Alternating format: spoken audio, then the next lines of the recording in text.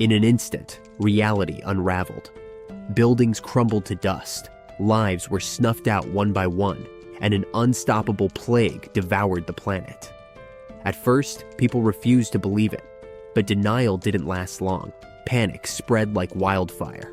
Markets crashed, governments collapsed, and trust between nations shattered overnight. Famine struck mercilessly. A single packet of instant noodles became worth a fortune. Streets overflowed with desperate masses, pleading, fighting, surviving. The world as humanity knew it was gone. But the real catastrophe? It wasn't human-made. Let's hit 100 likes. Want early access to episodes? Join our Patreon now. Without warning, creatures from myth and legend descended upon Earth. That was the true breaking point. As these beings emerged, humans began to change. Mysterious abilities awakened within them. Floating messages appeared in the air, offering guidance and resources to battle the invaders. Amid the smoldering wreckage of the world, one building stood untouched, a lone stronghold in a sea of destruction. Inside, a young man sat alone, idly munching on a snack. He wasn't deluded. He knew the world hadn't completely ended. After all, he was still alive. The familiar taste of food was a fragile link to the past, a fleeting reminder of normalcy in a broken world. Yet loneliness gnawed at him. His parents, grandparents, his entire family were somewhere out there, lost in the ruins. He had no idea if they had survived. The apartment he now called home had come at a steep cost. It had drained nearly 200 million won, stripping away both bank savings and family possessions. But ironically, he had only ended up here because of a legal technicality. Someone had to occupy the place for 2 years to receive certain tax benefits. A meaningless rule, yet now it had sealed his fate. And to top it off, his internet was barely working. The last fragile thread connecting him to the outside world was slipping from his grasp. As he exhaled, attempting to clear his thoughts, an unfamiliar noise broke through the silence. Something was coming. His gaze snapped to the window. A dark shape streaked toward the building, its screech cutting through the stillness like a blade. Then, boom! The impact sent vibrations through the entire structure, knocking him off balance. He hadn't been touched, yet the force was enough to make his heart slam against his ribs. The creature wasn't done. It circled back, preparing to strike again. He tensed, every muscle on edge, waiting for whatever came next. Then, an emotionless voice rang out. Unauthorized entry detected. Access denied. A wave of relief washed over him. The apartment's ultimate shut-in system had activated, enforcing its one unbreakable rule. No one could enter without the owner's permission. As he steadied himself, he finally grasped the truth. This was why he was still alive. His ability protected him from any invading creatures, but the sense of safety was short-lived. As he reached for the door, another realization struck. He wasn't just blocking others from coming in. He was also preventing himself from getting out. The truth hit him like a ton of bricks. Anger flared inside him as he grabbed the handle and pulled with all his strength. When that failed, he resorted to brute force, slamming his foot against the door again and again. Each impact echoed through the empty apartment, a futile attempt to break free. It was the third day since the world had begun to collapse. He was thankful for the ability that kept him alive, but at the same time, he hated being trapped. Sometime later, he sat in front of the system window, its cold glow casting a faint light over the dimly lit room. He stared at it in frustration, unable to do anything to change his situation. The weight of helplessness bore down on him as he clenched his fists. Glancing to the side, he noticed something even worse. His supplies were running dangerously low. His fridge, powerless since yesterday, held only food that was quickly spoiling. The ticking clock of survival was a cruel reminder of how dire his situation was becoming. His only remaining energy source was a few cooked meals left in pans, and they wouldn't last much longer. Then, an unexpected beep broke the silence. A system notification appeared. He had somehow hunted a Kalak, level 23, gaining a large amount of XP. A list of new skills had been added to his status. His attention locked onto the screen, mind racing to understand how this had happened. Looking out the window, his gaze fell to the ground floor. There, lying lifeless, was the same bird that had crashed into his window earlier. A group of goblins surrounded it, tearing into its corpse. That was when it clicked. Even though he hadn't attacked the creature, its death had still granted him experience. The system had credited him for it. Outside, the goblins' behavior seemed to shift. They grew restless, their actions more frantic. He couldn't tell why, but something had changed. The system chimed again, completing its calculations. 2,203,241 won has been deposited in your wallet. His eyes widened. The number on the screen didn't feel real. How did this even work? The logic behind it escaped him, but before he could think further, the apartment's power came back on. A hum filled the room as lights flickered to life. Appliances whirred, their familiar sounds cutting through the oppressive silence. He stood there, frozen. For days, he had rationed energy, adapting to the growing darkness. Now, everything was working as if nothing had happened. The system notification continued. House declaration evolved to level 3. Relief flooded him. His newly unlocked ability, dignity preservation, had restored the apartment's essential functions. Without hesitation, he ran to the refrigerator and yanked it open. Cool air rushed out. A laugh bubbled up in his throat. It was running. He darted to the sink, twisted the faucet, and watched clean water flow freely. The electric stove? Fully functional. A rare sense of joy surged through him. For just a moment, it felt like life had returned to normal. But that moment shattered when he grabbed his phone. The screen was unresponsive. The internet was still dead. Frustration gnawed at him again. His fingers clenched around the device, but then something else caught his eye. A small object on the floor. A flash drive. Curious, he picked it up and plugged it into his computer. Files loaded, photos appeared. His mother holding him as a baby, walking him to school. A family laughing at birthdays, gathered in parks. His chest tightened. These were more than just images. They were reminders of the life he had lost. A thought took root, a decision. He had to find them, no matter what it took.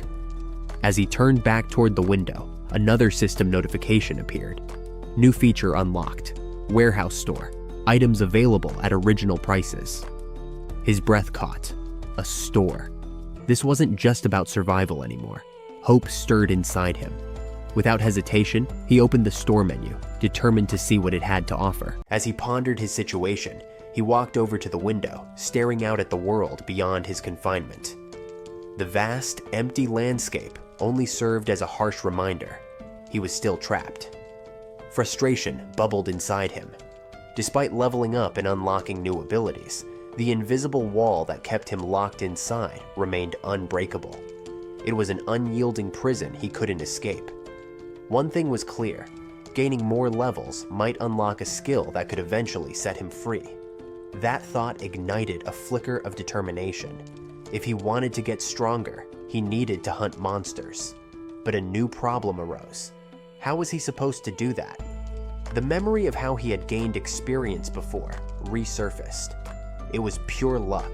A monster had crashed into his window and died. Expecting that to happen again was unrealistic. He needed another way. His gaze dropped to the ground below. That's when he spotted them. Goblins.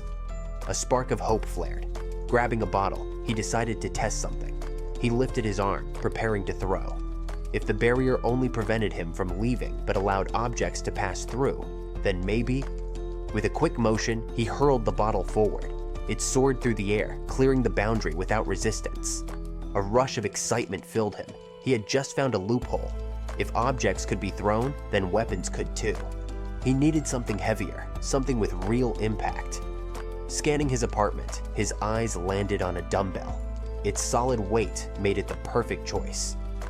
Returning to the window, he peered down at the goblins, still scavenging the remains of the fallen monster. Some had begun dragging pieces away. Panic surged through him. They were leaving. "Don't go!" he shouted instinctively, his voice echoing into the night. The goblins flinched, momentarily startled. Wasting no time, he lifted the dumbbell and sent it hurtling toward them. It struck with deadly precision. One goblin collapsed instantly, crushed by the impact. The others jumped back, confused, their shrill cries filling the air. Fear coursed through him. What if they retaliated? His heart pounded in his chest. He looked at his remaining supplies.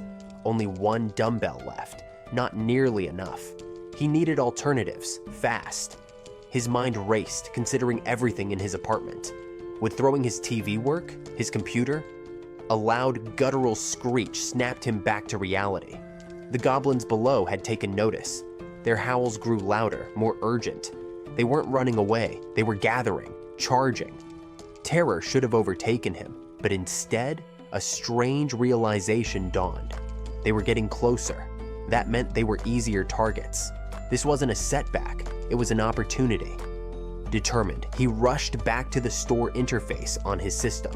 He needed more weapons, fast. His last dumbbell was registered in the store. The system processed it, displaying its stats and price. He compared the listed value to what he had originally paid before the world fell apart. It matched. Relief washed over him. If the system allowed him to purchase items at their original market price, then he had a way to restock. With no hesitation, he confirmed the purchase. The dumbbell materialized in front of him. A grin spread across his face. It worked. Now came the real test. He stepped back to the window, dumbbell in hand, and prepared for another throw. As it left his grip, time seemed to slow. The weight spiraled through the air. Another direct hit. The system responded instantly, displaying the XP gained and the 1 acquired from the goblin's death. The surviving goblins barely had time to react before more dumbbells rained down upon them. Some tried to flee, dodging wildly. He scowled. He couldn't afford to let them escape.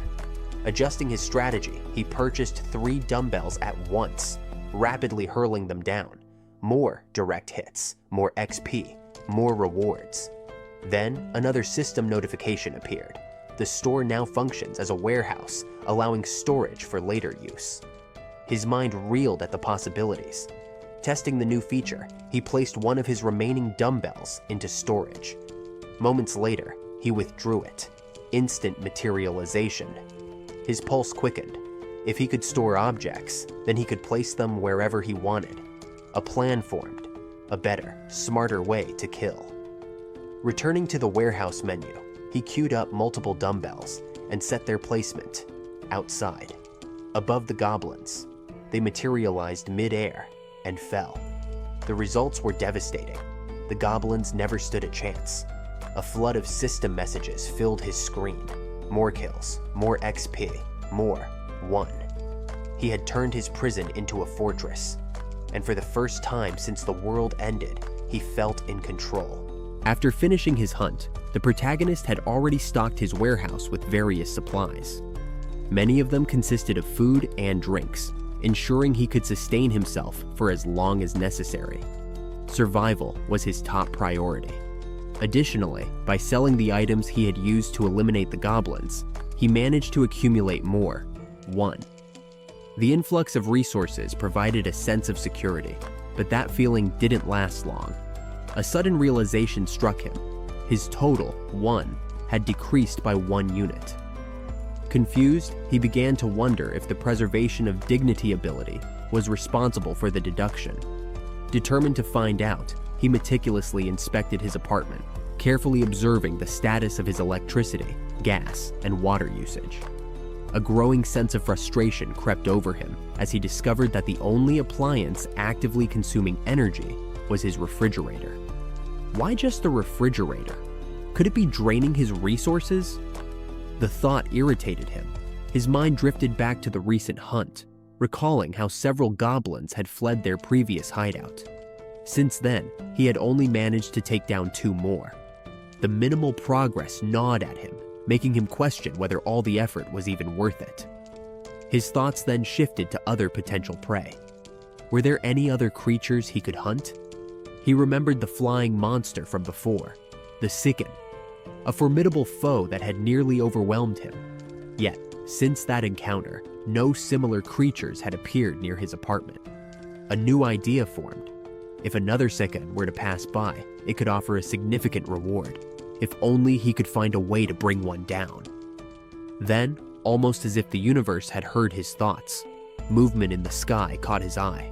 A Sikan. His pulse quickened. This was it. His moment of hesitation vanished as adrenaline kicked in. He needed to act, now. Thanking God for not abandoning him in this crucial moment, he scrambled to execute a plan. With a metal structure and a mirror attached, he positioned his makeshift tool to reflect a concentrated beam of light directly at the monster's eyes. It worked. The creature took notice. With an ear-splitting screech, the Sikan changed course, now fixated on him. The air trembled as the beast surged forward, its powerful wings creating a gust so strong that it knocked him off his feet. The sheer force reminded him all too well of the previous attack, but he wasn't afraid. He had anticipated this. Regaining his balance, he prepared himself for what came next. The monster, unfazed by its failed attempt, beat its wings again, unleashing another devastating gust. He staggered but held his ground, his determination unwavering. Then it disappeared. Panic flared in his chest. Where did it go? Seconds later, his question was answered. The Sikan had repositioned itself, now attacking the building's structure, looking for an opening. The system alert chimed. Unauthorized entity attempting entry. He clenched his fists. Would the creature be strong enough to break through the ability's barrier? No time to dwell on the thought. He had to act fast. Opening his storage menu, he scanned through his inventory, knowing he needed a strategy. His mind raced through past experiences, recalling a critical detail. The system wouldn't register spoils unless they were within range. That had cost him before. Thank you to all our Patreon VIP members who support us and get access to up to 16 episodes early. Link in the description. When goblins had carried away their fallen, he hadn't received credit for the kills. He refused to let that happen again. He had to make this count. His eyes landed on an unexpected item in his storage. Canola oil. An idea formed. A risky but potentially devastating plan. Without hesitation, he purchased 10 bottles, his mind piecing together the steps. Once they materialized, he grabbed them and rushed to the kitchen, working quickly to heat the oil in a pan. While waiting, he tore a strip of cloth, wrapping it around a stick to create a makeshift torch. When the oil reached the right temperature, he soaked the cloth in the scalding liquid, storing the pan full of heated oil into his system's inventory. Every second mattered. Pouring the remaining oil into storage, he completed the setup. The system confirmed the listing, and with the final step, he ignited his torch with a lighter. Now, he was ready. Positioned at the window, he observed the Sikan, waiting for the perfect moment. The monster flapped its wings violently, unknowingly sealing its own fate. As it hovered in the right position, he triggered the system. The canola oil rained down. The creature reacted instantly, its feathers becoming soaked in the slick substance.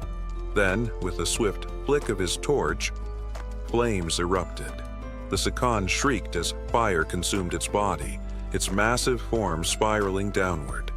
He watched, breathing heavily as the monster burned.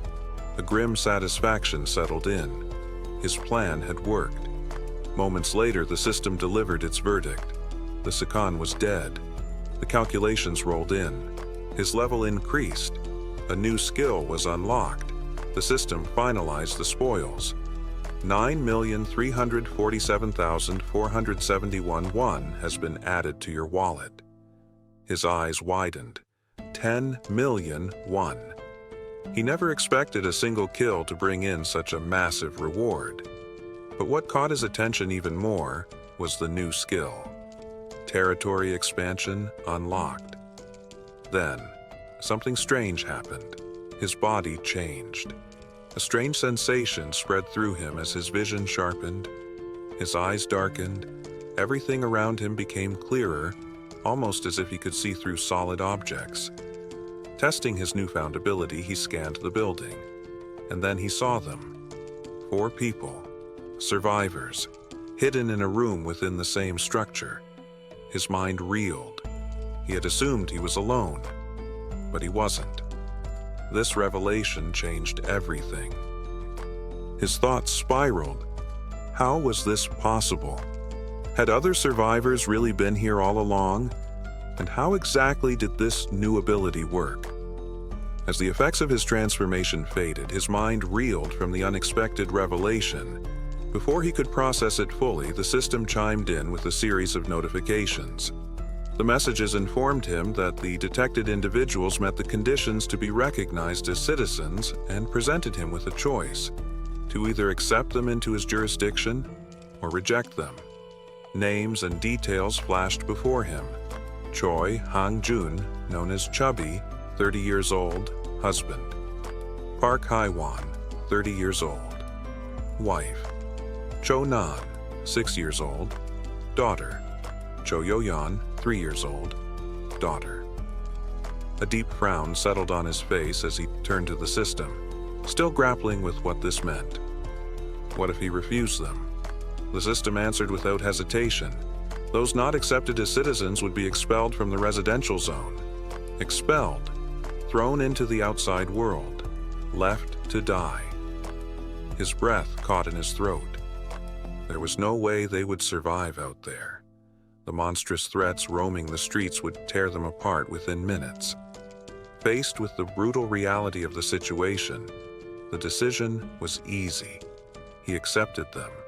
One by one, the system registered their names, finalizing their addition to his domain. The protagonist couldn't help but wonder, would this unlock new abilities? Would managing citizens come with its own set of powers? Curious, he turned his attention back to the system, searching for answers. Details about his latest skill were revealed. Ultimate Eyes Level 1 ensures that nothing within the home remains undetected. That explained how he had suddenly perceived the presence of others. Delving deeper, he explored new system functions related to citizen management. A menu displayed a roster of names alongside various stats, including their current levels and trust scores. A number at the bottom caught his eye. Population, 4/600. His eyebrows shot up. 600 people? That was far more than he had expected. Curiosity pushed him to examine Chubby's profile in greater detail. Awakened skills: none. XP distribution, 0%. Money distribution, 0%. There were also options to assign a mission or remove him from the citizen list. The sections for XP and money distribution intrigued him. Could he set a percentage of their earnings to flow back to him? Could this system be leveraged to grow stronger? The possibilities intrigued him, but he needed more information. Navigating to the Mission Assignment tab, he found a structured form requiring detailed inputs: task description, time limit, rewards, and even penalties for failure. This level of control surprised him. To test it out, he drafted a simple mission. Task: Goblin Hunt. Time limit: 168 hours. Reward: small amount of XP. Failure penalty: none. Before confirming, he hesitated. Could he modify these conditions? Increase penalties or rewards based on the task's difficulty? Even impose severe consequences like elimination? The idea disturbed him. At the confirmation screen, he canceled the assignment. Forcing a citizen into a dangerous task with the possibility of death felt reckless. He wasn't ready to make that kind of decision. Instead, a new thought surfaced. He still had Ultimate Eyes. Why not use it again to observe the family and see what they were discussing? Activating the ability, he turned his vision toward their room. Inside, the family sat around a small table, their faces filled with exhaustion and uncertainty. The mother, Park Hye-won, broke the silence. What do we do now? The reason for her question became clear almost immediately. Chubby was planning to leave the safe zone. He wanted to search for supplies, specifically water. His expression was conflicted. He knew how dangerous it was outside. He didn't want to leave, especially not with his wife and daughters depending on him. But the need for essentials left him little choice. His wife reacted sharply, her voice rising in panic. "You can't go out there. It's too dangerous." Chubby understood her fear, but desperation weighed on him. If we don't try, what happens when we have nothing left? He wondered aloud if there were any places nearby that might still have clean water. A convenience store came to mind, a large one. If there was anything left in the area, it would be there. Before the conversation could continue, their daughter suddenly spoke up. "I'm thirsty." The words hung in the air like a blade over their heads. Haiwan turned to her daughter, trying to quiet her. Now was not the time to voice complaints, not when every word could push Chubby to act. But it was too late. His mind was already made up. He took his wife's hands in his own, looking into her eyes. "Do you trust me?" She hesitated but found no argument to stop him. "I'll come back," he promised. "I will bring something back for us." The protagonist deactivated Ultimate Eyes, stepping away from the vision with a heavy heart. He had a decision to make. Opening the store interface, he scanned the list of available items, searching for anything that could help. A new limitation appeared. His inventory had a maximum storage capacity. Frowning, he wished there were a way to expand it. While exploring the skill menu, the protagonist took note of several important details. Storage was at level 1, dignity preservation remained at level 1, and the store was also sitting at level 1. Seeing these levels filled him with a sense of relief. If they could be leveled up, then that meant their capabilities could be expanded. And if they could be expanded, then he had a path toward greater survival. With several upgrade points available, he immediately focused on the store. The moment he increased its level to 2, its capacity grew by an additional 20 item slots. Additionally, the system granted a 10% discount on all previously used items. Encouraged by this, the protagonist reviewed his remaining 2 points, contemplating where to invest them next. Should he strengthen the store further? Or should he allocate points to dignity preservation, a skill that could potentially help him manage more people in the future? After careful consideration, he upgraded the store once more, raising it to level 3. The effects were immediate. Not only did his inventory expand to 40 slots, but a new function was unlocked: item recovery. This feature allowed him to restore used items, effectively making them good as new. A solid investment. Without hesitation, he accessed the store again, purchasing additional water and fruit to replenish his supplies. With his last remaining points, he shifted his attention to dignity preservation, upgrading it to level 2. The moment the upgrade was confirmed, another system prompt appeared. New feature unlocked: ability to register vassals. The term puzzled him. What exactly did that mean? His thoughts were interrupted by a scene unfolding within the family's living room. Chubby stood near the door, readying himself for departure. His wife and daughters looked at him with worried expressions, hoping he would change his mind. But his decision had already been made. Despite their desperate pleas, he reassured them with a warm embrace, promising he would return. Turning to his daughters, he gently instructed them to protect their home while he was gone. The youngest, still too young to fully grasp the danger, simply nodded. But his eldest daughter wasn't convinced. She knew better. Tears welled in her eyes as she cried out, her voice cracking with fear. "There are monsters outside!" A rush of painful memories consumed her. She could still see it clearly. Day 1 of the apocalypse. She and her sister had been playing in a park, happily digging in a sandbox. Then, the sky changed. The shadows lengthened. And then, the monsters arrived. At first, she and her sister had merely stared, their innocent minds struggling to comprehend the nightmare unfolding before them. Then came the screams, the chaos, their parents' desperate voices shouting their names. They ran. Their father had grabbed the youngest child, holding her tightly in one arm, while their mother had lifted the other, running as fast as she could. Behind them, goblins shrieked as they gave chase. Chubby clenched his teeth as he sprinted, forcing himself forward despite the terror clawing at his mind. He had to get his family to safety, no matter what. Now, standing in their home, he pushed those memories aside, swallowing his own fears as he prepared to leave. His wife tried to soothe their daughters, but the fear in their eyes made his resolve waver. Was this the last time he would see them? Would he return? His hands clenched into fists. He had to return. Suddenly, the doorbell rang. The sharp chime sent shockwaves of tension through the room. Everyone froze. A monster? Chubby's heart pounded. He grabbed whatever he could to use as a weapon, preparing for the worst. Then, a voice, muffled but unmistakably human.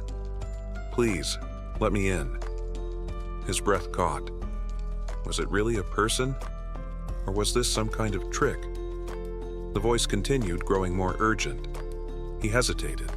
The silence stretched. Then, click. The door opened. Chubby spun around, shielding his family, expecting an attack, but none came. Instead, standing before them was a lone figure, a young man. He held a bag in one hand, his posture calm, his expression unreadable. A stunned silence filled the room. Then came the inevitable question. Who are you? The stranger's name appeared in the system, Kim John. But from this moment forward, he would be known simply as June. He introduced himself briefly, explaining that he lived nearby. Then, without hesitation, he extended the bag toward them. Inside, water, fruit, supplies. Chubby's wife gasped, barely believing what she was seeing. June offered a small nod. "I'd like to talk when you've all had a moment to settle." For a long moment, Chubby studied him. He could see the concern in his wife's eyes, the unspoken fear, but something about June's presence. He didn't seem like a threat. At last, Chubby exhaled and made his decision. With cautious gratitude, he stepped aside. "There's no reason to refuse," he said, gesturing toward the house. "Come in." Once everyone was seated, the children stared at the visitor with a mixture of curiosity and suspicion.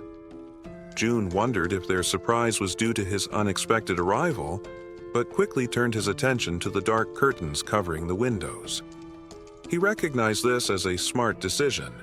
Keeping the room dark reduced the risk of monster attacks. However, the darkness also meant they needed light.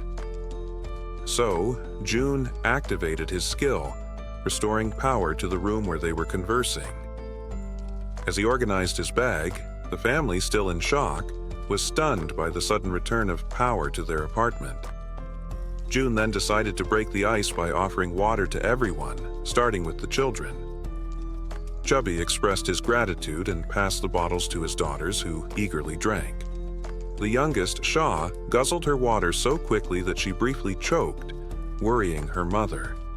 June watched with concern and immediately offered her a tangerine, which she accepted hesitantly. The mother intervened, asking Shaw to hand over the fruit so she could peel it. After taking a piece, the mother returned it to her daughter, who quickly devoured it with a delighted expression. The mother asked if it was good, and Shaw enthusiastically confirmed it. The elder sister, seeing this, also asked for a piece, which she too enjoyed, showing similar delight. As June observed this interaction, the system notified him that the family's trust levels had increased. Shaw's trust score had risen to 50 points, and her loyalty level had exceeded 30 points, qualifying her to become a vassal. With her trust at 57 points, She now had new missions available to her, though at her young age, June decided she was not yet ready for such responsibilities. June reflected on the limited number of vassal slots and the importance of selecting them carefully, not to waste them on unqualified candidates.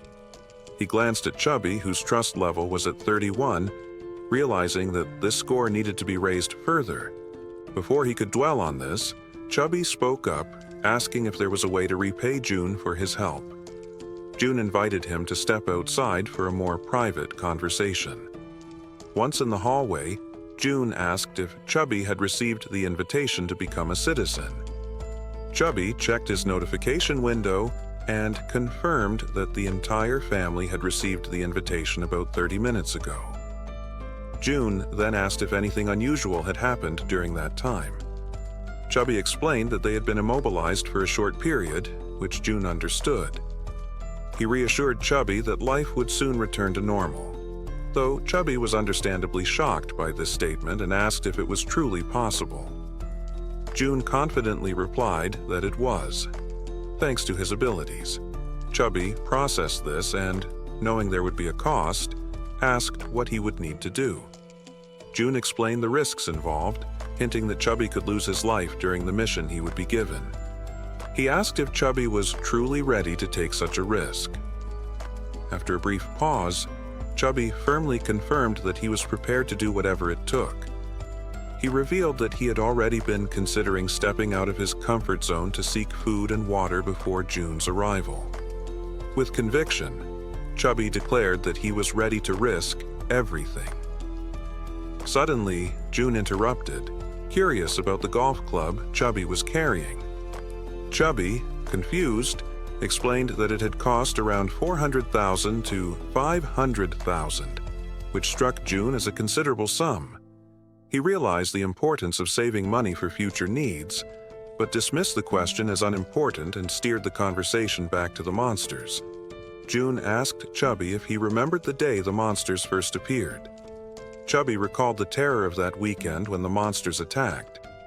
June reflected that those who stayed indoors during the attack likely survived, as goblins weren't particularly strong, and their conditions were unfavorable compared to those of an adult human. Their strength lay in their strategy of always attacking in groups. However, humans had the strategic advantage of forming armies, and that was exactly what June intended to build. Chubby would be the first member of this army, and together they would search for other survivors to join their cause. After some time, back in his apartment, June reviews the system, which informs him that his trust level with Chubby has increased. He checks the list of citizens, and the system shows Chubby's trust level at 40 points. Reflecting on the idea of having an entire family as citizens, June considers the possibility of registering his own family. As he continues to develop the system, a loud screech from a goblin catches his attention. Rushing to the window, June looks down to see a large group of goblins attacking humans. He watches carefully, pondering how he could help and how difficult it might be. June formulates a plan while observing the chaotic battle. One human, armed with a baseball, steps up and hurls it at a goblin. The ball hits the goblin square in the face, knocking it out instantly, sending it flying with its skull bursting in a gory display. June is left astonished by the sheer power of the attack. Meanwhile, another human, a young woman, draws her bow and shoots 2 arrows in quick succession. Each arrow hits a goblin in the chest, taking them down. Nearby, a man armed with a baseball bat attacks another goblin. He leaps and smashes the bat into the creature, reducing it to a green pulp. Seeing the overwhelming strength of the humans, the remaining goblins begin to retreat, fearful for their lives. The young woman, still on alert after the battle, notices something unusual moving. She quickly aims her bow at the object and, after a moment, realizes it's just a food package. This causes her some confusion. June, from his position on the building's top floor, catches her attention. He waves his arms and calls out frantically to get the group's notice. As he does so, someone knocks on Jun's door. Looking through the peephole, Jun sees Chubby holding a box. He invites Chubby in. Chubby, following Jun's instructions, approaches the entrance but is stopped by a system barrier that prevents him from entering. The system states that Chubby is not qualified to enter, and Jun wonders what this means. Could the system stop anyone from entering his apartment? While pondering this, Jun considers registering Chubby as a vassal to see if it resolves the issue. However, he decides to focus on receiving the box first. Inside the box, he finds a toolbox and several knives. Jun quickly accesses the system and orders 5 bottles of water and 5 packs of instant noodles, which arrive from the system's store. Chubby is stunned by this, not understanding how something like this is possible. Jun proceeds to pack the requested items into the box and hands it back to Chubby. He tells him to take it to the building's entrance on the 1st floor. Chubby accepts the box, but he is concerned about the potential danger. Jun reassures him that the goblins seem to be more active during the day, and that the humans below might be valuable additions to his group of citizens. The food box will serve as a way to gain their trust and loyalty. Jun emphasizes that it's a simple task. Just leave the box at the entrance and return. Chubby, still a bit unsure, agrees to carry out the mission. As he heads downstairs, Jun watches him go, reflecting on the importance of rewarding Chubby's trust. The system details the mission. Deliver the box containing water bottles and instant noodles to the 1st floor and return within 24 hours. The task offers a small amount of experience points with no penalties for failure.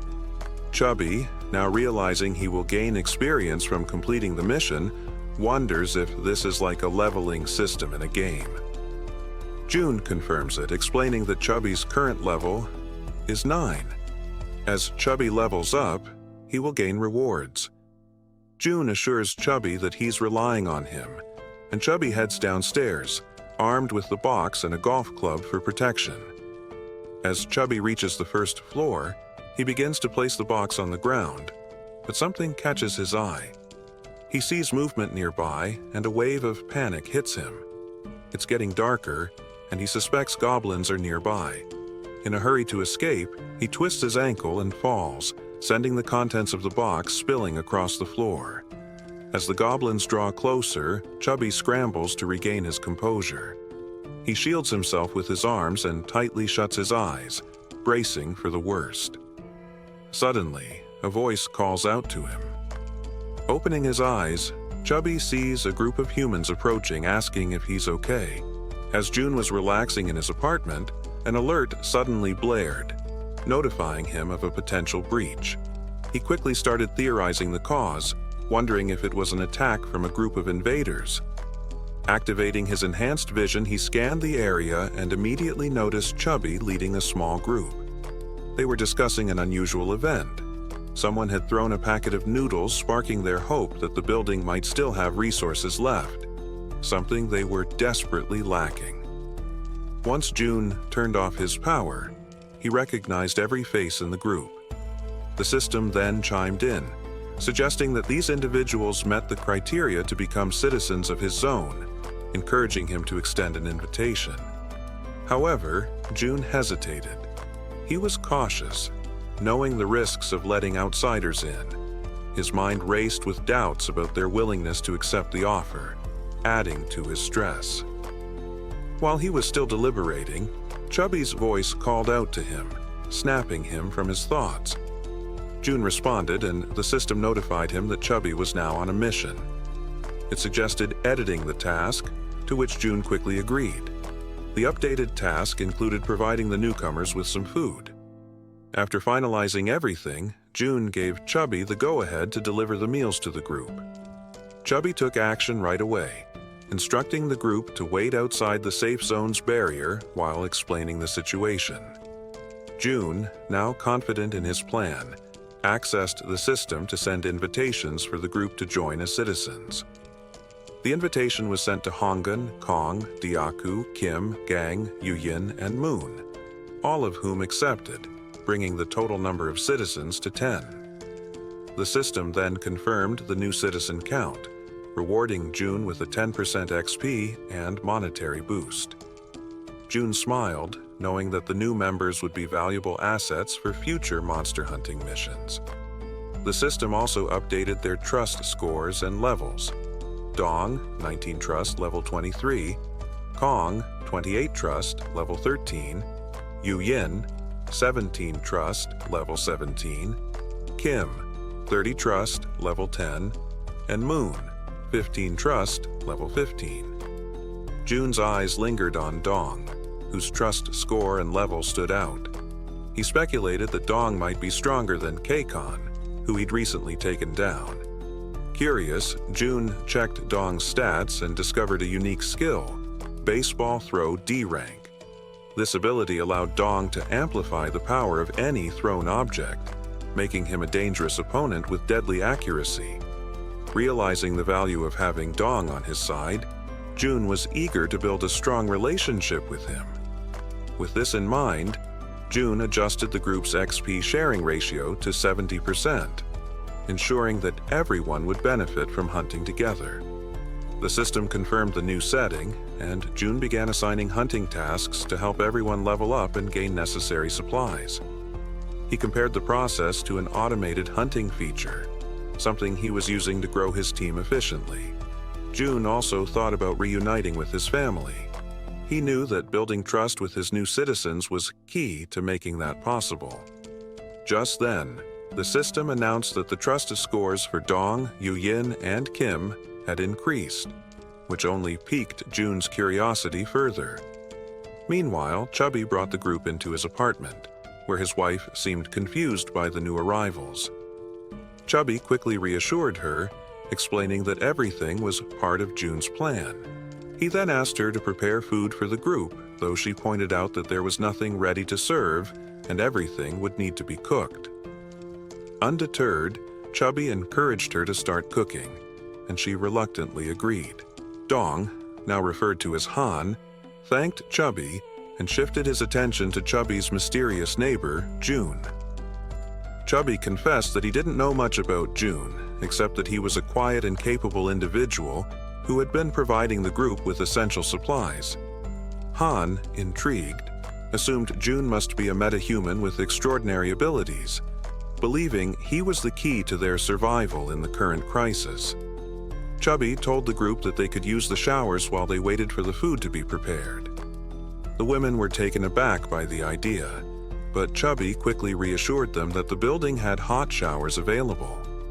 The women were left speechless when they found out there were even 2 showers, allowing multiple people to bathe at once. One group member, who bore a resemblance to Toy, jokingly suggested challenging June to a fight, but Han shut down the idea immediately, stressing that they needed to make a positive impression on June instead. The others agreed, knowing the opportunity to secure food and resources was too valuable to risk. Meanwhile, Moon appeared lost in thought, which didn't go unnoticed by Han. He gently placed a hand on Moon's shoulder, snapping him out of his reverie. Moon reassured him that everything was fine, though Han could sense some underlying tension. Han began expressing regret over a past decision, but Moon quickly interrupted, assuring him that the decision had been mutual, and there was no need to feel guilty. The group shifted their focus to securing supplies for Moon's grandmother.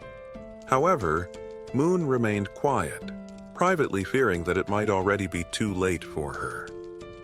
The conversation was interrupted by a sudden sound, and everyone turned to see June entering the room. Han, instinctively ready to baseball, prepared for any confrontation, but it turned out to be just June. His calm presence brought a sense of reassurance to the group, and they all silently acknowledged that June was their hope for a better future. A few minutes passed and the room remained filled with silence, tension thick in the air. Then, Hawan, the wife of Fatty, sensing the unease, finally broke the quiet. She apologized for the cramped space, and Han, trying to be polite, assured her it was no trouble since they had come without any prior notice. It didn't bother them. Just then, Fatty entered, announcing that the food was ready. One by one, Fatty set bowls of rice in front of them. They couldn't believe they were about to enjoy a real meal. It made them reflect on when they had last had something so decent to eat. Hawan, feeling a bit uneasy, hesitated before admitting she wasn't sure if the meal she had prepared would suit their tastes. What appeared to be a simple dish to Hawan left the group of archers in awe. The food was so delightful that one of the archers couldn't hold back her praise. She told Hawan that it had been a long time since she'd had something so delicious. Hawan shyly brushed off the compliments, explaining that the credit went to Ko-jun for providing the ingredients. Without his help, she would have only been able to serve rice and tangerines. Meanwhile, Ko-jun noticed that Hawan's trust level had hit 50. He smiled to himself, thinking of his mother, who had always beamed with happiness when her cooking was praised. However, as the thought lingered, Ko-jun realized with a hint of surprise that Hawan's trust had surpassed that of Jun's. Soon, everyone began to eat, expressing their gratitude to Hawan for the meal. Fatty and Hawan observed their guests devouring the food, eating like it was their first proper meal in ages. The archer couldn't stop complimenting the egg rolls, and another girl remarked that the egg style looked Japanese. Hawan smiled warmly, agreeing, and encouraged her to enjoy the meal. At that moment, Hawan's youngest daughter called out to her mother. The little girl wanted to try the egg rolls as well. Hawan gently told her that she would make more for her after the guests had left. This made the little girl a bit sad. Noticing this, the archer kindly asked if the child wanted to share the egg rolls with her. The little girl's face lit up immediately with excitement. She eagerly ran over and climbed onto the archer's lap, her joy evident. The archer smiled at her enthusiasm and fed her a piece of the egg roll, asking gently for her to open her mouth. The little girl beamed, her happiness lighting up the room. Ko-jun then suggested that Fatty and Hawan join them, assuring them that there was enough food for everyone. The two exchanged a hesitant glance at first, but eventually smiled and agreed to join in, happy to be part of the gathering. As they all ate together, the room filled with laughter and friendly chatter. Ko-jun took a moment to reflect on the warmth of the scene. The lively sounds reminded him of how long it had been since he had experienced something like this. His thoughts turned to his mother, recalling the care she had always shown. A soft smile appeared on his face as he silently hoped his family was safe and well. The meal soon ended, and the empty dishes were all that remained. Hawan's youngest daughter, now tired, mentioned she wanted to rest. Hawan gently lifted her, asking her eldest daughter to follow her for bedtime before leaving the table. Moments later, Ko-jun decided it was time to get back to business. He turned to the guests and suggested they continue their earlier conversation, specifically about why they hadn't been able to reach the grandmother's house despite its closeness. Han, his expression serious, explained that it was due to the goblins. Ko-jun raised an eyebrow, doubtful that it was truly goblins. He remembered his own struggles when he had first encountered them. Han nodded, confirming it was true. He elaborated that the goblins had found an underground parking lot and turned it into their base, hiding there. Ko-jun's curiosity deepened. He asked if they had any idea how many goblins were hiding in that underground space. Han, with a somber look, answered that there were several thousand goblins in the area. Ko-jun paused to think, realizing that his abilities were only effective from the ground level up to level 30, which meant they wouldn't be much use in the underground parking lot beneath the building. It all started to make sense. This was how the goblins had infiltrated the area. Han continued to explain that the underground parking lot was connected directly to the entrance of the apartment building they needed to reach. The goblins had turned it into their stronghold and rarely ventured outside. Ko-jun, remembering the nearby side roads, asked Han about them, recalling there were alternative paths they could have taken.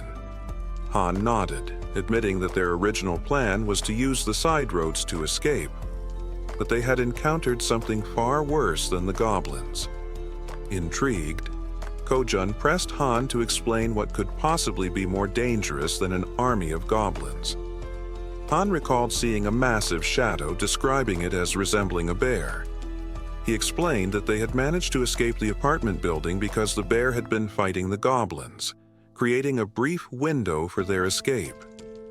Ko-jun, pondering how to deal with such a large creature, asked Han for more details. Han admitted that he wasn't entirely sure it was a bear, as the darkness had obscured his view. Ko-jun, firm in his resolve, stated that eventually they would have to face both the goblins and the shadowy figure. Han agreed, but his expression darkened. He acknowledged that their group had limitations and wasn't equipped to handle both threats at the same time. Curious about these limitations, Ko-jun asked for clarification. The archer spoke up, explaining that both she and Han relied on items like arrows and baseballs for combat, but they were running low and couldn't replenish their supplies easily. Despite the challenges, Han remained composed and suggested he could find a solution. He asked to inspect their current weapons, the arrow and baseball bat. Without hesitation, the archer handed over her equipment.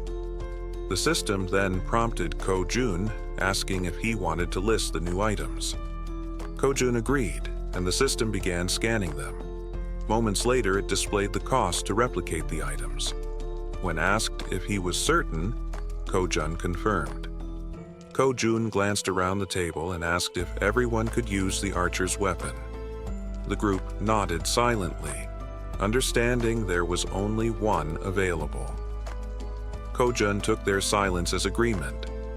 Turning back to the system, he requested 5 sets of the archer's weapon and arrows.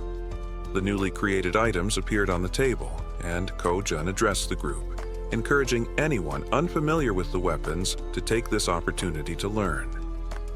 "These will be your primary weapons from now on," he stated firmly.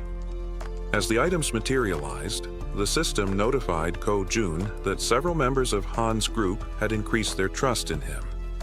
Meanwhile, Moon's gaze was fixed on the weapons. He couldn't help but marvel at Ko-jun's resourcefulness, realizing that with him on their side, they might actually save his grandmother. The system confirmed that Moon's trust in Ko-jun had grown significantly.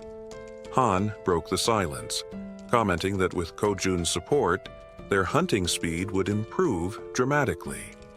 Another girl chimed in, noting that Ko-jun's assistance would make their tasks safer, as they wouldn't have to risk themselves to collect arrows anymore.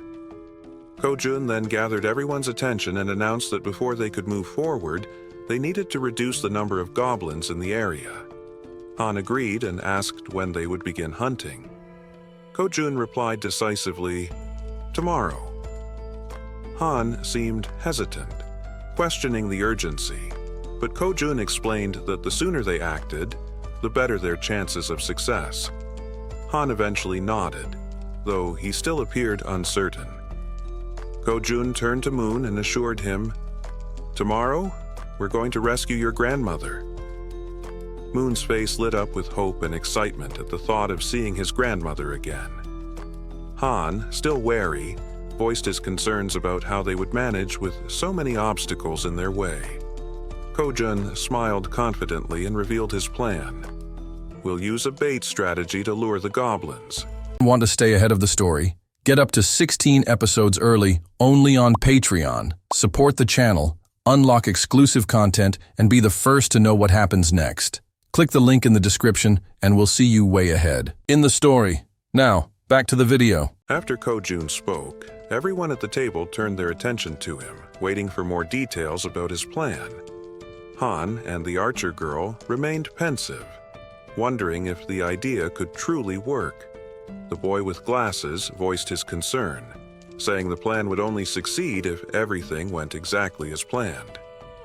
As they deliberated, the system notified Ko-jun that the mission previously assigned to Fatty had been completed, along with a reward of 30,001.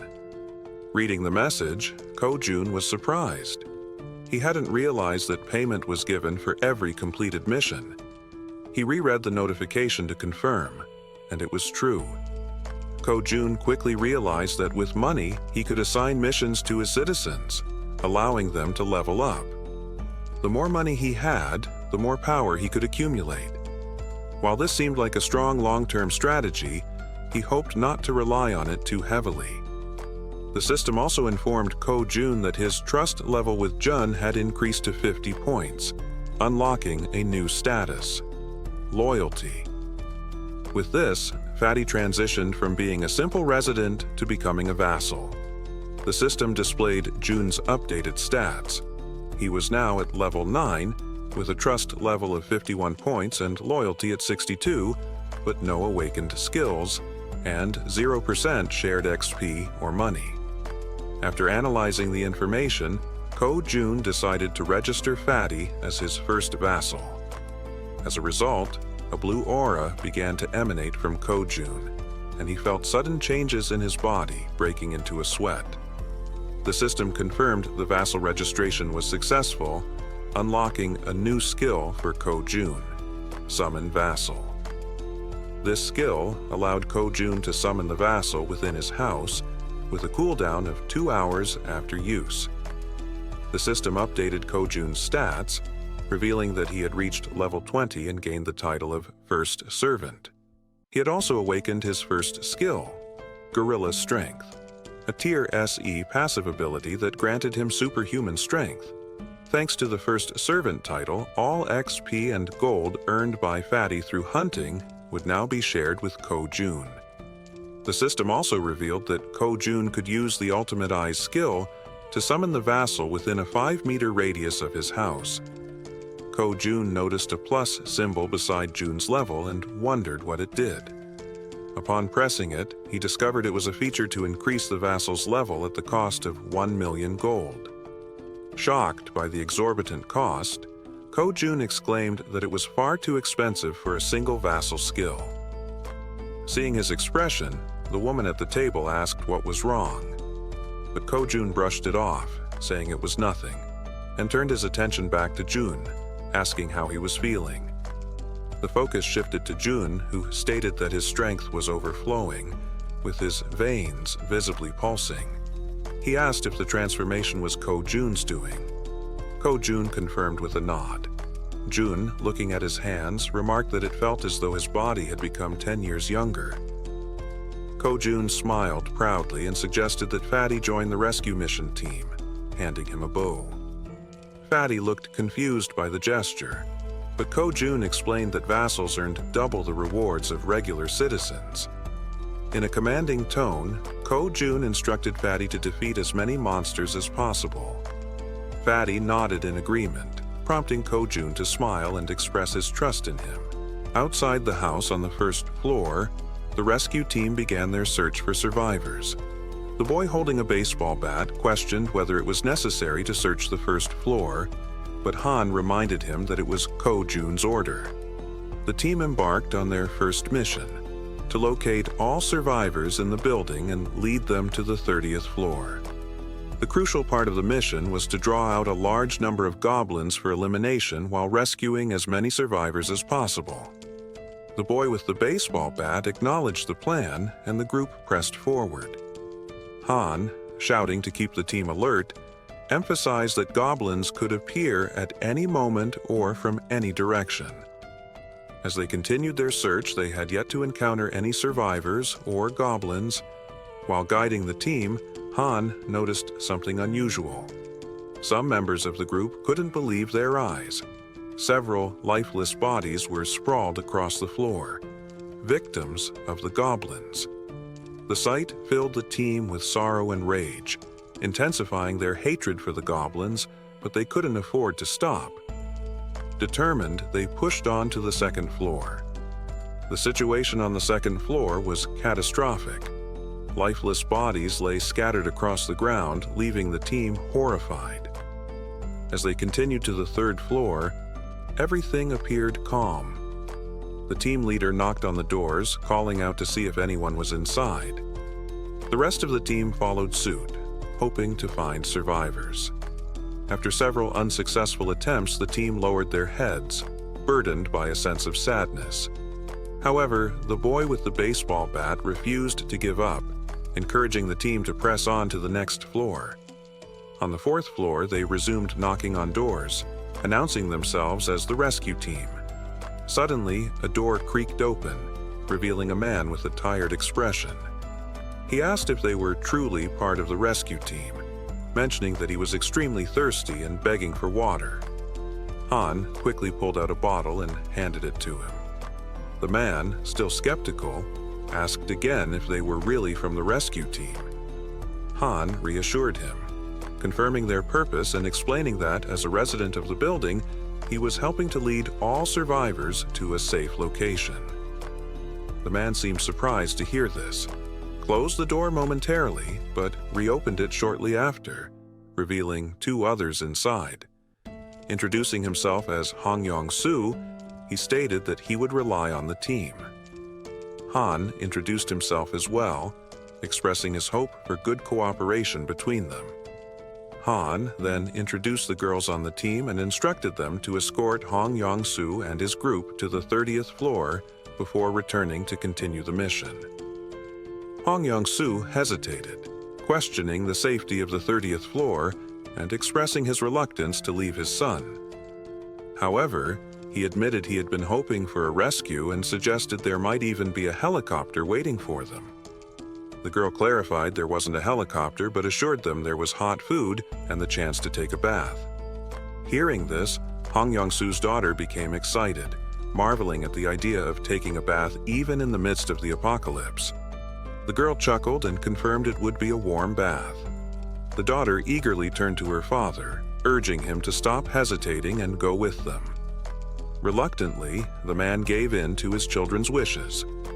Shortly afterward, the system notified Ko-jun that the total number of citizens had increased to 40, and with this, their XP and gold had increased by 90%.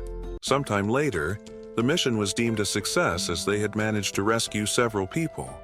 The elderly and children were taken to Fatty's house, where everyone seemed happy. The younger members stayed in the hallways. Han confidently confirmed that there were now a total of 40 people, with no one missing from the search. Ko-jun thanked everyone for their excellent work. Ko-jun then activated his skill, Absolute Eye, causing his eyes to turn black as he carefully observed every movement of his citizens. He saw them carrying chairs, working with cables on the stairs, hauling ropes, and even climbing the stairs with heavy objects. After ending the skill, his eyes returned to normal, and with a smile, he told Han it was time to begin Phase 2 of the goblin hunting operation. In the hallway, Han, along with the other members, called for focus and explained the plan. Everyone listened patiently as Han outlined how they would lure out all the goblins hiding in the basement. Initially, they would start on the first underground floor, B1. The group would divide into two teams with the goal of attracting and clearing out the goblins on B1. Afterward, they would proceed to B2 to eliminate all the goblins there as well. A boy with glasses raised his hand and voiced a question, asking what they would do if more goblins appeared than anticipated. He also mentioned that if the goblins counterattacked, the bodies on the floor might obstruct their escape. The archer and Han confidently assured him they could handle all the goblins on their own, as they now had plenty of arrows, unlike before. The boy with glasses nodded in agreement and said he trusted them. Suddenly, they heard a strange noise. Turning toward the source of the sound, they noticed a small group of 3 goblins ready to attack. Without giving the goblins a chance to make the first move, the archer drew her bow and, with 2 quick shots, hit the heads of 2 goblins, leaving only 1 alive. Without hesitation, the man with the bat charged forward and, with a single blow, smashed the remaining goblin's head. The 3 goblins now lay lifeless on the ground. the boy with glasses questioned the man with the bat, asking why he was using the bat when he had previously said he would need a bow to defeat goblins. The senior admitted they were right. Meanwhile, the archer pointed to the goblin bodies, noting that they were disappearing shortly after being defeated. The newcomer wondered if this phenomenon was also a skill of Ko-jun's. Han declared the mission on that floor complete and announced they would now proceed to B1. The newcomer, still lost in thought, remarked that he had expected Ko-jun to have a solution for dealing with the goblin bodies. The system then alerted the group that the citizens' trust was increasing. The scene shifted to Ko-jun, sitting calmly and opening a bottle while a series of system windows appeared in front of him. He found the moment quite enjoyable.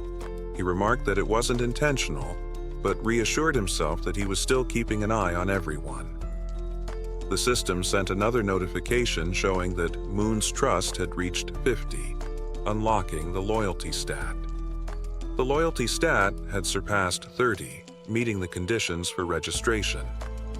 Ko-jun was surprised by how quickly he had achieved these stats.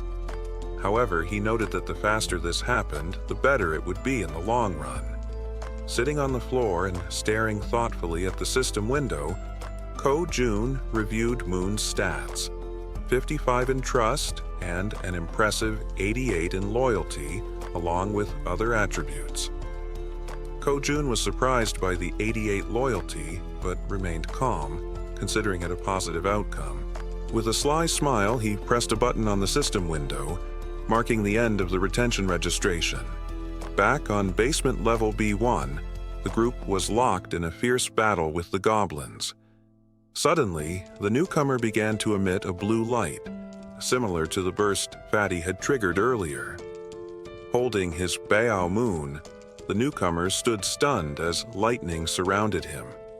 The rest of the group was equally confused, unable to comprehend what was happening, while the goblins seemed just as baffled, unable to see through the intense glow emanating from Moon. As the newcomer revealed his red eyes, the goblins struggled to bear the brightness, leaving them temporarily blinded. Han, seizing the opportunity, shouted that they couldn't afford to miss this chance. A part of the group rushed forward to gain some distance while the others stayed behind, taking out goblins with their bows from afar. Both archers demonstrated incredible precision, aiming straight for the goblins' heads. In a fit of fury, the archer executed a quick maneuver, taking down several more goblins. The goblins, now enraged, charged forward, seemingly undeterred by the growing number of their fallen comrades. As they ran, the group realized just how relentless their opponents were, remarking that they hadn't expected such ferocity. The archer yelled for everyone to retreat to the emergency stairwell, while the man with the baseball bat speculated that all the goblins from floor B2 had likely gathered at their location.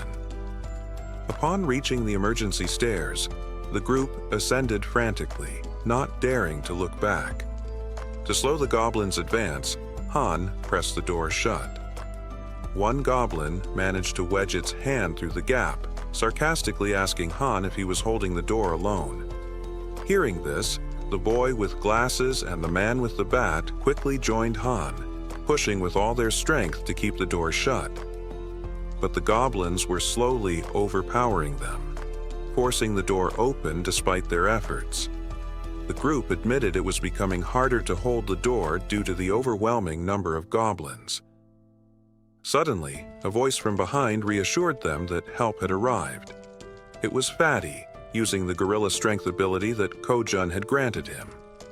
Fatty, channeling the power, managed to single-handedly hold the door and block the goblins' advance. Han asked if Fatty would be all right, to which Fatty urged them to hurry up the stairs.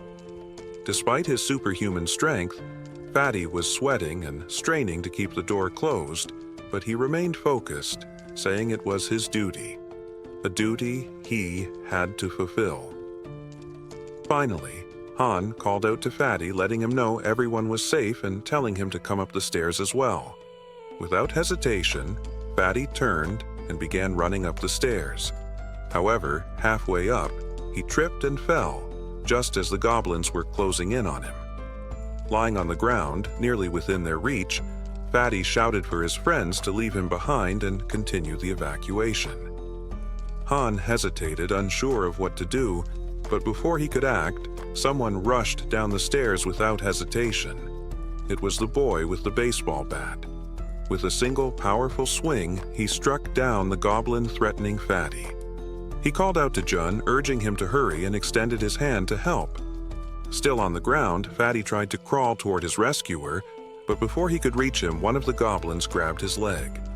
In an instant, Fatty vanished without a trace, leaving his rescuer stunned and speechless, unable to comprehend what had just happened.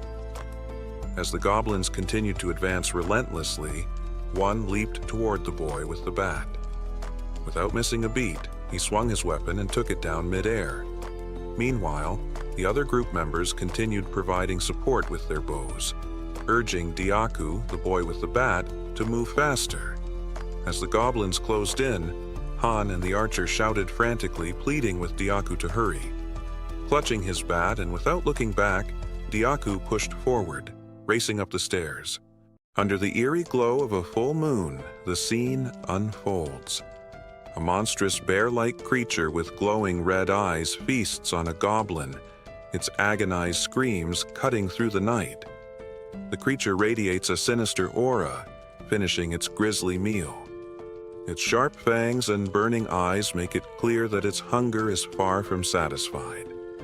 A growl rumbles from deep within as it turns its attention toward a distant sound. The source of the noise comes from a massive building behind the creature. The top floor is still illuminated. Its bloodlust grows stronger as it snarls, promising to devour everyone inside. Just then, a swirling purple portal opens and Fatty falls through it. But don't worry, he's not dead. Instead, he was teleported to safety by Ko-jun, who had been watching from afar. Ko-jun's timely intervention saves Fatty just before the beast can reach him. Fatty lands in an unsteady hero's pose, confused yet relieved. Ko-jun, standing nearby, remarks that it was a close call. Fatty rubs his eyes, unsure if he's imagining things, and sees Ko-jun offering a hand to help him up. Ko-jun explains that he had kept an eye on the situation using his absolute eye ability, ensuring the vassal summoning worked perfectly. Fatty tries to stand, but a sharp pain shoots through his leg. He realizes the goblin had managed to cut him during their earlier struggle. He hadn't even noticed how quickly it happened. Ko-jun immediately asks if Fatty is all right, but Fatty brushes it off, assuring him that the wound will heal faster than expected. Ko-jun, however, notices that his medical supplies are running low and suggests registering some new medicine into the system. He asks Fatty to wait for a moment. Fatty, still confused, agrees. Inside, Ko-jun searches his inventory for medical supplies and finds a first aid kit. As he looks at it, memories of his childhood flood his mind. Memories of his mother leaving him temporarily. He snaps out of it and opens the kit, finding it contains more than he expected. Sitting on the floor, he examines the items and mutters to himself that his inventory has only 4 slots left, but there's so much to register. After a brief pause, he decides to register the entire kit rather than individual items. The system begins the registration process, scanning the kit, and a notification pops up confirming it's a standard first aid kit worth 77,331. Ko-jun accepts it without hesitation. Back in the corridor, Ko-jun hands the kit to Fatty, who notices Ko-jun's genuine concern for him, someone he barely knows. Kneeling down, Ko-jun asks to examine the goblin-inflicted wound. Fatty rolls up his pant leg, revealing a cut near his calf. Ko-jun warns him that he's going to disinfect the wound and carefully dabs the cotton onto it. Though Fatty winces in pain, he reassures Ko-jun that he can endure it. The system notifies Ko-jun that Fatty's trust and loyalty have increased after the interaction. After partially cleaning the wound, Fatty thanks Ko-jun for his care. As Ko-jun packs away the supplies, he expresses concern for the others. He stands and instructs Fatty to rest, explaining that he has something important to take care of. Fatty nods, agreeing to follow his orders. Ko-jun closes his eyes, focuses, and activates his ultimate eye ability. His eyes darken as he scans the building, seeing everything happening inside. Meanwhile, at the emergency stairs, Dyaku, also known as Toy, the baseball bat wielder, is desperately fleeing from relentless goblins. The archer provides support, taking down goblins with perfect headshots. Han and the guy with glasses try to help Dyaku escape, but they can only handle one goblin at a time, urging him to run faster. Dyaku sprints with all his might, but the goblins chase him without tiring. From behind an improvised barricade, the support team fires arrows dangerously close to Dyaku, yet each shot lands perfectly on the pursuing goblins. Dyaku reaches the end of the staircase and leaps over the barricade, but in a moment of carelessness, two goblins leap at his back. Reacting instinctively, the rookie Moon charges forward, determined to protect his comrade. With a single, powerful blow from his bow at close range, he takes down the two goblins. Moon stands with a serious expression, his eyes glowing blue, filled with determination. Without hesitation, he leaps back into the stairwell, plunging into the swarm of goblins. Han is left speechless as Moon delivers rapid, precise strikes, significantly thinning the goblin horde. The rest of the group, witnessing the scene, asks in disbelief if Moon has always been this skilled in combat, remarking that his actions are utterly insane. From afar, Ko-jun observes everything and comments that the rookie is performing exceptionally well. The system screen appears, displaying Moon's status. Full name, Moonbango, second vassal, with a confidence level of 55 and a loyalty of 88. His ability is teleportation, consuming mental energy to move within his line of sight, with the cost increasing based on the number of companions and distance traveled. Ko-jun smirks, commenting that registering Moon as a vassal was a brilliant decision. Back at the stairwell, Moon decimates the goblins, each of his blows landing with deadly accuracy. Han asks the guy with glasses if the extension cord is ready. Gon replies that it is. Han checks if the water tank is prepared, and the archer and baseball bat wielder confirm it. Realizing he has to retreat, Moon sprints toward the barricade. Han yells at him to hurry. With a swift jump, Moon lands safely behind the barricade. For a moment, the goblins believe the group has fled, but suddenly, a massive water tank appears above the barricade. It tips over, flooding the emergency stairwell and soaking the goblins. Initially confused, the goblins think it's just a stalling tactic. Han shouts that this is the perfect opportunity, and Gon flips the switch. An electrical surge travels down the soaked stairwell through the wires they had previously set up, electrocuting all the goblins that had been chasing them. Despite the carnage, some goblins still remained, relentlessly pursuing the group up the emergency staircase. One among them, instinct sharpened by survival, suddenly shuddered. A foreboding chill crept down its spine as it sensed something else lurking behind them. Warily, it turned its head, only to be met with an immense shadow. The goblin's breath hitched in its throat as its gaze adjusted, revealing the silhouette of a towering bear. Before the goblin could react, the beast lunged. With fangs bared and eyes glowing a menacing red, the bear released a thunderous roar that shook the stairwell. In the blink of an eye, it struck, sinking its massive jaws into the goblin's neck. A strangled cry escaped the doomed creature, alerting its kin. The other goblins froze mid-ascent, turning their heads toward the commotion. What they saw sent a jolt of panic through their ranks. The first goblin had already fallen, and the bear wasted no time before moving on to the next. With swift, merciless strikes, it tore through the creatures, its razor-sharp claws cleaving through flesh. Another goblin fell, then another, then two more.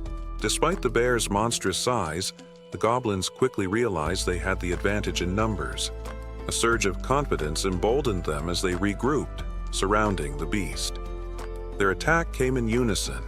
Some latched onto the bear's back while others distracted it from the front, striking with jagged claws and snapping jaws. The bear roared in fury, swiping at the goblins clinging to its thick fur, flinging them off like rag dolls. But its efforts left it open. Another goblin lunged, biting into its flank, while one scrambled onto its head, clawing desperately at its eyes. The beast thrashed, crushing foes beneath its weight, but the relentless assault took its toll. The goblins clawed and bit, their sheer numbers wearing down the mighty predator. Then, just as one was about to gouge out its eye, boom! All at once, the goblins' heads exploded like overripe fruit. Blood and viscera splattered the stairwell. The bear, panting and battered, blinked in stunned silence. Kujun's domain expansion had activated. As the bear stood amidst the carnage, a system notification materialized. A citizenship had been granted. Its massive frame trembled, its breath ragged from the brutal skirmish. Then, something strange happened. Its body began to shrink, limbs twisting unnaturally, fur receding as muscles contorted. A human face slowly emerged from beneath the shifting mass of fur. When the transformation ended, a woman stood in place of the monstrous bear, stunning, with chestnut brown hair and piercing eyes. Her body, drained from the intense battle, gave out beneath her, and she collapsed onto the cold concrete, surrounded by the remains of her foes. Meanwhile, Kujun grimaced, his ultimate eye's ability straining him as he observed the scene. His gaze lingered on the unconscious woman. A system prompt provided her details. Yanju, level 33, trust points 9, awakened A rank ability, werebear. Kujun's eyes narrowed.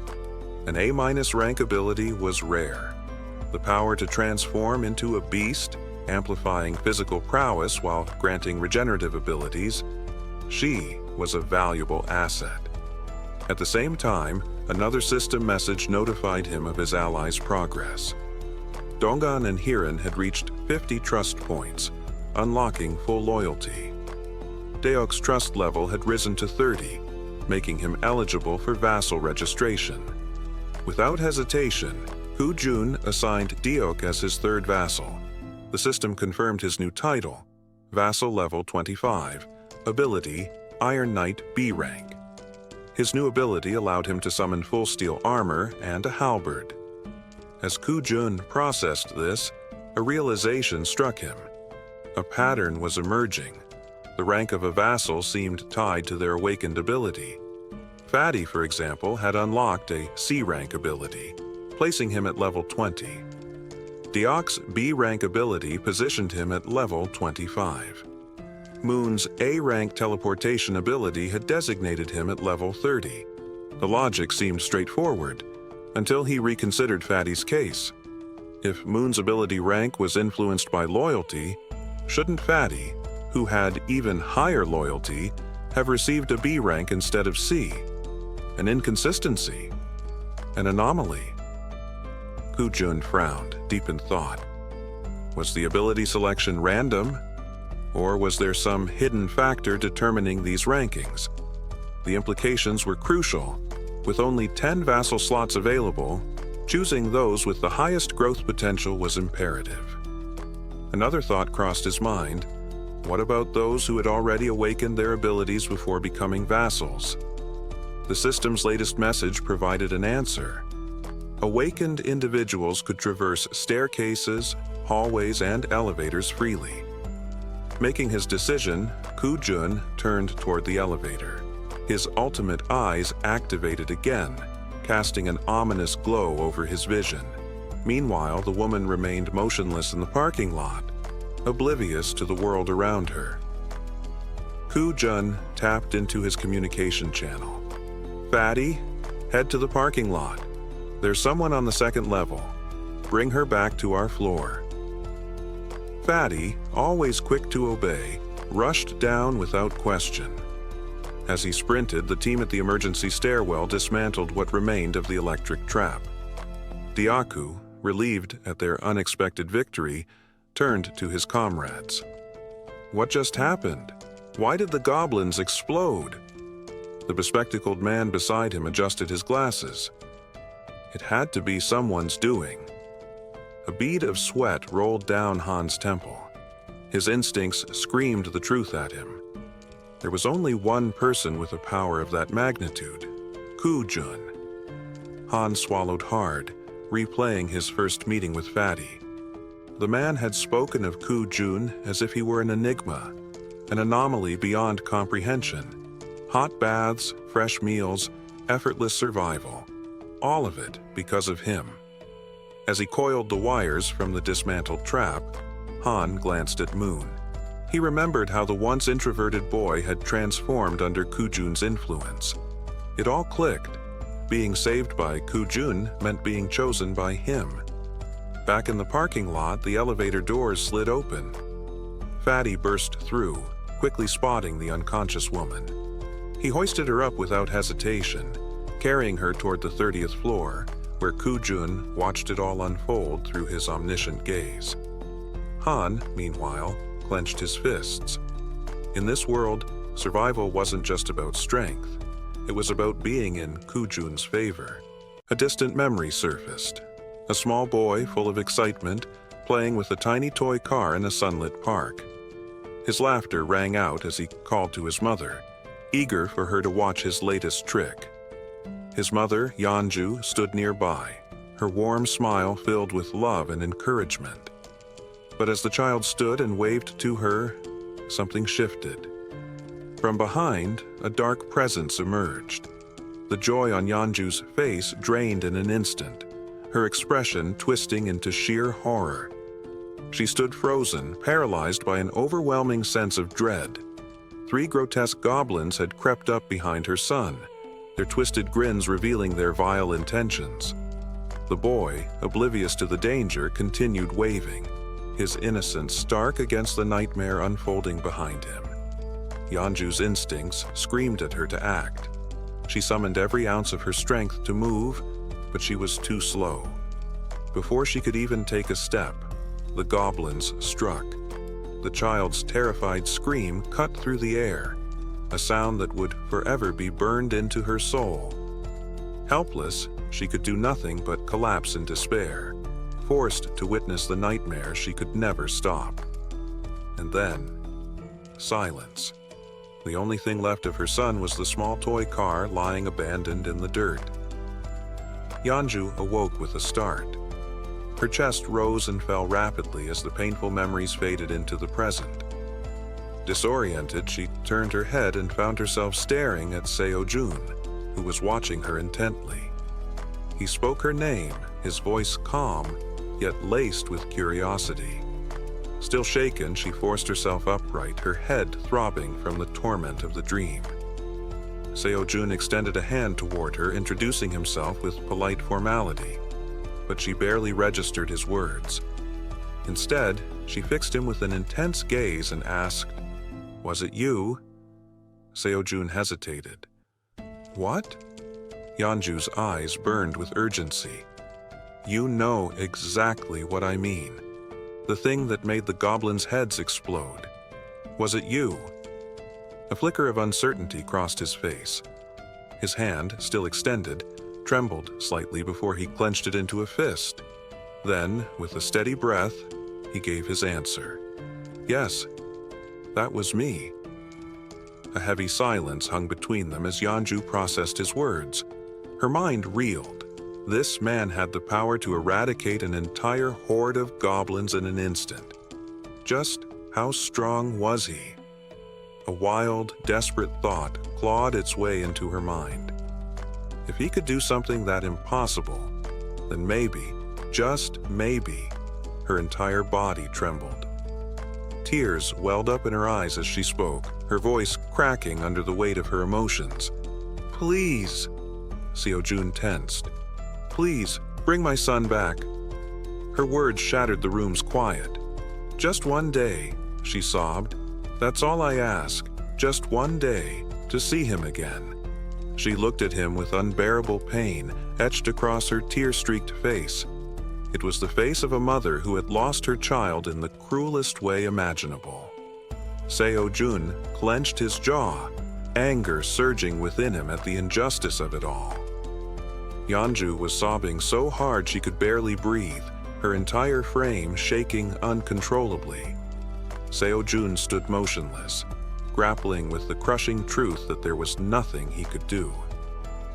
Or was there? A desperate thought formed in his mind. Without hesitation, he called upon the system. New mission: hunt down 1,000 goblins. No time limit, no penalty for failure. Reward: resurrection of the lost child. Seconds passed. Then, mission request denied. Seo-jun's heart pounded. The system's cold response sent frustration surging through him. Resurrection requires immense power and resources. Before he could fully process the disappointment, another notification appeared. Insufficient funds for resurrection mission. Increase funds and try again. Seo-jun stared at the message, stunned. His pulse raced. Resurrection was possible. His breath caught in his throat. Could he really do this? Could he truly bring someone back to life? The answer was right in front of him. All he needed was more power, more resources. Determined, he turned back to Yeonju, who was still drowning in sorrow. "Listen to me," he said firmly. She lifted her tear-filled eyes to him, desperate for any glimmer of hope. "I think I can help you," he continued. "I don't know how long it will take, but there is a way." Yeonju inhaled sharply, gripping the bedsheet as if it were the only thing keeping her from falling apart. Are you serious? Or is this just some kind of cruel joke?" Seo-jun met her gaze without hesitation. "I would never joke about something like this." The weight of his words settled over her. She wiped her eyes, nodding slowly. "What do I have to do?" she asked. Seo-jun considered his options. His team was already strong: H, Moon, Toy, and Fatty, all wielding formidable abilities. But adding Yeonju, a level 33 fighter, would take their strength to another level. His lips curled into a small, knowing smile. "First, let's get you introduced to the others." Shortly after, the group gathered. Yeonju met Han, who greeted her politely. When she recognized him as the one who had been throwing baseballs at goblins, Han was visibly startled. She then turned to the archer, pointing out that she had seen her firing arrows at the goblins as well. The archer stiffened. "Wait, how do you know that?" A mischievous glint appeared in Yeonju's eyes. She bared her teeth slightly, curling her fingers like claws. "Really? You don't recognize me?" Confused, the group exchanged glances. Then, before their eyes, Yeonju began to change. Her transformation was gradual, fur sprouting along her arms, her fingers thickening, her snout elongating. In seconds, where Yeonju had once stood, a towering brown bear now loomed before them. The archer gawked, pointing in disbelief. That's the beast from the alley." Yeonju chuckled, a deep, rumbling sound. "Not a beast, a bear." Han crossed his arms. "So, our meeting really wasn't a coincidence?" "Not at all," Yeonju confirmed. "Anyone who fights goblins is a friend of mine." Before the group could fully process this revelation, Seo-jun stepped forward. His expression turned serious. "We're moving forward with the plan," he announced. "Tomorrow, we rescue Moon's grandmother." The group immediately straightened, listening intently. Seo-jun explained that goblin numbers had decreased significantly, making this their best chance. However, Fatty would sit this one out due to his injuries. "Yeonju," Seo-jun said, turning to her, You'll be joining us." The bear woman blinked, taken aback for a moment, then dipped her head in gratitude. "Thank you for the opportunity. I won't let you down." With the meeting concluded, the group dispersed to prepare for the mission ahead. But before the night ended, Seo-jun pulled Toy and Moon aside for a private talk. Under the full moon, he asked, "Do you know why I called you here?" The two exchanged uneasy glances. They weren't sure, but deep down, maybe they already knew. The unexpected question caught both of them off guard, their startled reactions making it obvious. Toy hesitated for a moment before admitting he wasn't entirely sure. Moon, however, spoke up first, wondering aloud if it had something to do with the strange powers they had recently developed. Jun smirked, his tone laced with sarcasm. "Yes, it's about your powers," he confirmed. Without wasting time, he explained that both of them had awakened unique abilities. This revelation stunned them. How had their leader figured it out so easily? Jun continued, turning to Moon first. "Your ability is teleportation," he revealed. Moon's eyes lit up with excitement at the thought of being able to teleport. He could barely contain himself as he eagerly asked how to use it. Then, Jun shifted his gaze to Toy. "As for you, your ability is called Knight of Steel," he stated. Toy furrowed his brows, intrigued by the name. What exactly did that mean? A more serious expression settled on Jun's face as he considered the situation. He needed to fully understand the extent of their abilities before they embarked on the mission the following day. Deep in thought, he accessed the system interface to analyze their progress. A mission notification appeared on the screen. Objective: demonstrate your newly awakened abilities within 1 hour. Reward: increased strength. Penalty for failure: sleeping in the corridor. The system confirmed the mission parameters, and Jun found himself fascinated by these team-based challenges. Toy, unable to contain his excitement any longer, blurted out, "Wait, so I really do have an ability?" Jun nodded. Toy practically vibrated with enthusiasm, snorting with exhilaration. "This is amazing," he exclaimed before quickly sobering up. "But what exactly is Knight of Steel?" Jun explained, "It allows you to summon a full suit of steel armor and a halberd." Before Toy could ask more, especially since he was used to wielding a baseball bat, his attention was abruptly pulled away by a flash of blue light beside him. Moon had vanished. Toy's mouth hung open in shock. "What the—" Jun, too, was momentarily stunned. The two exchanged wide-eyed glances, struggling to process what had just happened. Seconds later, Moon reappeared down the corridor, stumbling slightly upon landing. He looked at his hands, his expression shifting from confusion to sheer exhilaration. Clenching his fists, he grinned. "With this power, rescuing my grandmother will be a breeze." The system promptly notified Jun that Moon's confidence had increased, along with a boost in his loyalty. Still overwhelmed by gratitude, Moon bowed deeply before Jun. "Thank you for everything," he said sincerely. Jun blinked, caught off guard by the sudden display of appreciation. After a beat, he raised a hand. "Hold on. Before you get too ahead of yourself, you need to slow down and assess the situation." Moon frowned. "What do you mean?" Jun sighed. "Just because you teleported once doesn't mean you have full control over it. You could have gotten lucky. Going straight to your grandmother's house like this isn't possible. Not yet." Moon's excitement wavered, and he lowered his head in disappointment. Jun, noticing this, quickly reassured him. "For now, let's figure out your teleportation's maximum range and see if there are any limits or penalties for using it repeatedly." Moon nodded silently, understanding the importance of training. Just as the conversation settled, something unusual caught their attention further down the corridor. They turned. A towering knight stood there, clad in gleaming steel armor, gripping a massive halberd. Toy's jaw nearly hit the floor. Holy!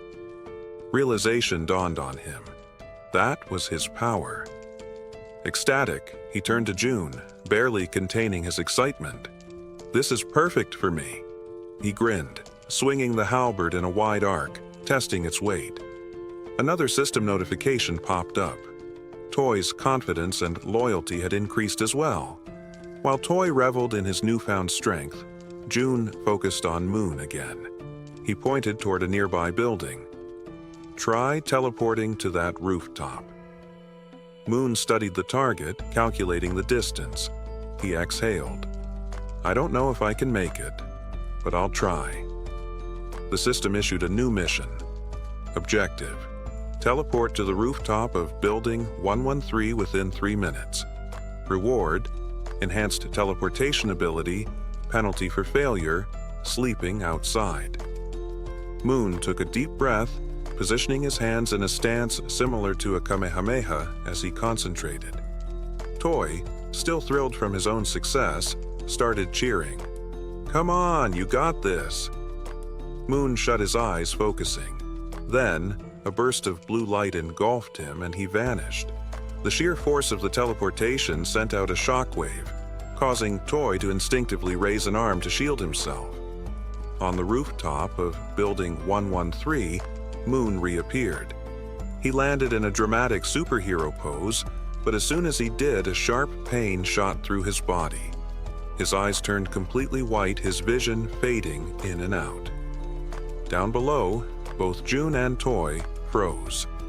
Their previous excitement vanished in an instant, replaced by immediate concern. June muttered before acting fast. He summoned a servant using his ability, retrieving Moon's unconscious body within moments. Back in the corridor, they laid Moon down on a bed. Toy hovered nearby, his voice laced with worry. "Is he gonna be okay?" June scanned the system readout, his expression unreadable. Finally, he nodded. "Yeah, he's just unconscious. The teleportation must have drained him. With enough rest, he'll be fine." The system confirmed June's assessment. Moon was healthy but in a deep sleep. Toy let out a relieved sigh. "Good. I was worried for a second." June, however, wasn't done. He turned to Toy, his expression suddenly sharp. "Now it's your turn," he announced. Toy blinked. "Wait, my turn?" The system displayed a new mission for him. Objective: perform 100 push-ups and 100 squats while wearing the steel armor. Time limit: 10 minutes. Reward: increased strength. Penalty for failure: sleeping outside. Toy swallowed hard but wasted no time. He immediately dropped to the ground and started the push-ups, the sheer weight of the armor making every movement feel agonizingly slow. Sweat dripped onto the floor as he pushed himself to his limit. His arms trembled. His muscles burned. Yet, he refused to stop. With gritted teeth and unwavering determination, he pressed forward, moving on to the squats as his body screamed in protest. He would finish this. As the final task was completed, Toy straightened up, his body trembling from exertion, yet filled with the thrill of success. A victorious grin spread across his face as he threw his fists into the air, shouting, "Mission accomplished!" "I did it!" The system instantly verified his success, alerting June that Kongdiaku Toy had officially completed the mission. Toy exhaled sharply, his chest rising and falling as he leaned against the cold wall to catch his breath. His muscles ached, but the sense of triumph overpowered the exhaustion. June observed him with silent admiration. With a body like his, athletic, resilient, it's no wonder he has such incredible endurance, he thought to himself. Just then the system beeped, displaying a notification unlike any June had ever seen before. "What's this?" he muttered, his brow furrowing as his eyes scanned the unfamiliar message. Toy, still catching his breath, glanced at him. "That's it, right?" The mission's over? June looked up and nodded, a warm smile crossing his face. Yeah, you did great. You can rest now. The system finished processing and displayed the results. Toy's strength had increased slightly. Toy turned toward June, his expression one of genuine gratitude. Thanks for helping us out. I really appreciate it. June, still fixated on the notification, watched as Toy flexed his hands, clenching them into tight fists. A new energy coursed through his veins, his body already feeling the effects of his strengthened abilities. He smirked. This reward changes everything. The next day, a desperate scream tore through the narrow streets. Run! Get out of here! Han's frantic voice cut through the night as the group scattered in all directions, their footsteps pounding against the pavement. Behind them, a ferocious horde of goblins surged forward, snarling and snapping, their twisted faces filled with bloodlust. But Toy didn't run. Instead, he turned to face the oncoming threat, his fury igniting like a wildfire. He assessed the situation in a split second. Retreat wasn't an option. The goblins were too fast. A blinding flash of light erupted in front of the creatures, forcing them to halt, their shrieks rising in confusion. As their vision adjusted, a towering figure came into focus. Toy, clad in gleaming steel armor, his massive halberd gripped tightly in his hands. Without hesitation, he lunged. The nearest goblin barely had time to react before Toy's halberd pierced through its chest in one swift, devastating strike. With an explosive burst of movement, he unleashed a relentless series of diagonal slashes, his blade carving through flesh and bone, cutting down goblins in rapid succession. But the creatures were relentless. Fueled by rage, they refused to falter, shifting their strategy.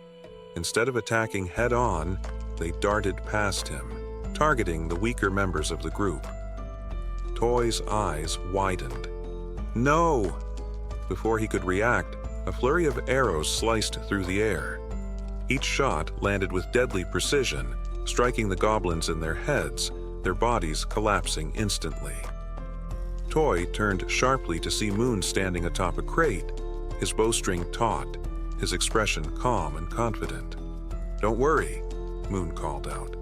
I'll take care of any that get past you. Focus on the ones ahead. Toy smirked, gripping his halberd tighter. Got it. His unwavering focus sent a ripple of fear through the remaining goblins. For the first time, they hesitated, their grotesque faces twisting with uncertainty. Then, one by one, they turned tail and fled, their retreat rapid and chaotic. Toy growled, "Cowards, get back here and fight!" But before they could escape, a massive shadow loomed over them. Glowing red eyes cut through the darkness like burning embers. A deep, guttural growl sent a wave of terror through the goblins as they skidded to a halt. The bear girl had arrived. This was her grand entrance, an ambush set perfectly for the fleeing creatures. The goblins' despair was instant. They collapsed in terror, wailing as their fate became clear. Mercy wasn't an option.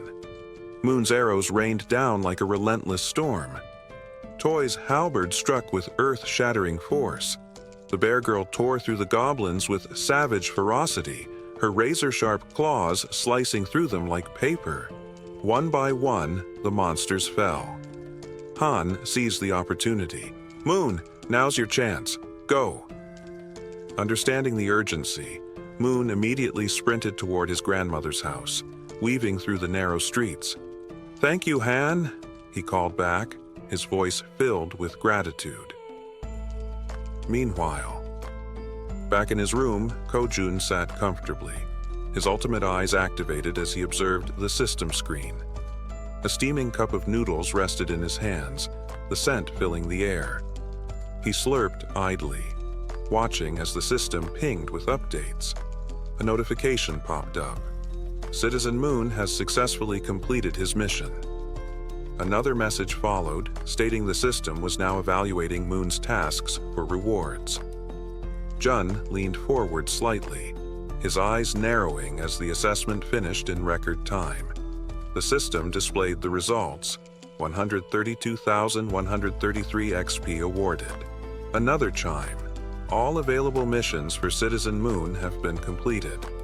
Jun exhaled through his nose, shifting his attention back to his noodles. All right, let's see what the reward is. The system's next message made him freeze. Congratulations, you've hit the jackpot. The text blinked in bold, glowing letters. A footnote clarified for those unfamiliar.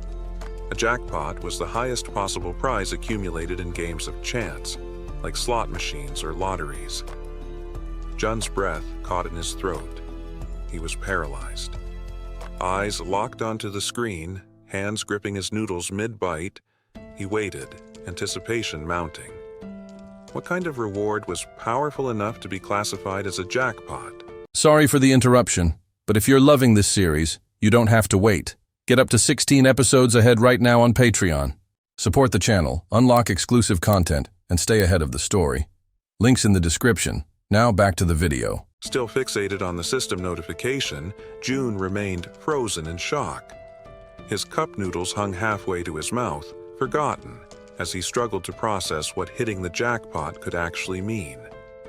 Then, the system displayed his reward. A single skill point. A slow grin spread across Jun's face. This was perfect. He could allocate the point exactly where he needed it most. Meanwhile, back on the streets, Moon tore through the city, sprinting toward his grandmother's house at an unbelievable speed. A faint blue aura shimmered around him as he pushed his body to its limits. His heart pounded in his chest, worry gnawing at the edges of his mind. What if I'm too late? What if something happened to her? The small, familiar house finally came into view. A simple structure, utterly defenseless against the chaos around it. No barriers, no fortifications, just an ordinary home, standing alone in a world overrun by monsters. Moon didn't hesitate. He rushed forward, shoving the door open and charging inside, fear clawing at his chest. "Grandma?" he called, voice cracking as he sprinted through the house, checking every room. Then he reached the bedroom. His breath caught. His eyes widened. There she was, resting peacefully on a futon, her frail frame rising and falling with each steady breath. Moon's legs nearly gave out as relief flooded through him. He stepped forward cautiously, his hand shaking as he gently touched her shoulder. "Grandma," he whispered, voice thick with emotion, giving her a light shake. Her eyelids fluttered open and she reached out with trembling fingers, brushing them against his hand. "Moon," she murmured weakly, "is that you?" At that moment, Moon felt his composure crack. His chest tightened and tears blurred his vision. The sheer relief of seeing her alive overwhelmed him. Without thinking, he collapsed beside her, wrapping his arms around her fragile frame, his body trembling with sobs.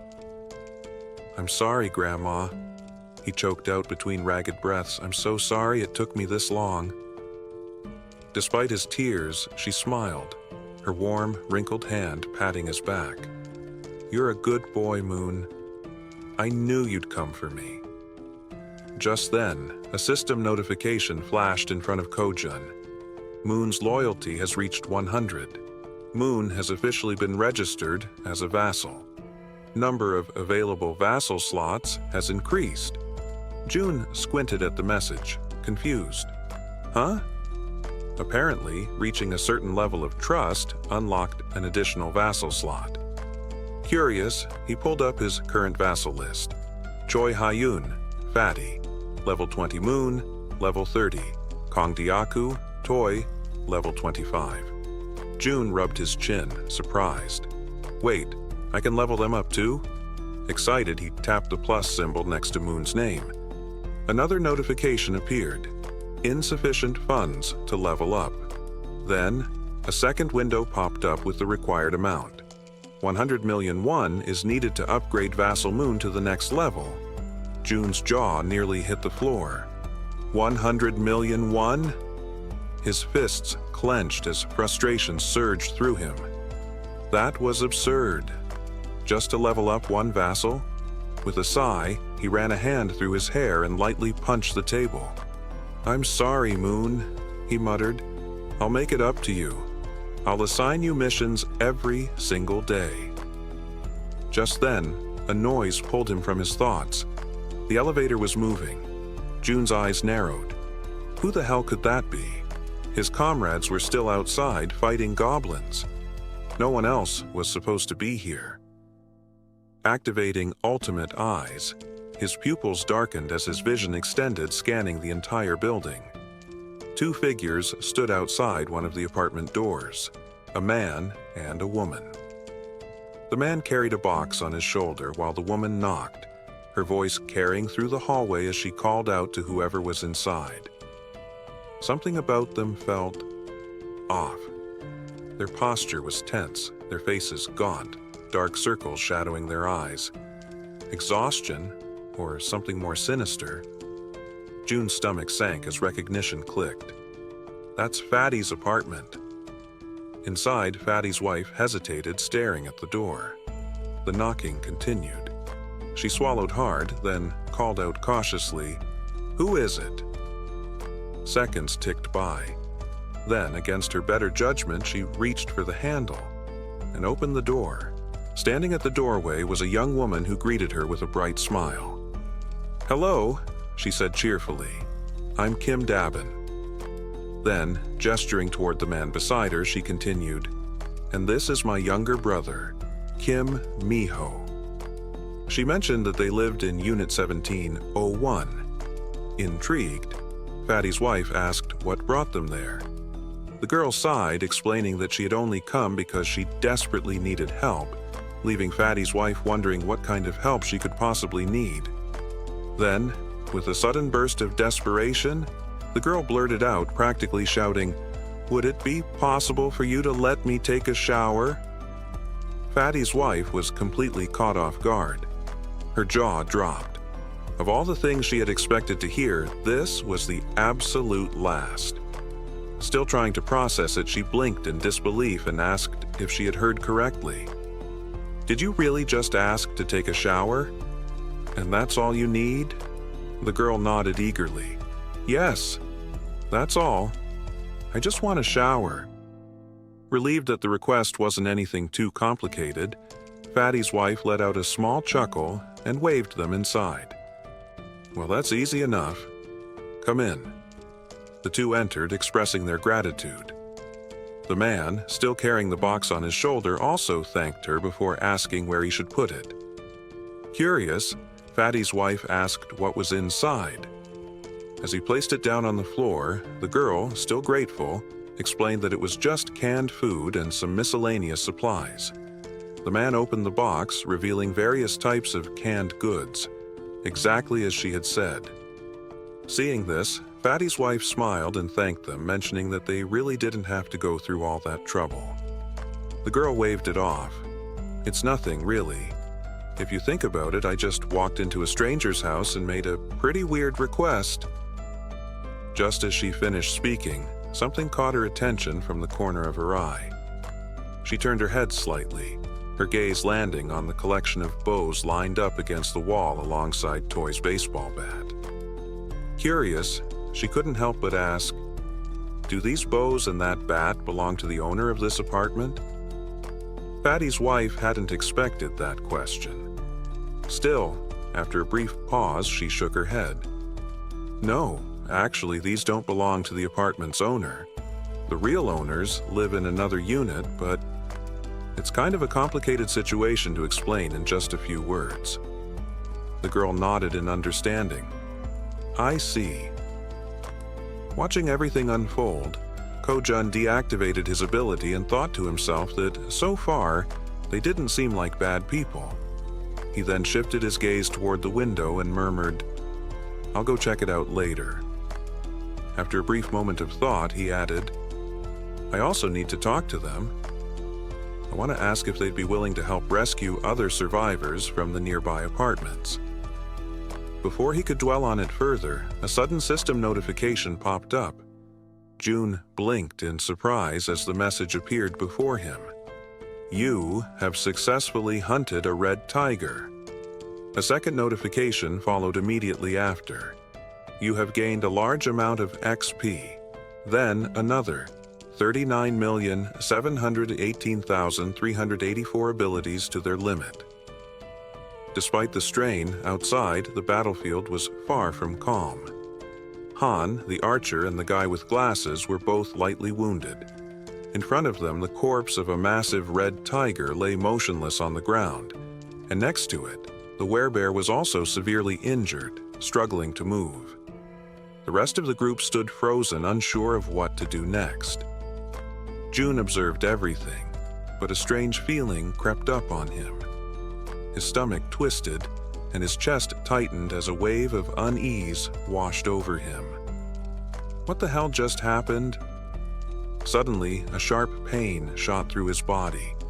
His muscles spasmed, cold sweat dripping down his face as an overwhelming pressure gripped his chest. He groaned in agony, barely able to keep himself upright. Then, the system sent another notification. You have discovered individuals who are eligible to receive citizenship. Through the pain, June barely managed to process the message. There were still people who weren't citizens yet. His breathing was ragged, but he forced himself to speak. System, grant them citizenship. A new notification appeared instantly. A list of names flashed across the screen. Citizenship has been granted. And then another alert. You have officially reached 50 citizens. An additional message followed. The amount of XP and money that citizens can earn has increased by 100%. But the surprises didn't stop there. A final notification appeared on the screen revealing something unexpected. As the number of citizens has reached a specific threshold, all citizens have unlocked a new ability. Power of Trust. June stared at the words, his mind racing. Power of trust. What does that even mean? Despite his lingering confusion, his thoughts drifted back to the battlefield. He clenched his jaw. Did anyone get seriously hurt? Back on the streets, Moon was slightly injured and gasping for breath, making a tremendous effort as he carried his grandmother on his back. Everyone else is wounded, desperately running while providing cover for Toy, who is carrying the injured warbear woman.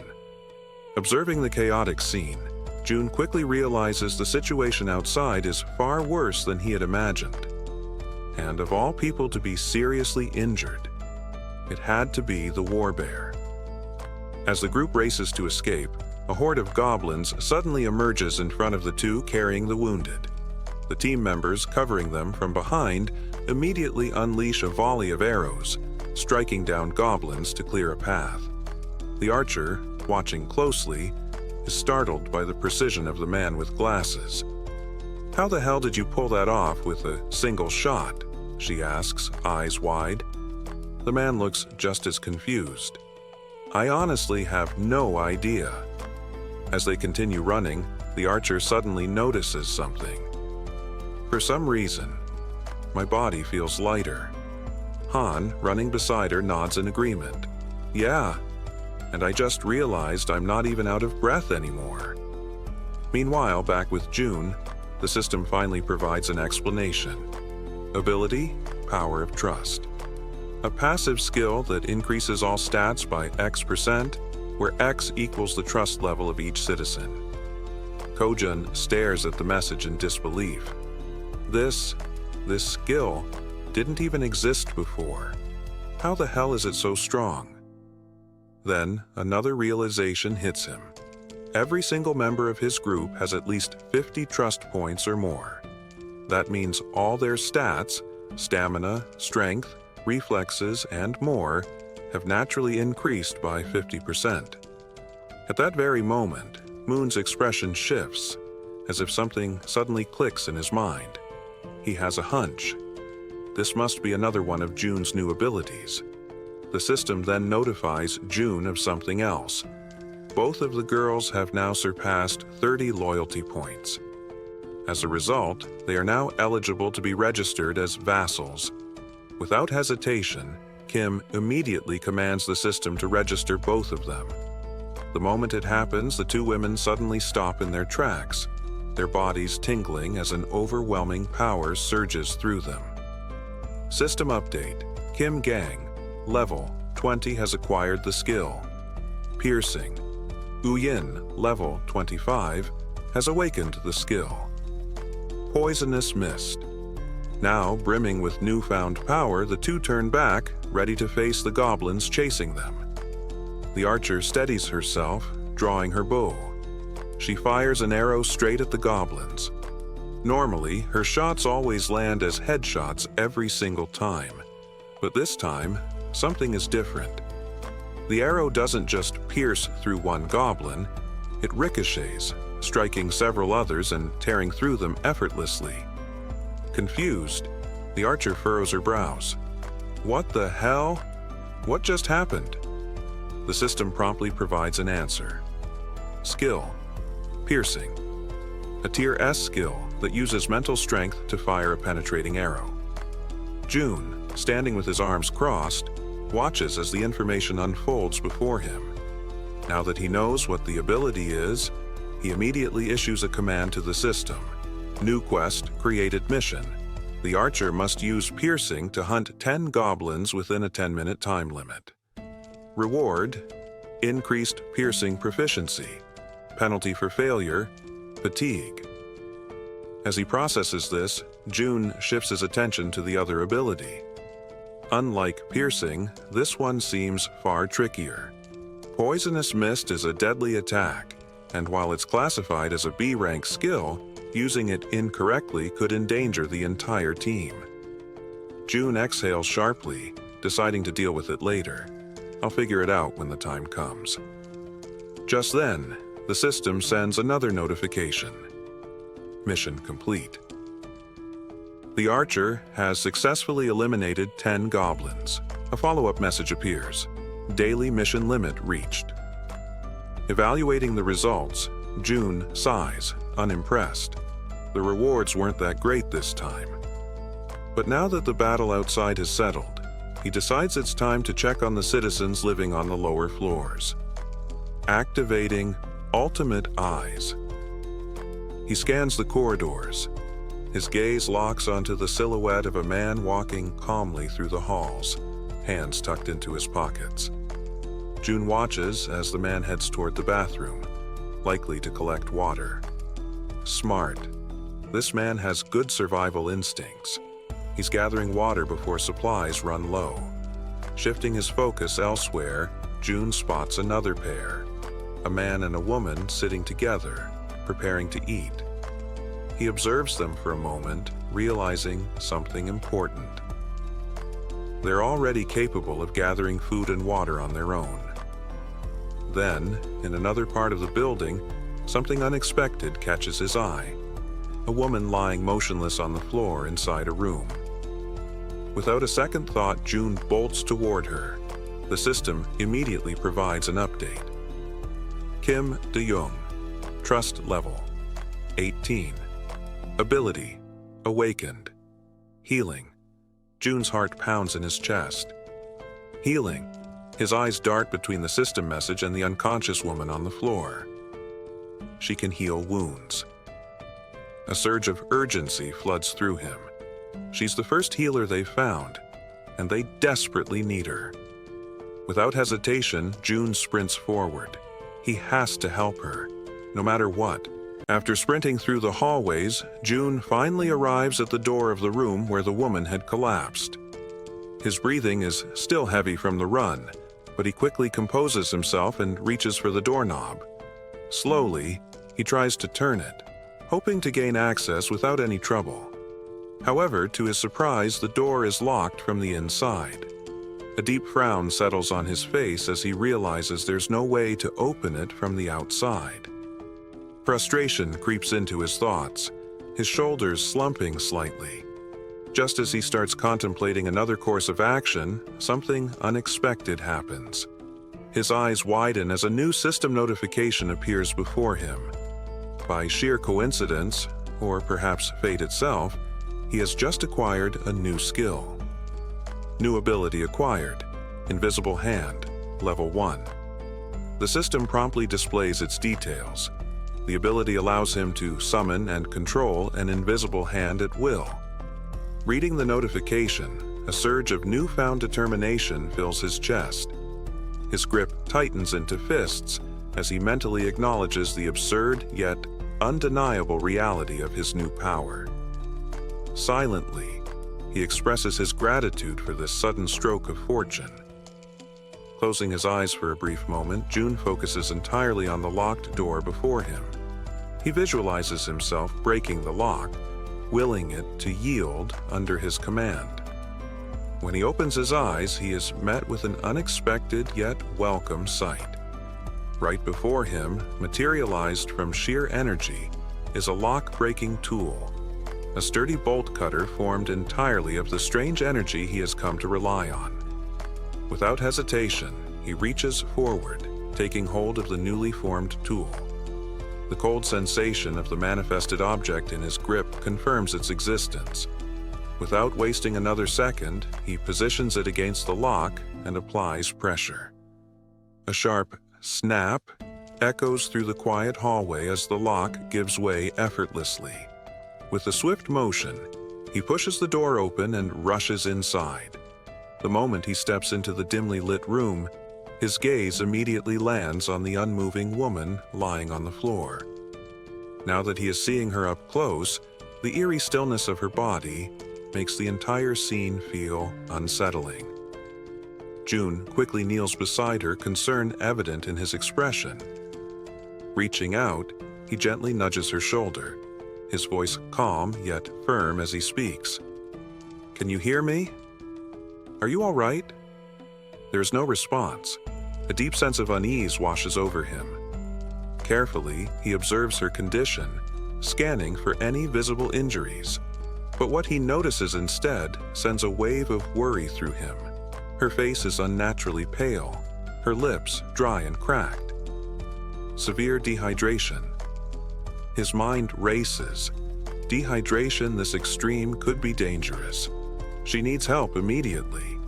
Quickly, his eyes dart around the room, searching for anything that might assist in stabilizing her condition. Then, something catches his attention, making him pause. There's water in the room. Yet despite the presence of water, she is still in this critical state. It makes no sense. The contradiction unsettles him, sending a cold shiver down his spine. Glancing back at the woman, he forces himself to push aside the troubling thoughts. Now is not the time to question the situation. The priority is saving her.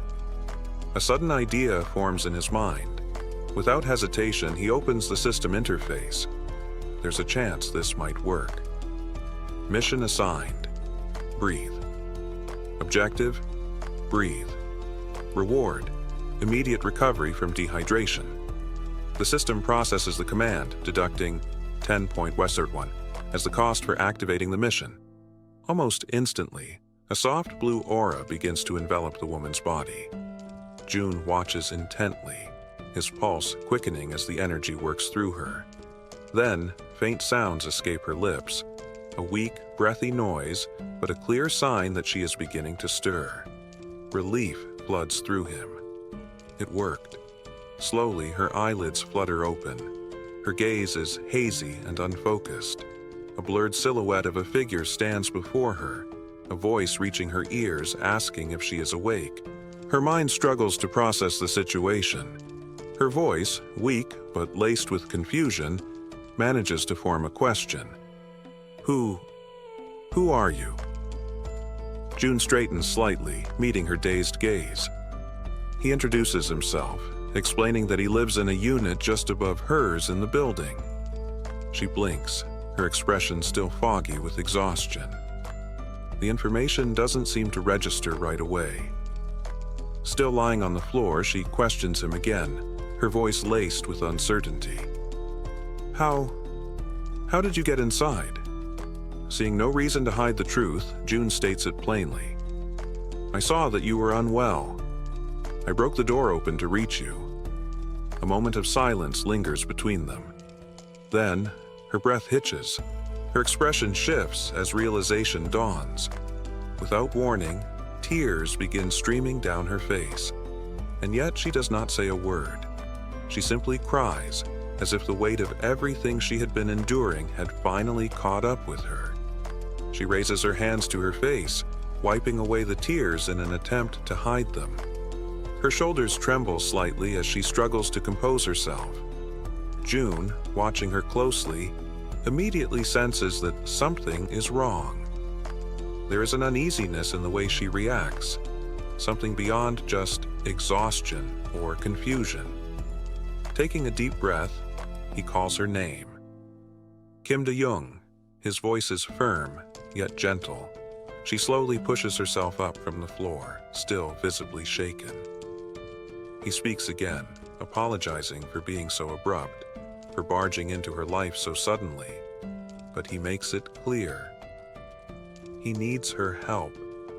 There is urgency in his tone, something that makes her pause despite her lingering distress. Now sitting upright, her tear-filled eyes meet his. Though her expression remains guarded, her lips, still cracked from dehydration, barely part as she listens to him speak. June wastes no time explaining. One of my allies is severely injured. The words seem to take a moment to register. De-young slowly turns her body toward him, staring as if trying to process what he just said. Silence stretches between them. She blinks, her mind racing, trying to make sense of his words. His ally. Someone severely injured. Why is he telling her this? She doesn't understand. She doesn't even know this man. Panic begins to rise in her chest. He wants her to save someone. Why her? Doubt and fear intertwine within her thoughts. Her hands tremble slightly as she lowers them to her lap. It seems impossible, an absurd request thrown at her out of nowhere. He's putting his faith in the wrong person. And then, another realization strikes her, like a bolt of lightning. How does he know she's a nurse? Her breath catches. She's never told him that. No one in this building should even know. A wave of unease washes over her.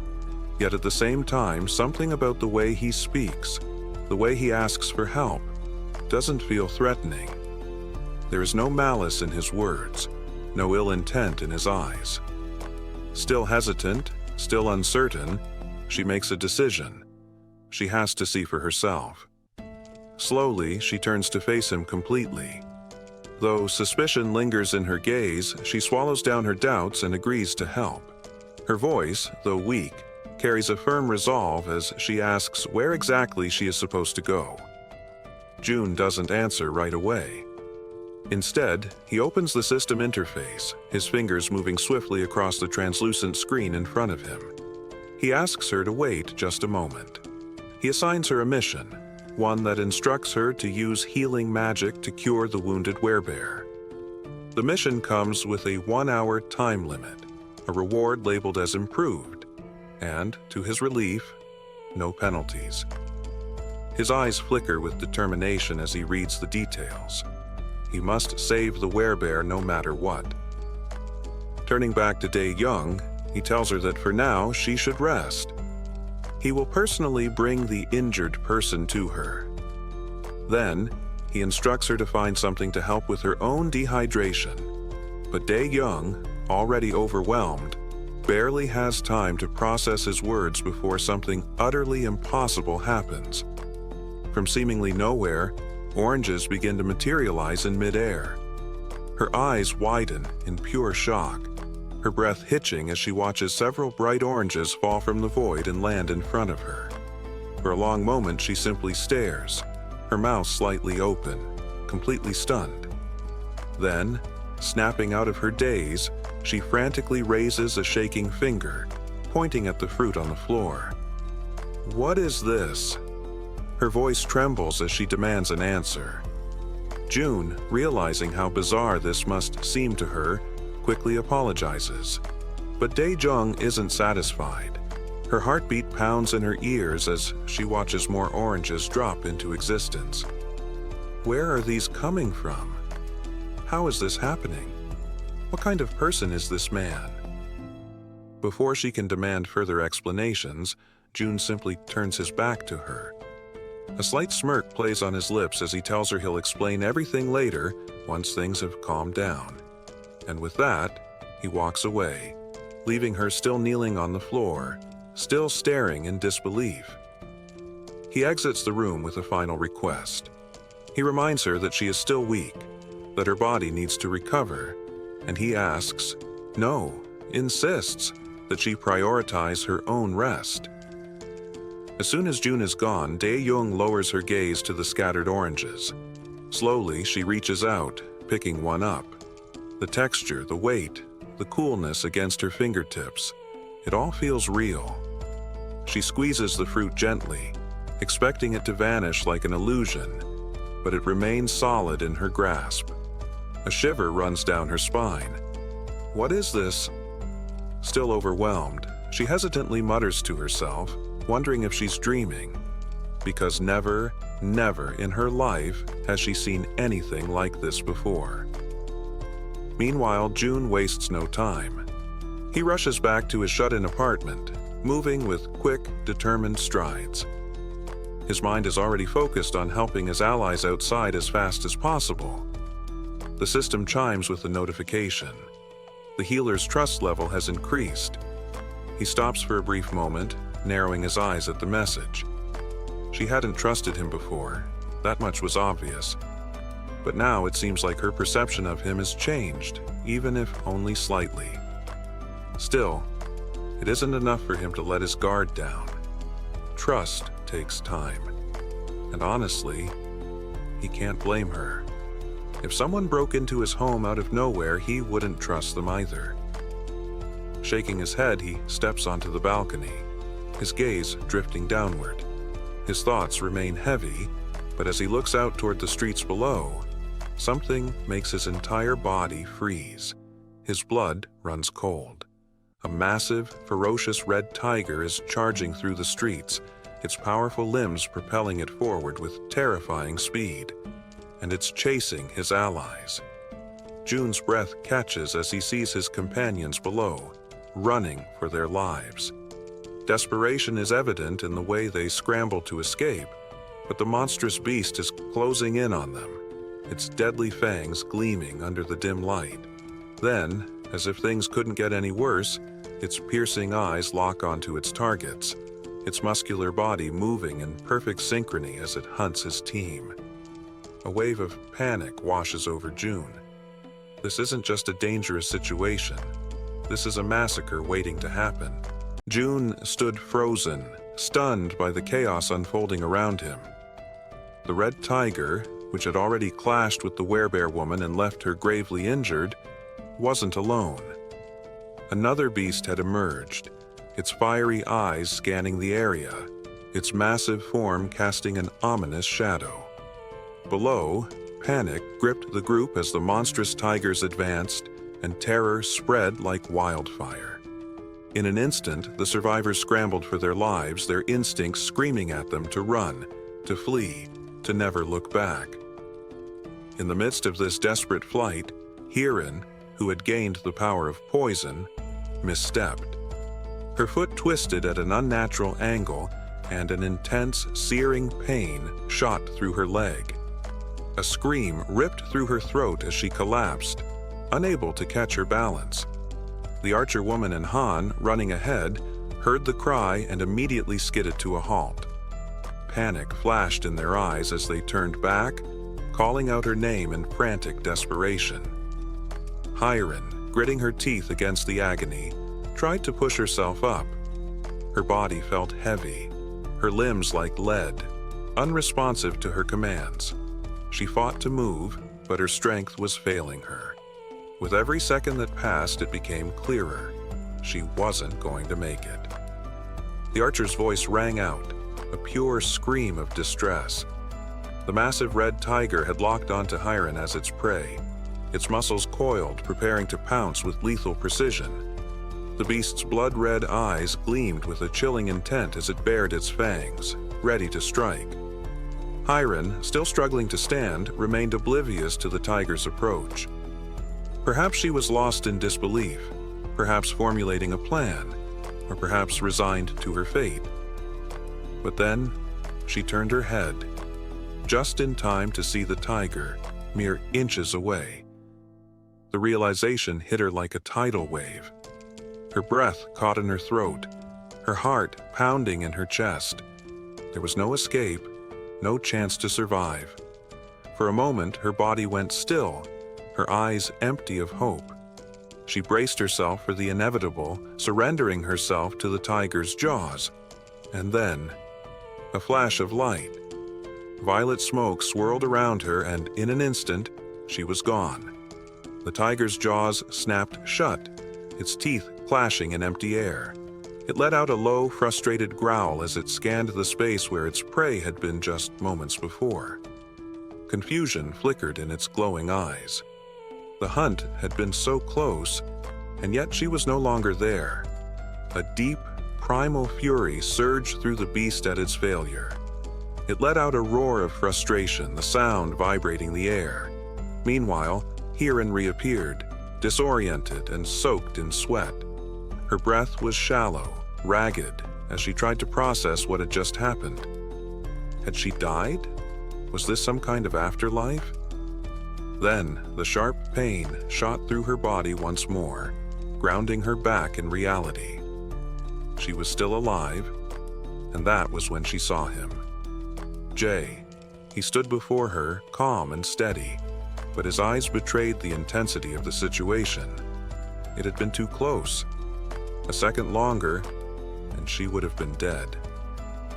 The weight of that realization pressed down on him like a heavy stone. Hiren, still trembling from the close call, met his gaze. She was too shaken to speak, too overwhelmed to form coherent thoughts. Above them, the other survivors were still in full flight, their fear palpable as they rushed to escape the relentless threat of the tigers. June took a steadying breath, his mind racing with calculations. At least, he thought he had bought them some time. With Hiren no longer in immediate danger, there was a slim chance the others below could make it out alive.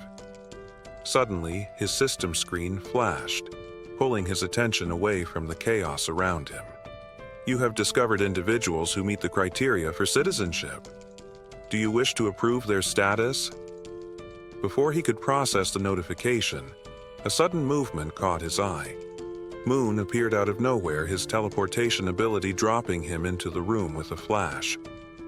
In his arms was the frail form of his grandmother, her body limp but still alive. Moon's breathing was labored, but his grip on her was strong and firm. His eyes, wide with urgency, locked onto June. "Take care of her," Moon pleaded, his voice thick with desperation. June's gaze flicked between Moon and the elderly woman, his mind quickly weighing the situation. Moon's concern was evident, but there was no time to waste. A far greater danger loomed. Raising a hand, June motioned for him to stop. "Wait." Moon opened his mouth, ready to argue, to insist that June help his grandmother immediately. But then he saw it, the expression in June's eyes. The sheer gravity of the situation. Without a word, Moon's shoulders slumped. He understood now. Whatever was happening here, it was far worse than anything he had anticipated. There was no time for distractions, no time for anything but survival. Below, the red tiger continued its relentless pursuit, refusing to let up. The battle for survival raged on, and June knew that the choices he made in the next few moments would determine the fate of everyone involved. The red tiger, driven by a primal fury, relentlessly pursued the scattered group, each step thunderous as it closed the distance. June's heart raced, his fists clenched tight as he mentally braced for what he had to do. His new ability, Invisible Hand, pulsed with energy within him. He couldn't let this beast escape. It needed to die, and he was the one who would make it happen. Down below, chaos reigned. The archer, Han, and Togi, still carrying the injured werebear, fled with all their strength. They were fast, but no matter how much ground they gained, the tiger was gaining too. Han dared a quick glance back, his stomach twisting with dread. It was closing in on them. If they didn't do something soon, they would be the next meal. Without thinking, Han dug in his heels and skidded to a stop, his focus narrowing to a single action. His hand gripped one of his baseballs tightly, his fingers tingling with anticipation. A faint blue light flared around him, flickering and building in intensity as he poured everything into the throw. Then, he launched the ball with all the force he could muster, watching as it cut through the air toward the beast. For an instant, hope flickered in his chest. Maybe this would be the shot. But in the blink of an eye, the tiger moved, swift, too swift, and the ball whistled past, smashing harmlessly against the pavement. The tiger's deafening growl filled the air, and with one spine-chilling roar, it made its presence known. It was faster than any of them could keep up with, and it wasn't slowing down. The archer's frantic voice rang out, her words distorted by panic. "Run!" she screamed, her face filled with terror. But it was too late. The tiger was already locking onto Han, its eyes burning with the hunger of a predator. The beast leapt. Han's heart pounded in his chest as he turned, knowing there was no way to stop the tiger. But he had one choice left. He could run, and maybe, just maybe, he could buy the others time. A surge of adrenaline shot through him as he sprinted in the opposite direction, pushing himself harder than ever before. Every muscle screamed, but he kept moving. His legs burned and his chest ached with each labored breath. He pushed himself toward the parking lot, praying for a miracle. Perhaps goblins or some other distraction might appear to divert the tiger. But the sound of the beast's pursuit was unyielding. It was right behind him. Han took a fleeting glance over his shoulder and his breath hitched. The tiger's massive, deadly fangs gleamed in the moonlight, coming closer with terrifying speed. This was it. There was no way out. Their eyes locked for a brief, horrible moment, and an unspoken understanding passed between them. This was the end. But just as all hope seemed to shatter, something incredible happened. A strange, violent purple energy surged into the air, coiling like a serpent around the tiger's neck. The force was sudden, brutal, unlike anything Han had ever seen. It yanked the tiger down with such force that the earth beneath it cracked, the pavement shattering as the beast's head slammed into the ground. The tiger snarled in fury, thrashing against the unseen power, its claws scraping desperately at the earth as it tried to break free. The force was unyielding. Slowly, the tiger's massive body lifted from the ground, suspended in the air as if by invisible hands. The energy constricted around its throat, tightening with a merciless grip. The beast's struggles grew weaker, its limbs jerking helplessly in the air. The life was draining from it, and Han stood there, frozen, his mind racing. He knew exactly who was responsible for this. It was June. He had done it.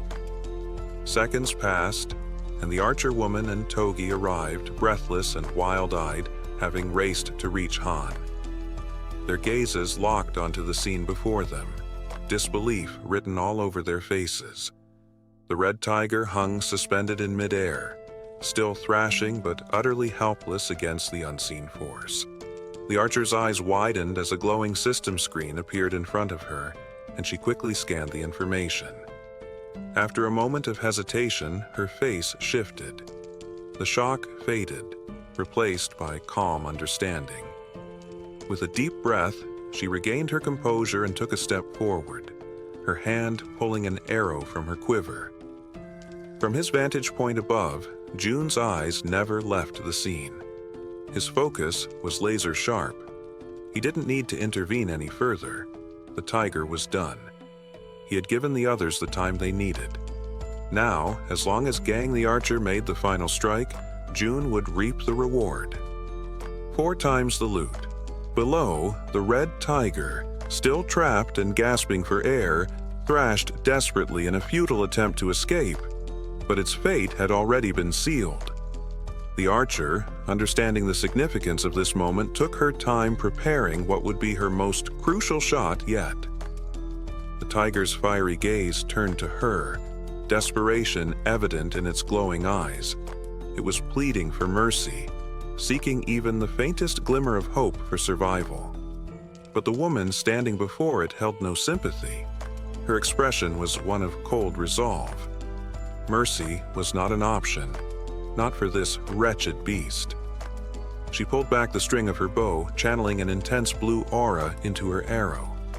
The pressure emanating from the charged shot was immense, causing the very air around them to tremble. Then, with a swift, decisive motion, she released the arrow. A powerful gust of wind exploded outward as the arrow soared through the air, its force cutting through the night like a spear of vengeance. The instant it found its mark, a system notification flashed before June's eyes. You have successfully hunted a level 28 red tiger. You have gained a significant amount of experience points. 62,311,776. One has been deposited into your shut-in wallet. As the tiger's body collapsed lifelessly onto the ground, another notification appeared, this one highlighting the growing dynamics among the group. Team trust and loyalty levels have increased. Another notification followed shortly after. Han's loyalty level has exceeded 30. He now meets the requirements to be registered as a vassal. A satisfied smile played on June's lips. Everything had gone exactly as planned. He nodded to himself before selecting the prompt to accept Han's registration as his vassal. A few moments later, the scene shifted to another part of the building, where someone was being healed. It was the healer, the woman who had previously collapsed in exhaustion within one of the rooms, now fully conscious. She focused her energy, her hands glowing faintly as she tended to the wounded. The injuries of the others faded rapidly under her care, not even leaving scars behind. The first person she prioritized was the werebear woman, whose body had suffered severe damage during the brutal encounter with the red tiger. June, watching from afar, reflected on the sheer luck they all had, him included, in having found a healer in a situation like this. Han approached, still catching his breath.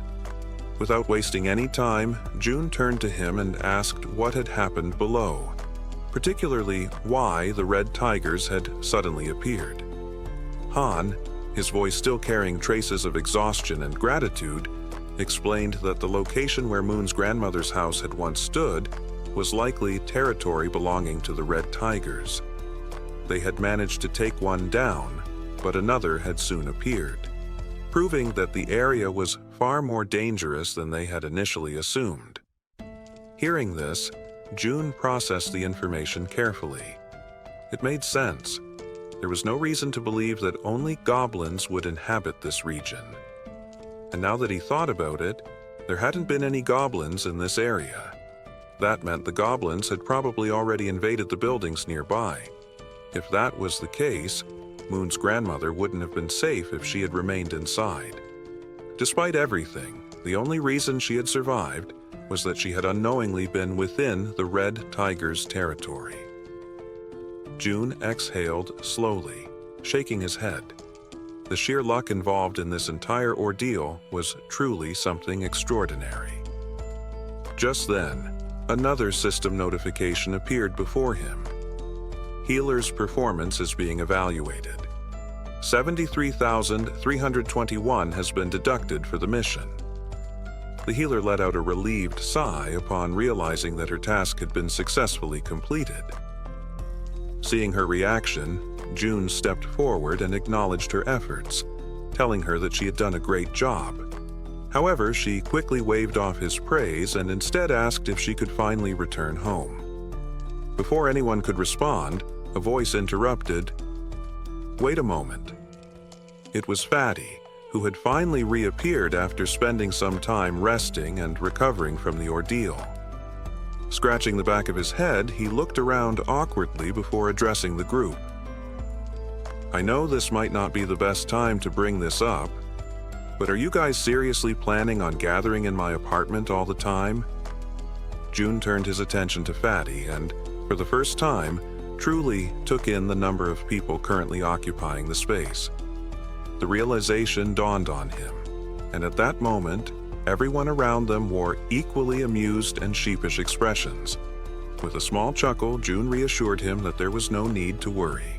He had already made all the necessary arrangements.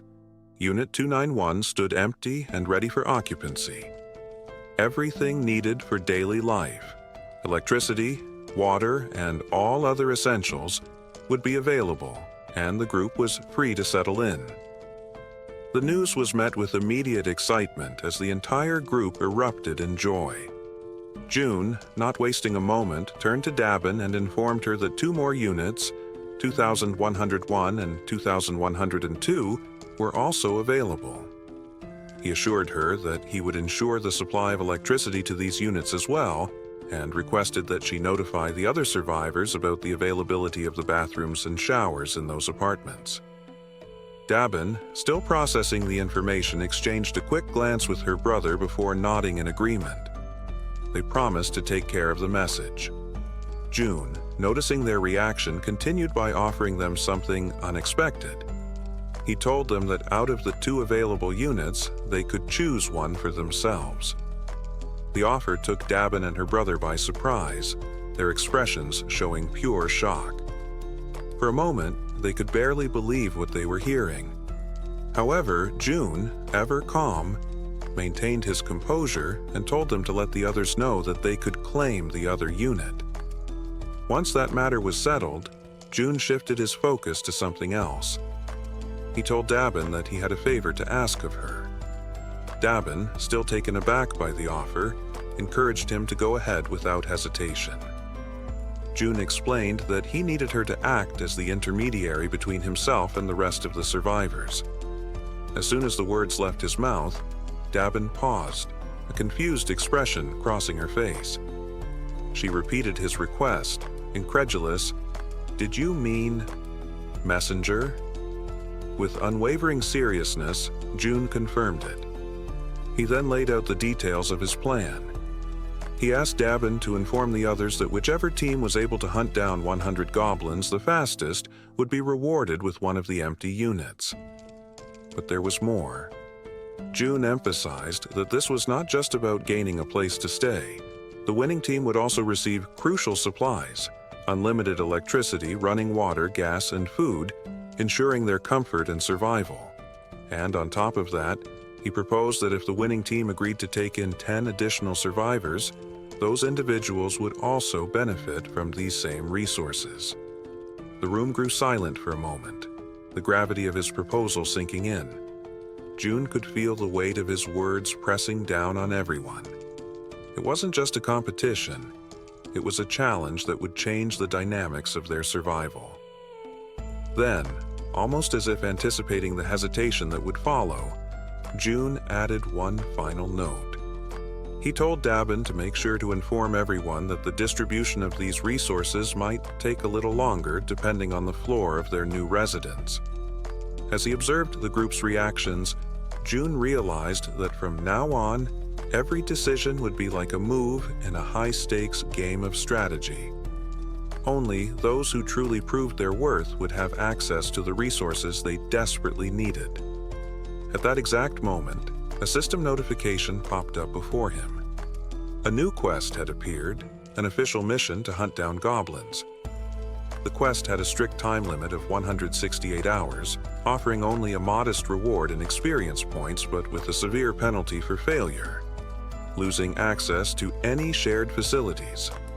A final message appeared before his eyes, the decision clear: Will you accept this quest? Yes or no?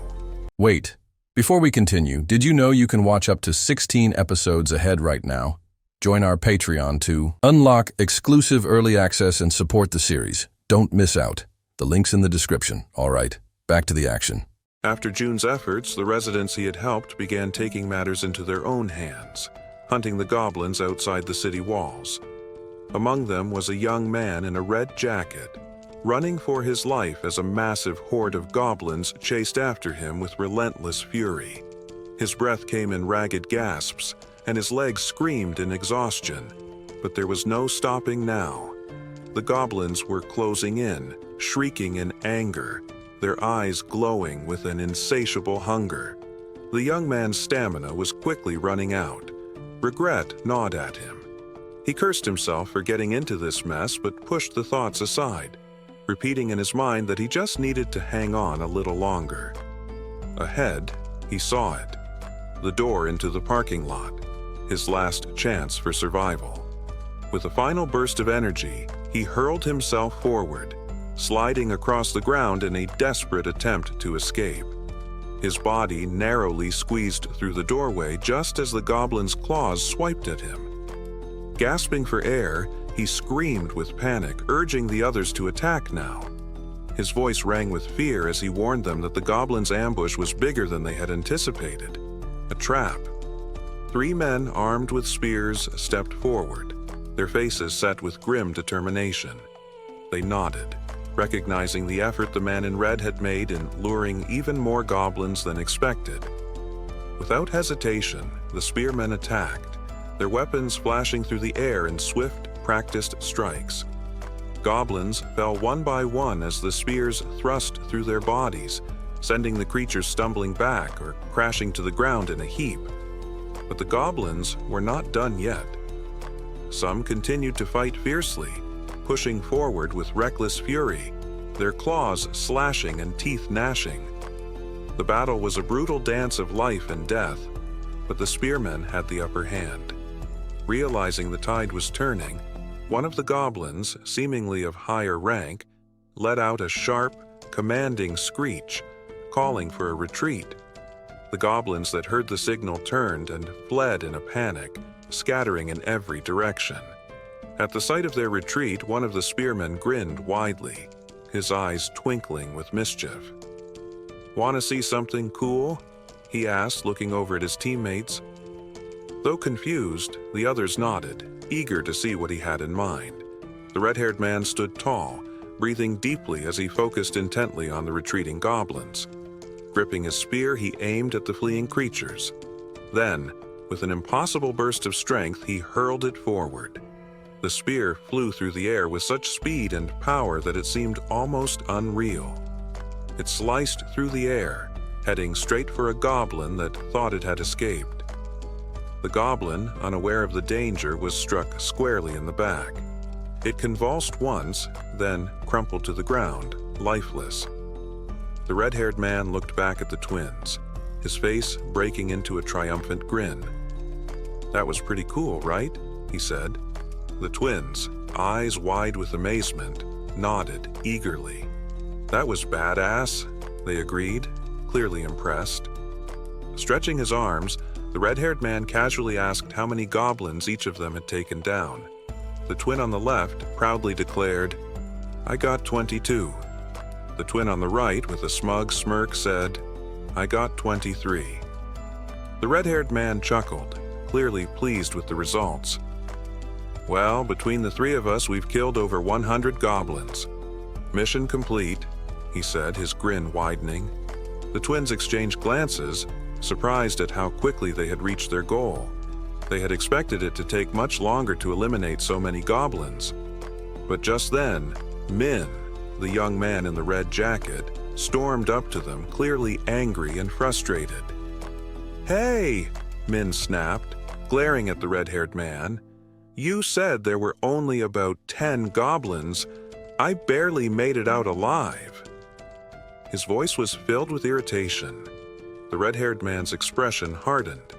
Veins bulged on his forehead as he snapped back, "What's your problem now? We succeeded, didn't we? You're alive and the mission's over. What's there to complain about? Min fumed, still seething. You seriously can't think that many goblins were just 10. You nearly got me killed. Rolling his eyes, the red-haired man waved off Min's complaints. Well, we killed a lot of goblins, and now we're about to get a new place to live. So, quit whining. Irritated, the red-haired man turned to Min, his voice laced with frustration. Pay attention, bro, he snapped, the use of bro suggesting a deeper connection, possibly even siblings. His face flushed, the veins bulging more as his anger mounted. I came up with this entire hunting strategy myself. There was never any chance of failure. I also suggested the spears, which the twins crafted. All you had to do was run, something you should be very good at. Min, exasperated, let out a heavy sigh. The red-haired man, still simmering, offered him an ultimatum. If you're so dissatisfied, then leave. Your presence is hardly making any difference at this point. Sensing the rising tension between the two men, the twins quickly intervened to prevent things from escalating further. One of them stepped forward, speaking in a calm voice. Relax, man. Min did his part too, he reminded the red-haired man. The other twin, with a playful grin, turned to Min and said, You did great, bro. You ran faster than I thought possible. The red-haired man clicked his tongue, clearly irritated. Men always know how to get under my skin, he muttered, his tone thick with annoyance. Then he demanded, How dare you talk back to me like that? The twin who had been grinning urged Min to apologize, hoping to defuse the situation. Realizing that continuing the argument would get him nowhere, Min let out another sigh and reluctantly muttered an apology. The red-haired man huffed in response, then turned his back on Min, dismissing the entire incident. Whatever. Let's move on. We need to get to the 21st floor to claim our new home. As they made their way to the 21st floor, ready to collect their reward, they were greeted by unexpected news. Dabin, her expression tinged with apology, informed them that another team had already beaten them to it and claimed the reward. The group froze, disbelief and shock overtaking them. They had been quick. There was no way another team could have completed the mission before them. The red-haired man's face darkened, irritation flaring once more. Are you telling me someone beat us to slaying 100 goblins? He demanded, his voice low and dangerous. Dabin nodded, confirming it. The red-haired man could hardly believe it. His brow furrowed and he snapped, Stop joking around, Dabin. Hand over the house already. But Dabin's serious expression made it clear that she was not kidding. It's no joke, she said firmly. The team that finished first is already here. Just as she finished speaking, the group that had managed to finish the hunt even faster arrived. Seeing who they were only made the red-haired man even more frustrated. The group was led by Dabin's brother and an elderly couple, both of whom appeared unusually cheerful, as if nothing was out of the ordinary. Dabin turned to her brother, her voice curious. How did things go with June? Her brother explained, We made a deal. In exchange for giving up the new house, we've secured food, electricity, and other necessities for both our own home and the elderly couple's. Additionally, their daughters won't have to take part in missions anymore. Dabin frowned, immediately pointing out the flaw in the arrangement. But their daughters are minors. They should have been exempt from missions in the first place. The elderly couple, however, maintained their pleasant smiles, unfazed by the comment. The elderly man explained, Our daughters may look young, but they're actually adults. They're older than they appear. The elderly woman added with a chuckle, They're likely skilled with bows and arrows. My husband worries about them too much, but they're more than capable. Dabin's brother further clarified, As part of the agreement, we'll be providing them with bows and arrows. Dabin's expression darkened. Wait a minute. "Are they planning to keep hunting goblins?" she asked, her voice laced with suspicion. Her brother nodded, confirming that they planned to continue hunting goblins, but he clarified that June had only requested the goblins in the nearby areas. The goblins were relentless, constantly emerging no matter how many were killed, and it was essential to keep their numbers under control. As he absorbed this information, the red-haired man's frustration only grew. He waved his hand dismissively. "Enough with the pointless chatter," he snapped. Then in a sharp voice, he questioned whether they were giving themselves special treatment simply because they were in charge. "Isn't that a bit unfair to the rest of us?" Dabin's brother nodded in agreement. "That's why June had a plan," he explained. The second and third groups were tasked with killing 100 goblins and heading to the 30th floor for their rewards. A genuine smile spread across Dabin's face as she reassured the group. "Everything's been sorted out. You can head to the 30th floor now. Ku Jun will be waiting for you there." Despite the reassurance, the red-haired man remained visibly bitter, still annoyed at not being the first group. As they ascended in the elevator, his irritation boiled over and he suddenly asked, "Is his name really June? He looks younger than all of us." With a sarcastic laugh, he added, "It's almost laughable hearing you speak so highly of him." One of the twins joined in on the sarcasm, teasing, "Maybe you think June's some kind of god or something." The other twin scoffed, chiming in, "God? Please. At best, he's just the leader of some cult." He then paused as if pondering the idea before asking, "Do you think this Kujun guy is even sane?" Min, who had been silent up until that moment, spoke up quietly, his tone calm but firm. "You're all protected because of June's abilities. Maybe you don't have the right to talk about him like that." The moment Min's words left his mouth, the atmosphere in the elevator shifted. Tension thickened the air, and the others seemed visibly irritated. The red-haired man, his frustration peaking, shot a glare at Min. "Are you all trying to get on June's good side?" He spat, his voice filled with contempt.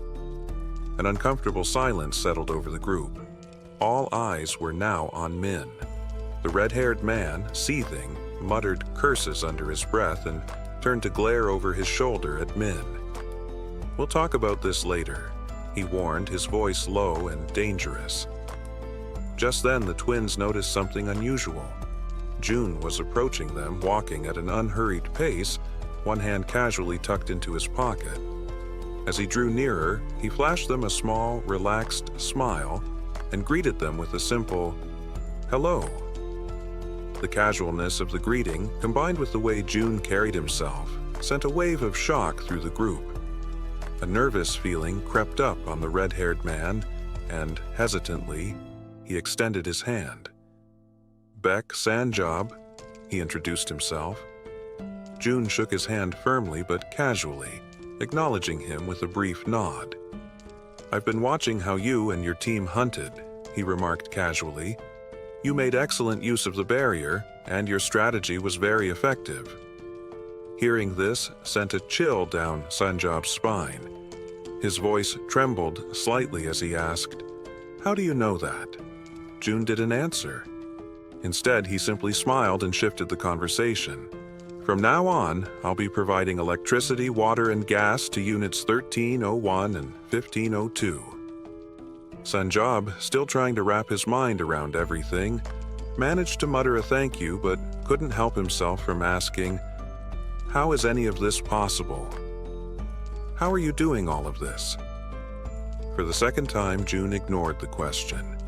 He simply reminded them, "Since you've successfully hunted 100 goblins, you're now eligible for these benefits."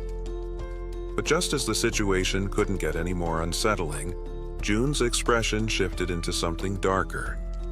A disturbingly eerie smile spread across his face, and his tone turned chilling as he added, "By the way, I'm not some cult leader." His eyes glinted with amusement, and he continued, "I certainly don't have any intention of becoming a god." The words hung in the air, leaving the group frozen, paralyzed by an overwhelming sense of fear. They stood motionless, unable to react to the unnerving shift in the atmosphere. With that same eerie smile, June raised his hand near his mouth as if about to share a secret. "There's just one more thing," he said, his voice carrying an unsettling undertone. "I have a request to make of you." Not long after, the group is seen sprinting at full speed, their breaths ragged as they flee from an unseen threat. As the perspective shifts to the front, it becomes clear. They aren't escaping from goblins this time. Towering, bloodthirsty orcs are in pursuit, their heavy footfalls shaking the ground. The four desperately weave through the streets, taking sharp turns in an attempt to put as much distance as possible between themselves and the rampaging monsters. Up ahead, Han stands, calmly gripping several spears. A faint smirk plays on his lips as he acknowledges their effort. With the orcs still fixated on their fleeing targets, Han takes his time, channeling his energy into a spear. A blue aura flares around the weapon, pulsating with raw power. Just then, a system notification appears. Han, level 33. Title, 6th Knight. Trust, 70. Loyalty, 78. His awakened ability, throwing, is displayed. Han's throws were already devastating, but with the consumption of mental energy, he can now magnify his attack strength by up to 5 times. As he steadies himself, energy visibly gathers along the spear's blade. The system provides additional information. His physical stats increase relative to his loyalty. All experience points and loot from monsters are tripled, and knights possess an accelerated growth rate. Without hesitation, Han launches the spear with immense force, striking one of the leading orcs directly. The instant the spear impales its target, another orc lets out a furious roar. Gripping an enormous machete, it charges at Han, intent on delivering a fatal blow. Yet Han remains unfazed. From the backline, an arrow infused with energy is already cutting through the air. It finds its mark, embedding itself deep into the orc's skull. With a heavy thud, the beast collapses. The archer had been covering Han all along. This was why he never wavered. As the second orc crumples to the ground, Han wastes no time. He draws another spear and hurls it at the third orc. When the weapon finds its target, Han finally exhales. "That's the last one," he mutters. A system notification pops up for June. "You have successfully hunted a level 19 orc. Wands have been awarded for completing the mission, eliminate 100 orcs." With the task now finished, 3 individuals who had been hiding nearby cautiously emerge. Han approaches them, assuring them of a safe place to go. As they move toward the rest of the group, the system abruptly issues an alert. Unauthorized individuals are attempting to enter. A prompt appears before June, asking if he would like to grant them citizenship. Deactivating his ultimate eyes, June studies the 3 newcomers on the system interface. Upon confirming their acceptance, the total number of citizens under his protection reaches 200. A system notification immediately follows. Citizenship granted. Total citizens, 200. As the milestone is reached, the system reveals that unlocking new population thresholds grants additional abilities. This time, a new feature activates: tax collection. This ability allows June to claim 10% of all money possessed by his citizens, but it comes with a 30-day cooldown. June quickly realizes that this function effectively redirects a portion of his citizens' wealth back to him. However, once activated, he has no way to undo it. He hesitates, biting his finger as he weighs his options. Waiting 30 days for a full payout is too long. He doesn't have that kind of time. His parents are still out there, and he needs to send Han's team after them as soon as possible. Scrolling through the system interface, he makes a decision to redistribute only 30% of the collected funds, treating it as an investment. As soon as he confirms the action, the system issues another update. Tax collection has reached level 10, 3 additional skill points awarded. A sudden, crushing pain grips June's chest, sharp and overwhelming. At the same moment, a deep purple domain expansion surges outward, stretching beyond the confines of the building. The system swiftly generates a notification, its message glowing across the screen, a congratulatory alert. With the activation of this expansion, an official declaration has now been broadcast throughout every part of the apartment complex. Additionally, a massive sum of 1 billion won has just been deposited into his wallet. Another notification follows immediately. The construction function has been unlocked. Still clutching his chest, Jun forces himself to focus on the system screen, scanning the details. His mind races. What exactly does this new function entail? As if responding to his thoughts, the system presents a structured list of available facilities that can now be built, each with its associated cost. The display also highlights the total fund balance and an estimated annual production revenue of 30 million wons. Among the construction options listed are a solar power generator, a store, a training facility. As he carefully reads through the details, Jun can't hide his shock. The annual revenue is only 30 million wons, yet a single solar generator costs a staggering 130 million wons. At that rate, it would take nearly 5 years just to break even on the investment. The realization sinks in, but before he can dwell on it further, the system prompts him with a direct question. Would you like to proceed with installing the solar generator? After a moment of consideration, Jun shakes his head. Not yet. His priorities lie elsewhere. Right now, every resource needs to be allocated towards something more immediate, like increasing the levels of his vassals. Just then, something unusual catches his attention. The system displays the total construction fund balance. Exactly 1 billion wons, the exact amount he received upon leveling up. A flicker of suspicion crosses his mind, prompting him to investigate further. Moments later, the system clarifies. This fund is exclusively designated for construction. Realization dawns. At first, the implications don't fully register, but when they do, a slow smile spreads across his face. This money is entirely separate from his personal funds, which means there's absolutely no reason to hold back. Without hesitation, Jun confirms the installation of the solar power system. The system immediately processes the request and provides an update. Installation in progress. Estimated completion time, 24 hours. The new fund balance is now displayed, 867.7 million wons remaining. Surprised by the relatively low cost, Jun decides to test a theory. He asks the system if additional solar generators can be installed. The response comes quickly. Only one solar generator may be installed per apartment building. With that settled, his focus shifts to the store option. As he selects it, he's met with an unexpected yet welcome revelation. The feature is far more powerful than he initially assumed. Unlike what he expected, this store isn't a physical location. Instead, it directly integrates with the system, enabling him to sell registered items to his citizens. The real game changer, however, is that the system itself handles all production and transactions in real time as long as funds are available. Up until now, supply distribution had been a frustratingly time-consuming process, with Dabin handling most of the logistics. But with this automated system, citizens will finally be able to purchase items on their own. Even better, Jun has full control over pricing. He quickly realizes that by adjusting the rate strategically, he can further accelerate revenue generation. Wasting no time, he selects Install Store. The system prompts him to choose a location for installation. After careful consideration, he decides on the 101st floor. A notification appears. Store installation confirmed.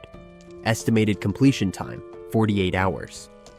With 2 construction projects now underway, Jun turns to the third option, the training facility. The system provides a breakdown. This facility will enhance strength and endurance training with a 200% efficiency boost. Additionally, for those below level 15, an extra 300% bonus will be applied. Reading this, excitement sparks in Jun's eyes. He already knew training could lead to leveling up, but these bonuses would drastically accelerate progress. Not only would his citizens grow stronger faster, but this also meant completing missions and earning rewards would become significantly easier. Aside from these upgrades, June has also gained 3 skill points. However, what truly catches his attention is a newly unlocked feature, the itemization system. This function allows products to be purchased in various sizes and quantities. Intrigued, he taps the interface to explore the details. Previously, only bundled deals were available, but now individual purchases had become possible. Scanning through the updated list, he notices a range of liquid-based items, and while the selection isn't yet complete, the variety has expanded significantly. Different types of food and new product variations are now accessible. A sly grin spreads across his face as an idea begins to form. This new system could prove extremely useful. Meanwhile, on the battlefield, Togi, clad in his knight armor, is locked in combat against an orc wielding a massive knife. The creature strikes, but Togi's armor absorbs the impact effortlessly, leaving him unscathed. Seizing the opportunity, he counters with a precise and powerful strike, eliminating the orc in an instant. As the battle concludes, he exhales in relief, muttering about how much tougher this fight was than he had expected. From behind, Han calls out, posing a sudden question. What would happen if you threw that halir? Togi glances at the weapon in his hand, realizing he had never even considered the possibility. Han then extends his hand, asking to test something. Curious, Togi hands it over. As soon as Han grips the halir, a familiar blue aura flickers to life around his hands. Concentrating intensely, he takes a deep breath before launching the weapon with all his might. The halir soars through the air at an astonishing speed, disappearing into the distance with immense force. Togi, stunned, watches in disbelief before finally speaking. He had assumed Han was joking when he suggested throwing the weapon, but now it was gone, far beyond their reach. Han, unfazed, crosses his arms. Well, it's thrown now, he says casually, before suggesting that Togi deactivate the weapon's summoning ability and call it back. Only then does Togi grasp Han's intention. Refocusing, he channels his energy, cancels the weapon's summoning, and instantly reactivates it. A new halir materializes in his grip. His initial shock transforms into exhilaration. Turning to Han, he exclaims, "You're a genius!" Han, however, remains modest. "Don't exaggerate," he replies. Just then, the female archer arrives, looking tense. She informs them that they need to move. Her supply of arrows is nearly depleted. However, before she can finish speaking, something unexpected catches her eye. Glancing down, she spots something unusual. Confused, she asks what it is. Right before them, a brand new quiver filled with fresh arrows materializes out of nowhere. It was as if June himself was signaling that the mission must continue. Retreat was not an option. Make sure to like the video if you want more episodes. The moment the arrow materialized before her, the female archer's eyes widened in shock. Without hesitation, she grabbed it, instinct taking over. A notification flickered in June's vision. He could now multitask his skills. The archer swiftly knocked the arrow and let it fly. The projectile tore through the air, striking down an orc in an instant. You have hunted an orc. Level 1. You have gained experience. As the orc collapsed, another message appeared. 2,100,338 has been deposited into the Supreme Being's wallet at home. The system continued its relentless updates. Citizens Kim Ga-young, Ha Dong-jeon, Kang Deoksu, Moon Byung-ho, Yu Heron, and Kim Gaeon-han have completed a mission. 2,332,581 has been spent on mission costs. Citizen Kim Ga-young has leveled up. June's gaze remained fixed on the notifications, deep in thought.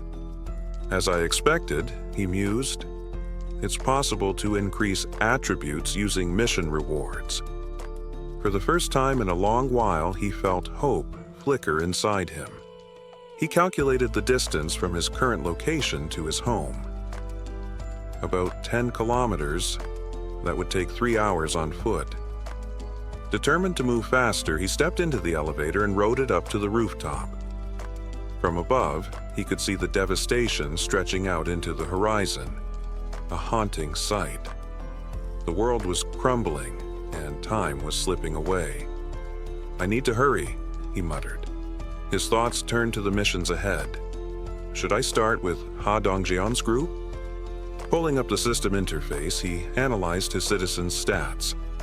Kim Gyeon's profile caught his attention. Trust, 59. Loyalty, 33. Awakened ability, Crow Summoning. At the moment, Jun was utilizing Kim Jaeon's Grade C ability for reconnaissance. It was proving to be quite useful. Shifting his focus, he scanned through the other names. Oh Aeonju and Kim Dejong. First, I need to pair Oh Aeonju with Kim Dejong, the healer, to make this work. However, there was a problem.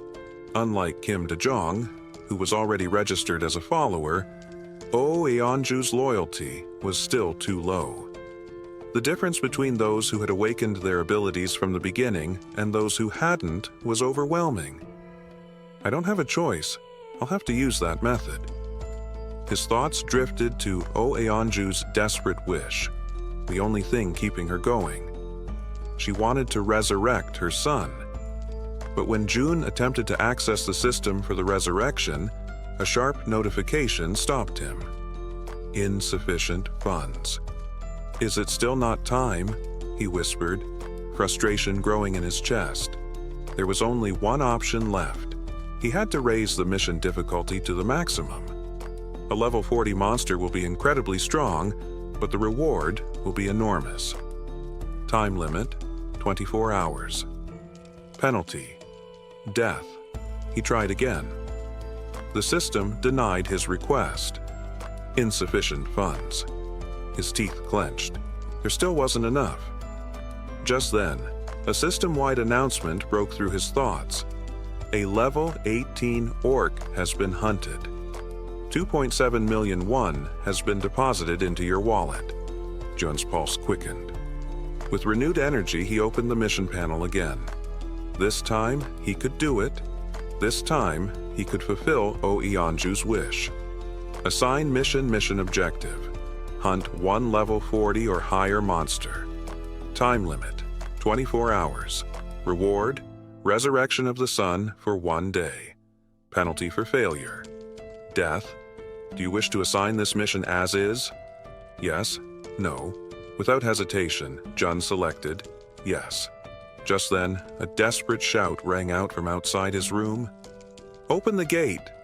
He turned swiftly, unlocking the door. As soon as it slid open, Oh Aeonju burst inside. Her face was pale, her breathing ragged. Tears welled in her eyes as she clutched his arm. "Is it true?" she asked, her voice trembling. Jun met her gaze. "Even with the time limit, it's possible," he assured her. Tears streamed down her face. "Even if it's just for 1 day." Her voice cracked, raw with emotion. "If I can see him again." She broke down, sobbing. And in that moment, Jun knew. This mission was no longer just about survival. It was about restoring hope. A notification popped up in front of Jun's eyes. Oh, Aeonju's loyalty has exceeded 30 points.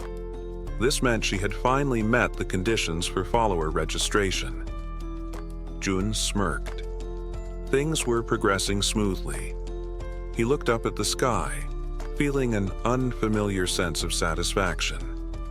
Everything was moving according to plan. Opening his fountain, he examined the swirling liquid inside, reflecting his own determined gaze. Electricity, water, gas. He had secured control over all three, solidifying his hold over the apartment complex. With these fundamental resources under his command, it truly felt like he was some kind of modern-day mage, bending the world to his will. Then, Another notification arrived. Daily store sales have been settled. 320,981 won has been deposited into the Supreme Being's wallet at home. Jun's eyes flickered with interest. He did a quick mental calculation. If 320,000 won was only 20% of the earnings, that meant today's total store sales had exceeded 1.5 million won. He chuckled. The store was turning into an essential part of the kingdom's economy. Activating Supreme Being's eye, Jun scanned the streets below. Near the entrance of the store, a group of survivors stood in a tense discussion. A young man in a beanie crossed his arms, frowning. How much more do we need to save? Another man flipped through a small notebook. The bow costs 150,000 won. Today, we managed to gather about 10,000 won. So maybe another 2 weeks? The guy in the beanie scoffed. Idiot! Have you even considered the cost of water and instant noodles for those 2 weeks? The other man scowled. If you're so smart, why don't you calculate it yourself, Hyung? Jun smirked. Just from distributing profits, the entire atmosphere has changed. Ever since the mysterious store appeared on the first floor of the apartment complex, money had become a powerful motivator. The small amounts they earned from hunting goblins fueled their desire to keep going. At first, people had hesitated to leave the safety of the complex. But once they realized that goblin hunting provided actual income, things shifted. Now hunting was no longer about survival. It was a profession. Another notification popped up. Current population, 789 citizens. Jun's kingdom was growing. What had started as a makeshift survival camp was quickly evolving into a structured society, and at this rate it would only continue to expand. Then, another system message. You have hunted an orc, level 18. 1.2 million won has been deposited into your wallet. Jun exhaled. The influx of money was stabilizing his domain, but more importantly, his people were getting stronger. His gaze returned to Oh Eonju, better known now as Mama Bear. She fought like a monster herself, tearing through enemies as if they were nothing. Each step she took left destruction in its wake.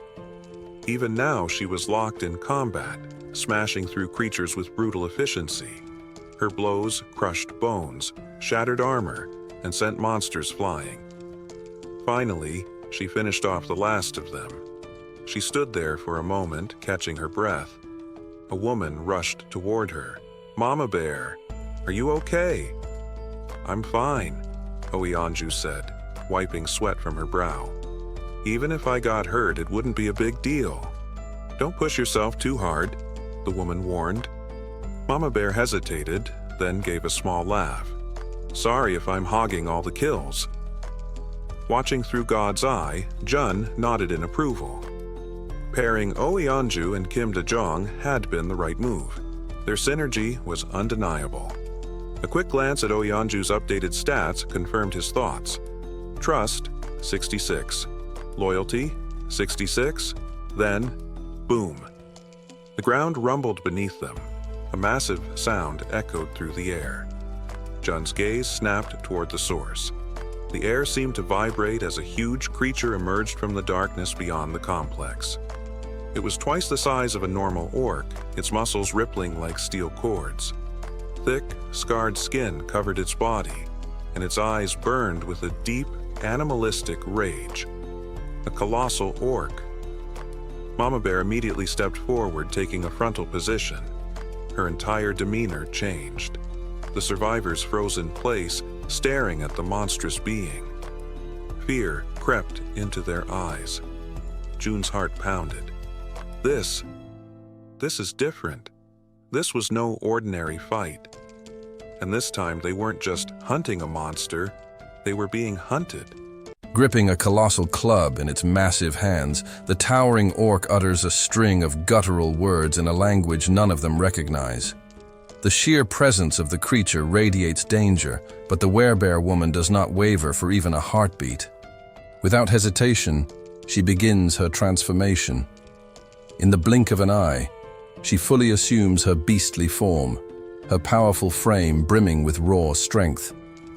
Golden energy crackles around her as she plants her feet firmly on the ground, positioning herself between the orc and her allies.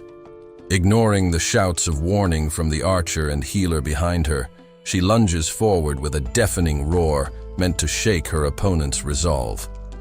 But the orc remains unfazed, meeting her gaze with cold determination. With his club gripped tightly, he shifts into a combative stance, ready to engage her head-on. The moment stretches for barely a second before the werebear woman launches her first attack. The orc reacts instantly, intercepting the blow with his vase weapon. Undeterred, she strikes again, relentless in her assault. Yet, he remains on the defensive, absorbing each hit with practiced skill. Seeing an opportunity, she shifts her approach, attacking from a different angle in an attempt to land a decisive blow. Meanwhile, the archer, eyes locked onto her target, draws back her bowstring. A radiant blue aura pulses around the arrow as she channels her energy into the shot. She watches intently, searching for the perfect moment to strike. A flicker of distraction crosses the orc's face as he parries another of the werebear's attacks. That's her opening. She releases the arrow with pinpoint precision. Noticing the incoming projectile, the werebear woman instinctively retreats a few steps to avoid the strike. The orc, showcasing incredible reflexes, swings his club to deflect the arrow, narrowly, avoiding a direct hit. But in doing so, he leaves himself momentarily vulnerable. Wasting no time, the werebear surges forward, fueled by pure ferocity. With the full force of her massive body behind her charge, she slams into the orc, sending him crashing to the ground. Before he can recover, she bares her razor-sharp fangs. His eyes widen in horror. He knows this is the end. In a single, devastating motion, she delivers the fatal bite, ending his life instantly. A system notification appears before June, informing him that he has successfully hunted a level 28 orc captain. As a result, a significant sum of wands has been deposited into his account. Additionally, the completion of this hunt has triggered a new system function, the ability to construct a forward outpost. The system describes the outpost as resembling a defensive tower, acting as a secondary safe zone beyond the main house. When active, it temporarily provides the same protective influence as the primary base. However, it comes with conditions. A resident of knight rank or higher must live there for it to function, and if an unauthorized person remains inside for more than a day, the structure will self-destruct. Jun's eyes widen in surprise. He hadn't expected to unlock something entirely new. He smirks as he reads further details. The staggering cost of 1.3 billion wands is daunting, but his account balance is more than sufficient. With the orc threat eliminated, investing in this outpost seems like a wise decision. The system also specifies that construction will take 7 full days and requires 3 knight-ranked individuals to maintain it.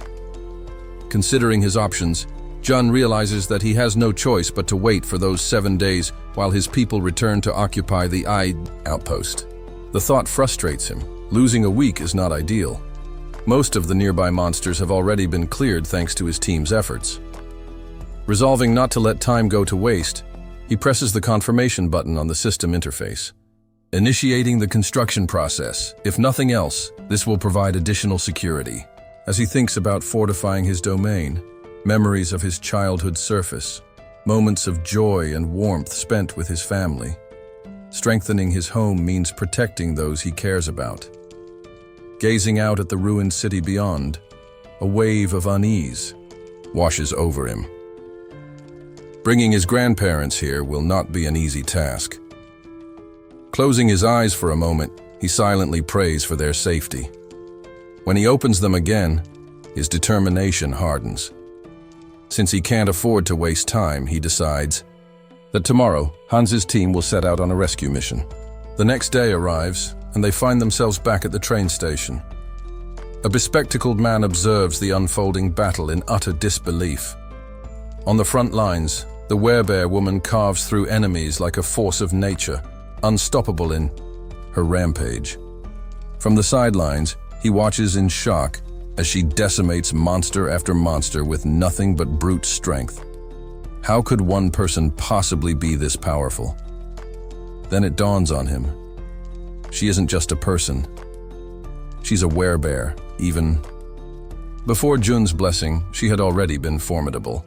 But now she is something else entirely. With each orc she crushes, the bespectacled man can't shake a nagging thought. How in the world did Jun manage to win her over? Not long ago, she had been obsessed with hunting goblins. Had she gained new abilities? His train of thought is interrupted by a sudden system notification. A mission has been issued. A strict 1-hour time limit has been set. They must complete the objective and return home within that window. However, failure comes with no penalty. Back at the station, the bespectacled man moves to the front, scanning the area carefully. Not far from him, his teammates await instructions. Han calls out, suggesting they begin their return trip. After a brief moment of thought, the bespectacled man nods in agreement.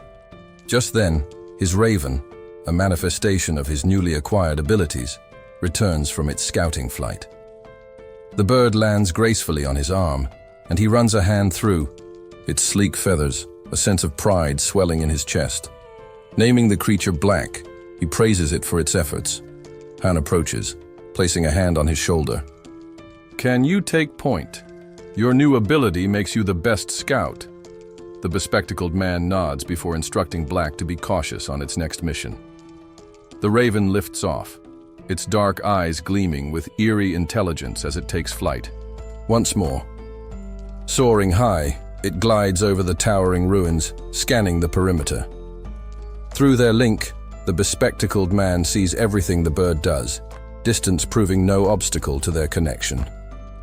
Once he processes the information, he turns to Han. "Area's clear," he confirms. Han acknowledges the report with a nod and signals the rest of the group. Moving swiftly, they adopt a formation, the strongest members on the edges, the healer secured in the center. As they march forward, an inexplicable unease settles over the bespectacled man. A subtle sound from behind makes his instincts flare. Whipping around, he searches for the source. A faint rustling, his eyes narrow. Then, he spots it, a small rat scurrying along the path. Not wanting to obstruct the others, he steps onto a platform, distancing himself from the tracks. His team continues ahead, yet the nagging feeling persists. He turns once more, double-checking their surroundings. Then he sees them, gleaming eyes lurking in the shadows. A rat. It moves unnaturally, its tiny body leaping forward, mirroring their movements with eerie precision. It doesn't scurry aimlessly. It follows them, relentless, focused. Its glowing eyes remain locked onto their trail, watching, tracking, and it doesn't stop. A short time later, back at the apartment, Jun lowers his head slightly, his voice carrying a note of humility as he asks for everyone's help. He takes a deep breath and begins explaining his situation, detailing the uncertainty surrounding his family. The group listens in silence, exchanging glances but offering no immediate response. Undeterred, Jun continues. Hondon, after processing the reality of their world, hesitantly asks if Jun's relatives are somewhere within the apartment complex. Jun shakes his head, uncertain. Before he can elaborate, Moon steps forward, his voice cutting through the quiet with unwavering conviction. Without hesitation, he declares that they will help rescue Jun's family. His outburst catches everyone off guard, drawing all eyes to him. Yet instead of arguing, Han simply offers a faint but genuine smile and nods. "We owe it to Jun," Han states, his tone firm.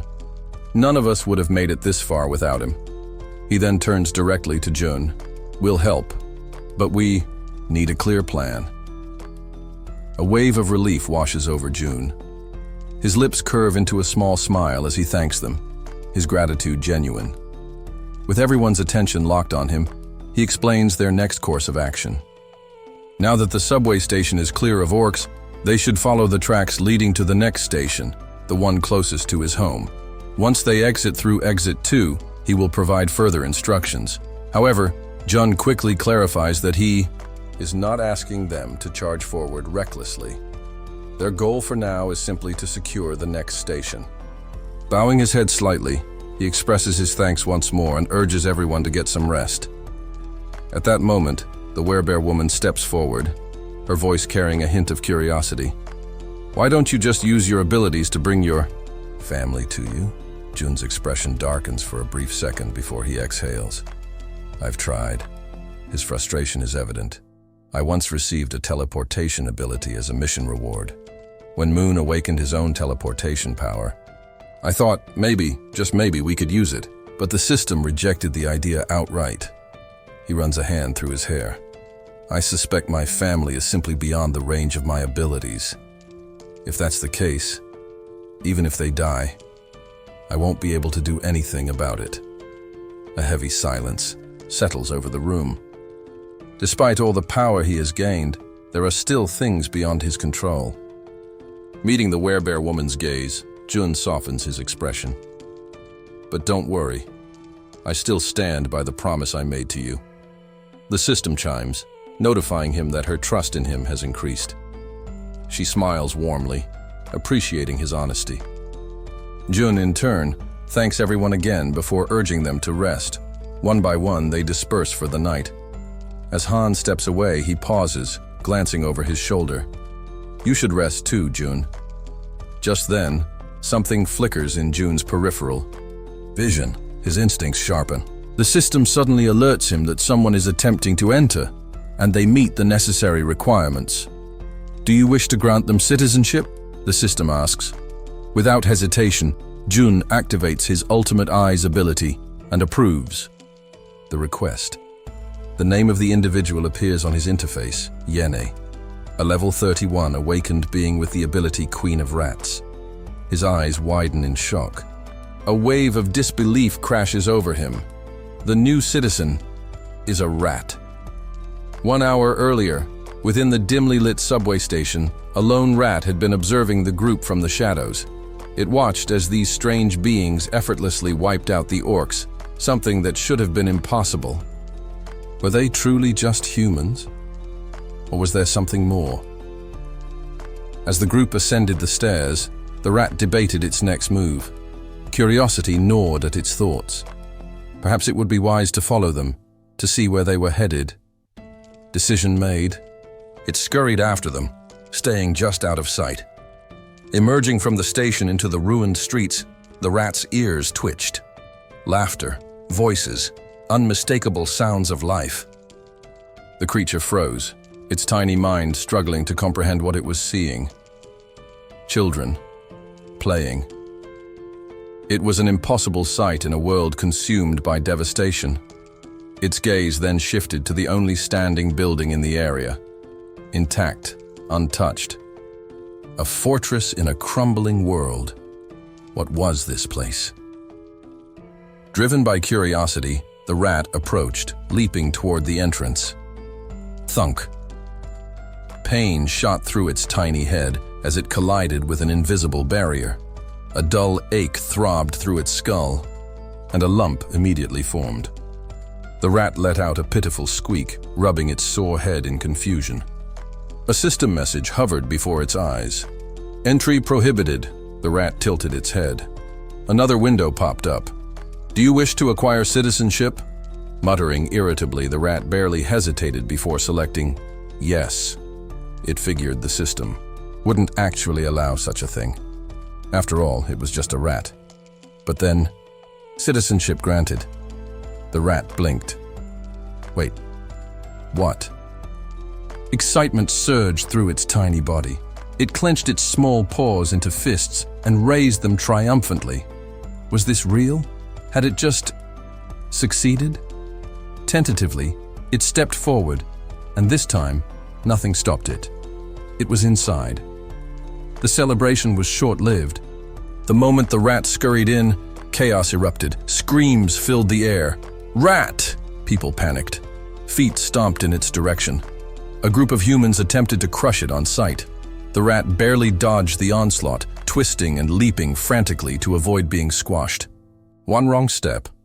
It lost balance, tumbled forward, and rolled straight into another room, a training facility. The rat barely had time to process its surroundings before its tiny jaw dropped. Han and Togi were lifting heavy dumbbells, their muscles straining under the weight. Moon and the bespectacled man were performing bench presses. The archer and the poison-wielding woman worked out across the room, while the healer and the werebear woman took turns at the lat pull-down machine. Astonished, the rat could only stare. What was this place? Elsewhere. A woman clutched her head, gritting her teeth as a searing pain pulsed through her skull. She had been in the subway station earlier. Now her mind was foggy, her thoughts scattered. Then, through the pain, something twisted in her expression. A slow smile, followed by a quiet, unsettling chuckle. This was an opportunity. Her fingers curled into fists, nails biting into her palm. She had found a way to survive. But getting there, that was the real challenge. Her eyes flickered toward the subway tunnel. It was the only path. A monster lurked there, an obstacle between her and salvation. Instead of despairing, she straightened, her grin sharpening. There was nowhere in this world she couldn't reach. With a simple thought, a swarm of rats emerged from the darkness, filling the space around her. A system notification flashed before him. He had successfully hunted a trained level 2 rat, earning a small amount of XP. That confirmed it. The woman's ability, Queen of Rats, allowed her to command any rat she encountered, binding them to her will and sharing their senses. June's mind raced. If she could control a rat remotely, she must be observing him even now. Without hesitation, he activated Ultimate Eyes. Someone with an awakened TR ability had approached of their own accord, meaning he had to acknowledge them no matter the circumstances. He scanned the apartment, methodically checking each room, but found no trace of her. Expanding his search, he peered outside. Still nothing. Considering his options, he contemplated summoning her through a mission. Since she had already obtained citizenship, she fell under his authority. He crafted a simple mission. Visit the apartment within 48 hours. The reward, a can of cola and a chocolate bar. Just before confirming it, a thought struck him. He was forgetting something. A conversation resurfaced in his memory. The werebear woman had once asked if he could directly summon people using his abilities. He had dismissed it at the time, having failed every previous attempt. But perhaps those failures were due to the targets being beyond his sphere of influence. Now things were different. Citizenship meant complete inclusion within his domain, no matter the distance. Even the bodies of creatures hunted beyond the apartment still registered in the system. That was proof enough. Testing his theory, he modified the mission. The task remained the same: visit the apartment. However, he shortened the time limit to just 10 seconds. The penalty? Immediate teleportation to the location. He braced himself as he confirmed the changes, half expecting the system to reject them or impose additional restrictions. But to his surprise, it allowed the modification without issue. A surge of realization washed over him. If this worked, if he could forcibly summon just one person, then he could do the same for his family when the time came. Once the forward base was established, he would temporarily gain the same authority as his original domain. Then, Hans's team could be deployed, the base could be constructed, and his family granted citizenship. From there, the mission system could summon them safely. It was a real possibility. The only uncertainty was the cost. But cost was irrelevant. If it meant saving his family, he would pay any price. Determined, he activated the mission. The countdown began. 10 seconds. He could only hope this wouldn't cost $1 billion. As the timer hit 0, a system notification appeared. Mission failed. His heart pounded. But then he checked the cost. Relief flooded him. Not even close to $1 billion. Just 30 million won. Then, at the entrance of the apartment, she appeared. Yene, the queen of rats, was kneeling on the floor, trembling. Her face was pale, her body shaking violently as her wide, terrified eyes darted around in confusion. Where am I? She stammered. June deactivated Ultimate Eyes, confirming the penalty had functioned as intended. Slowly, he approached. She flinched, shrinking back in panic. Her entire body quivered under his gaze. Then, at last, he spoke. Yene. Hearing her name from his lips sent another wave of fear through her. She stared at him, utterly lost. Desperately, she blurted out, "Who are you? How do you know my name?" His answer was simple. "I'm the one who granted you citizenship." A moment passed before the words sank in. She struggled to comprehend them, her mind still reeling. "Is this..." She hesitated. "Is this the same place my rat saw earlier?" June casually retrieved a can of soda from the system and nodded. "Yeah, this is the top floor of the apartment you were watching through your rat." He handed her the chocolate bar and soda as a peace offering. "Sorry for summoning you so suddenly. I imagine this is overwhelming." Still on edge, Yene hesitated before slowly accepting the items. She took a deep breath, attempting to steady herself. Then, gathering her composure, she asked the question that had been nagging at her. You were the one who pulled me here?" June nodded. "And that strange search in the subway earlier, that was you too?" Again, he gave a simple confirmation. Yene's expression shifted in an instant. Fear gave way to something else. Excitement. June narrowed his eyes. That was unexpected. Then, as if recalling something urgent, she leaned forward, her voice pleading. "I know this is a lot to ask, but there are people under my care. Could you bring them here too?" She clenched her fists, her determination clear. "I tried to do it myself," she continued, "but it's too difficult. Bringing everyone here is nearly impossible on my own." She had been on the verge of risking everything to make this happen. June, keeping his composure, looked at her calmly and asked, "How many people?" Without hesitation, Eugene responded, 35. The number caught him off guard. He hadn't expected her to have so many people depending on her. With a quiet sigh, he shook his head and apologized. "That's difficult." Eugene's expression tightened. "Why?" she asked, her voice urgent. His response was blunt.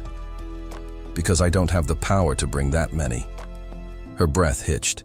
Panic flooded her face as she grabbed onto his clothes, her fingers trembling. Desperation filled her voice. "My mother and my sister are among them. Please, I'll do anything to save them." June studied her carefully. Her fear, her resolve, it was all real. He nodded slowly. "Give me a moment to think." His mind raced. Then something clicked. Eugene had gained citizenship without directly interacting with him. The system had recognized her rat as an extension of herself. If that logic held, perhaps he could make this work.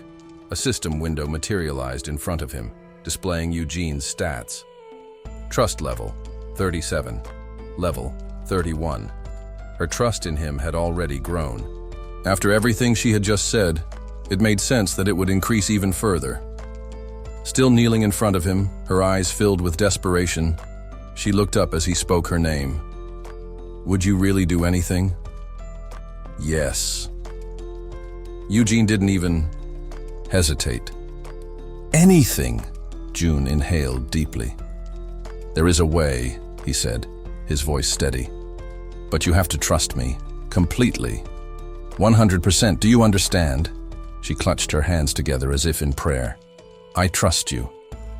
Her voice was unwavering.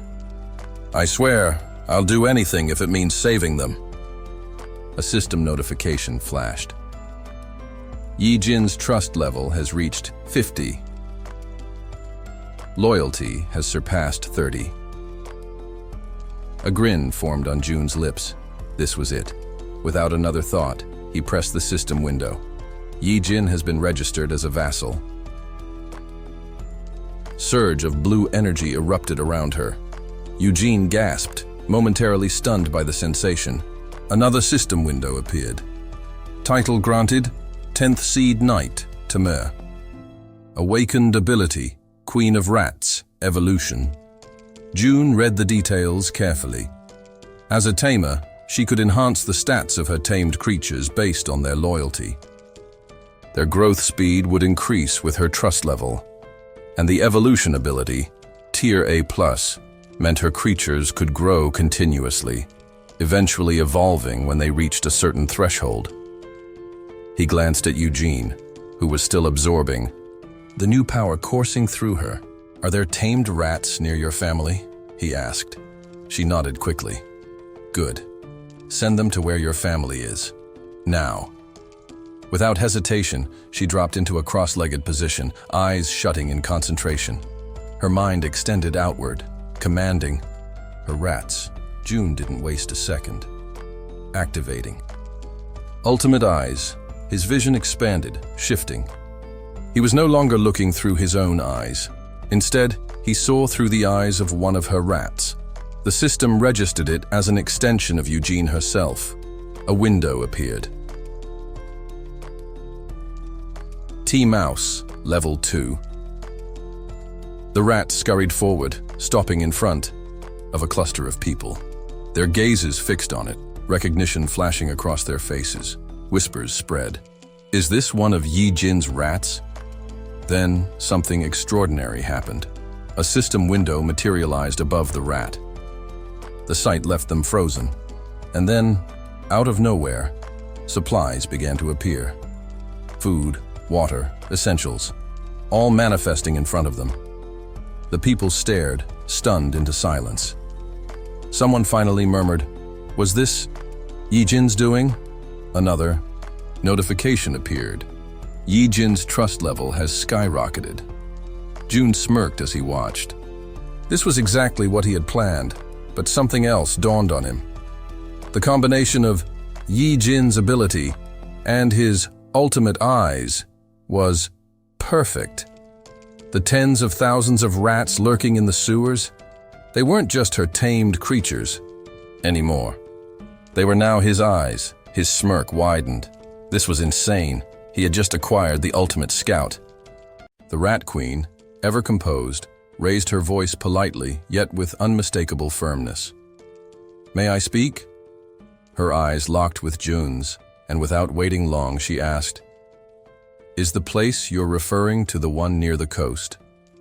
Jun nodded, confirming her suspicion. "Yes," he said, a realization dawning on him as he spoke. That area, near the beach, was exactly where Yene had gone. The Nambuan Dong district. And coincidentally, that was also where his family's home was located. Surge of clarity rushed through him. Unlike Han's group, still fumbling through unfamiliar terrain, Yene was already there. She held the advantage. All she needed was a single rat, just one, and she could confirm whether his family was still alive. With her unique abilities, even delivering supplies wouldn't be difficult. After he laid out his plan, Eugene's lips curled into a smile, confidence lighting up her face. "You can leave it to me," she said reassuringly. At that very moment, the system chimed in. Her loyalty and trust values had both increased. Wasting no time, Jun asked eagerly, "Can you leave right now?" Still playing absent-mindedly with one of her rats. Eugene tilted her head slightly and answered without pause, "Of course." Jun leaned forward slightly. "Can you follow the subway tracks on your way?" That made her pause. The playful glint in her eye dimmed. "You're serious?" she asked. He nodded. I want to use that route later for the rescue. It's the most direct path. What happened next caught him completely off guard. Her demeanor changed in an instant, her expression darkening, panic blooming across her face. "No," she said sharply. "That won't work." Jun blinked, startled by her sudden alarm. "Why not?" he asked, confused. She swallowed hard, visibly disturbed. "There's something living in the Kamayan station," she murmured. "A monster." Her words hit him like a punch to the gut.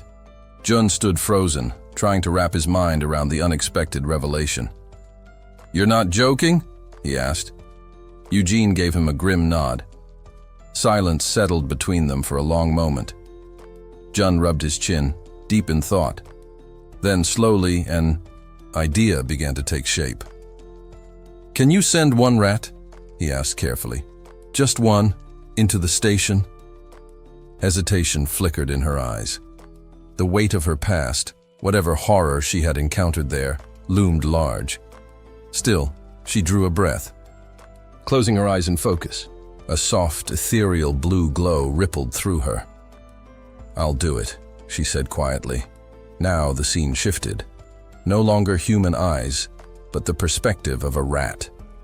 The tiny creature skittered through the hollow, echoing tunnels of the subway, the cold air thick with dust and silence. It stopped abruptly. Ahead, something stirred. The rat's gaze lifted slowly. There, emerging from the darkness, a hulking figure loomed. It was dragging the lifeless body of an orc as if it weighed nothing.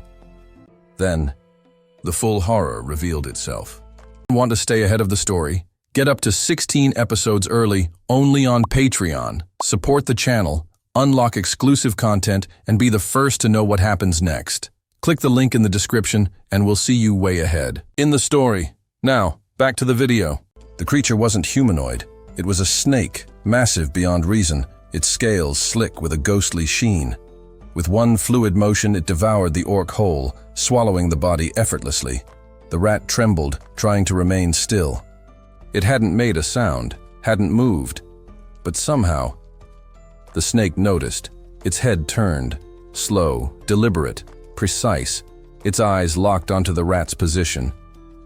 It had sensed something. Without a moment's delay, the serpent finished its meal and shifted entirely toward the tiny observer. The rat bolted behind a nearby pillar, its heart thundering, legs trembling. For a split second, it thought it was safe. Then came the sound, soft, sliding, inescapable.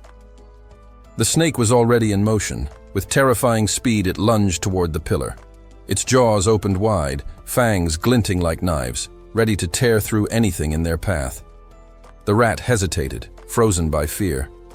A chill gripped its tiny body. Death was moments away. And yet somehow, in that final breath before impact, instinct kicked in. The rat leapt. Just barely, it dodged the strike. The serpent's mouth snapped shut where the rat had been only a heartbeat before. Now, there was only one thought left in the creature's mind. Run, or die. The serpent would not stop. With terrifying persistence, it pursued the rat, each movement more menacing than the last. Just when it seemed there was no escape, the enormous creature paused, only for a moment. But a moment was all the rat needed to bolt, vanishing into the shadows in a desperate bid for survival. Back in the apartment, Jun watched in absolute silence, his ultimate eye's ability fully engaged. The sheer size and force of the snake made his pulse quicken.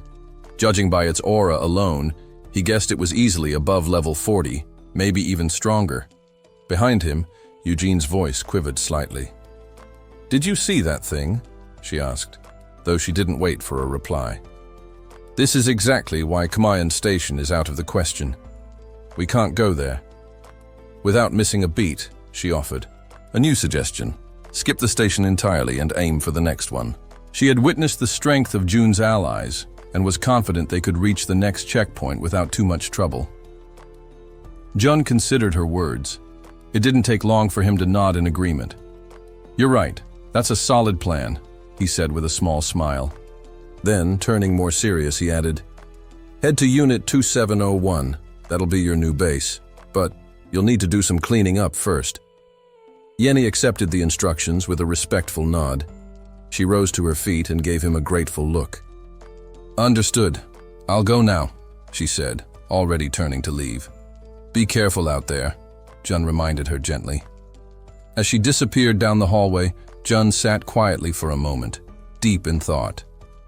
Strangely enough, had he been alone, this might have been the exact plan he would have come up with.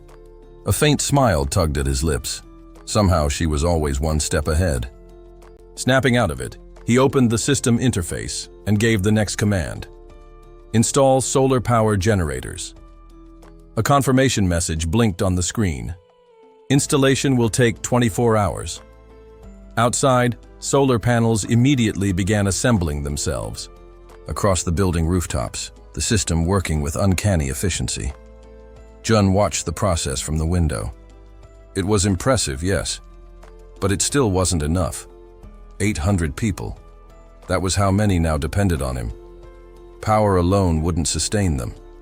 If they were going to survive and expand, they needed more manpower, more work shifts, more structure. 3 shifts, minimum. The same logic applied to the newer communal systems, the training center, the solar energy grid, the marketplace. Now, Jun said under his breath, this is where the real challenge begins. Elsewhere, Han's group was sprinting through the underground corridors, fleeing from a threat too fast to outrun. Han glanced over his shoulder. Whatever was chasing them was gaining quickly. They wouldn't make it if they kept running. Stop! He shouted. We make our stand here! The group turned in unison, weapons at the ready. A horde of monstrous bats was closing in, their wings cutting through the air like blades. Without hesitation, the team launched their counterattack. Arrows, spells and blades igniting the air with mana-charged energy. Their arrows glowed bright blue, a dazzling hue that sliced through the sky and struck their targets with devastating accuracy. Screeches filled the cavern as the bats were torn apart mid-flight.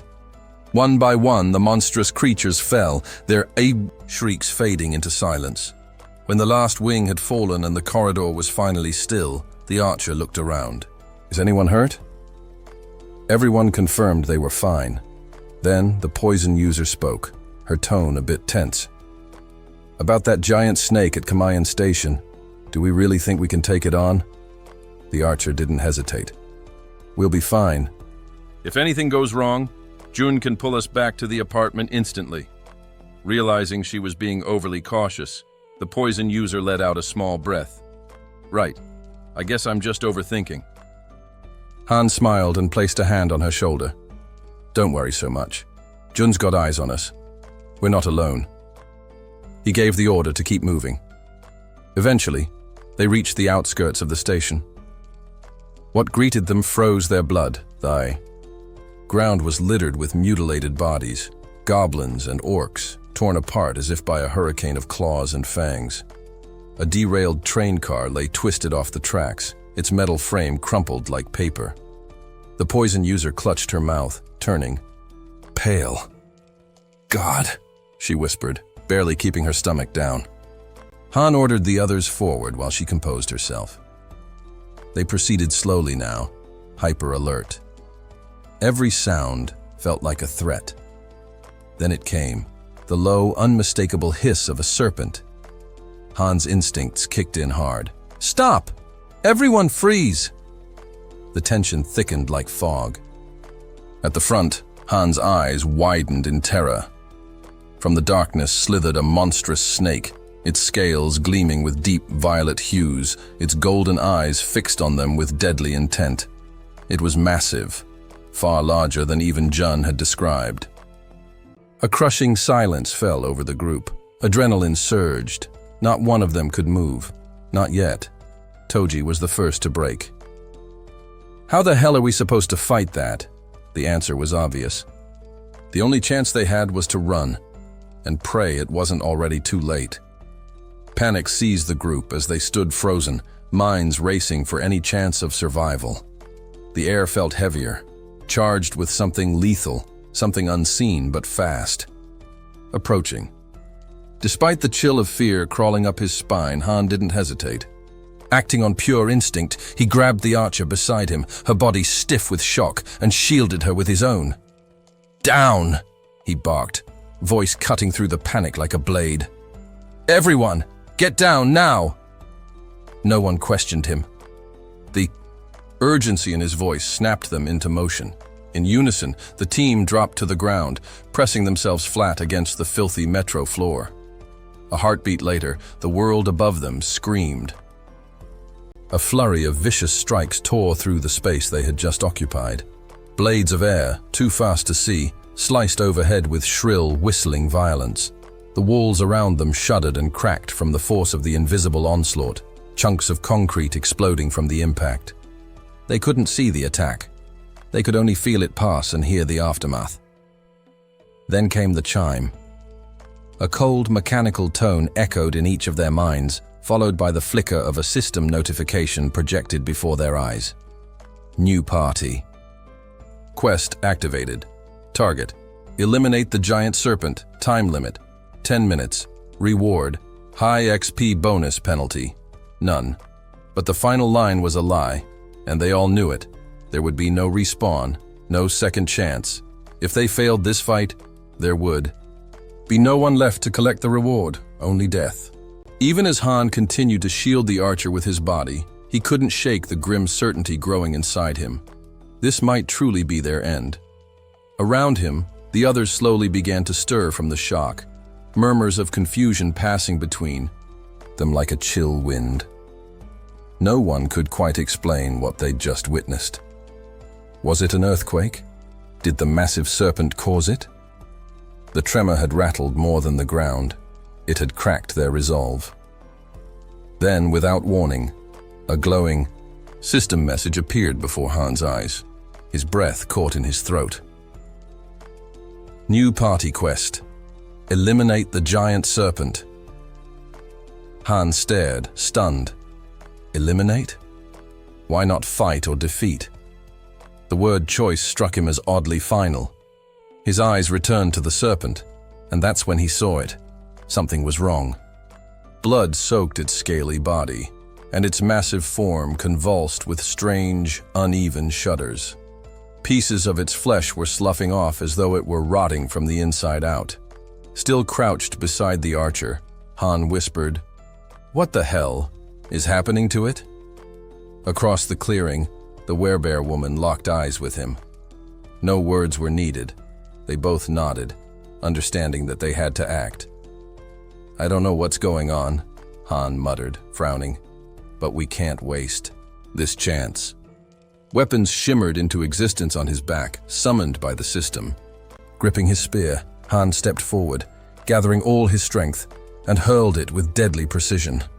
The weapon soared through the air and slammed into the serpent's skull, burying itself deep in the soft, already wounded tissue. The serpent let out a final strangled cry. In that moment, the system gave us insight into the beast's nature. Giant serpents are known to consume prey alive, a terrifying practice. They usually inject venom or strangle their victims first, ensuring no struggle after swallowing. However, this only applies to prey large enough to pose a threat. Smaller creatures, like mice, not a concern. That's why no one anticipated what came next.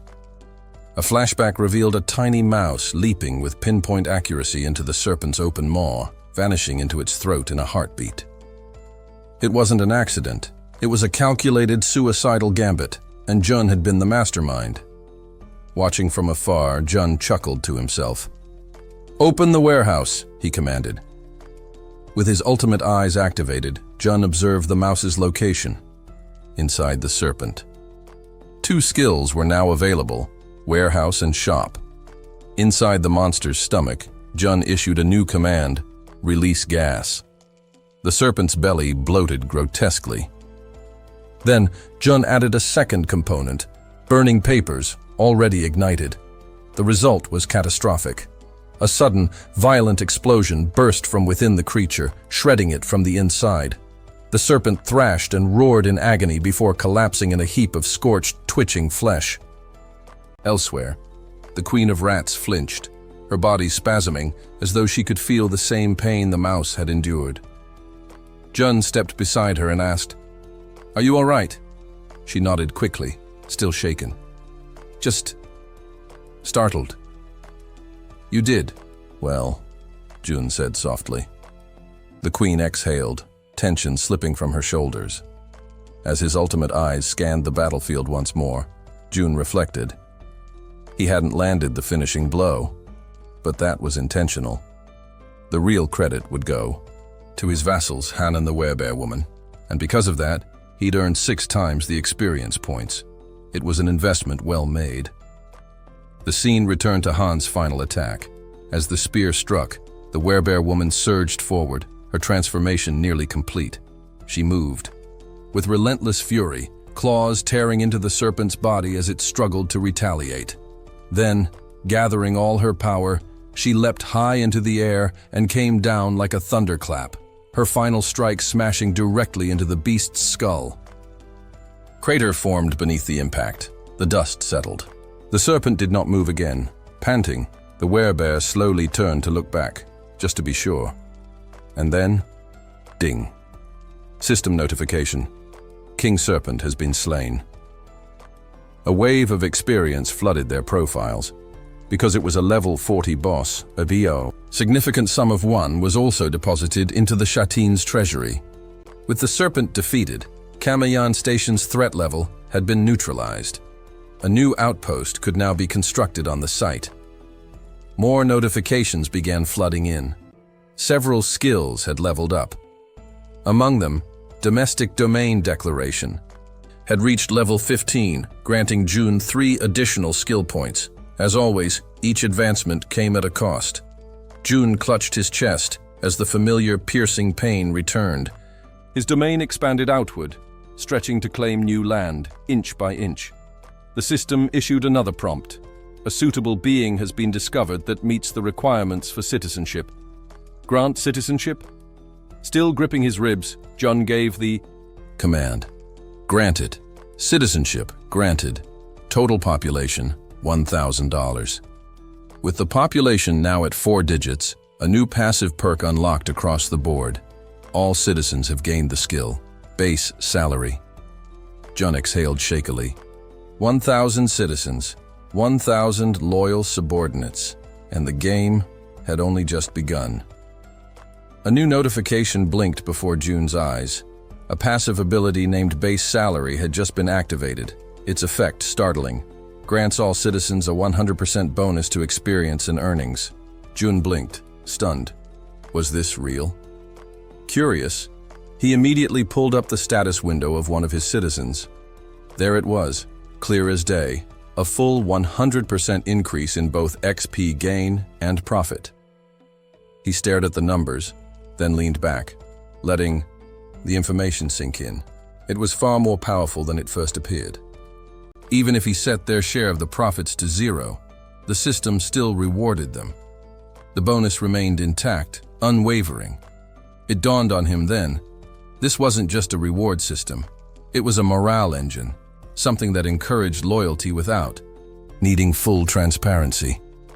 But before Jun could get lost in his analysis, a soft voice broke his focus. It was the Queen of Rats. She stepped forward gently, her expression polite yet hopeful. "Forgive the timing," she said. "But is there any chance you could bring my people to that place as well?" Jun paused, letting the question hang in the air. Then a small smile touched his lips. "Of course," he replied warmly. "I'll make sure of it." Her eyes lit up instantly. She raised her hands near her face in delighted disbelief, cheeks tinged with pink as she tried to suppress the sheer joy bubbling within her. Jun then asked, "Can you still guide them with another rat?"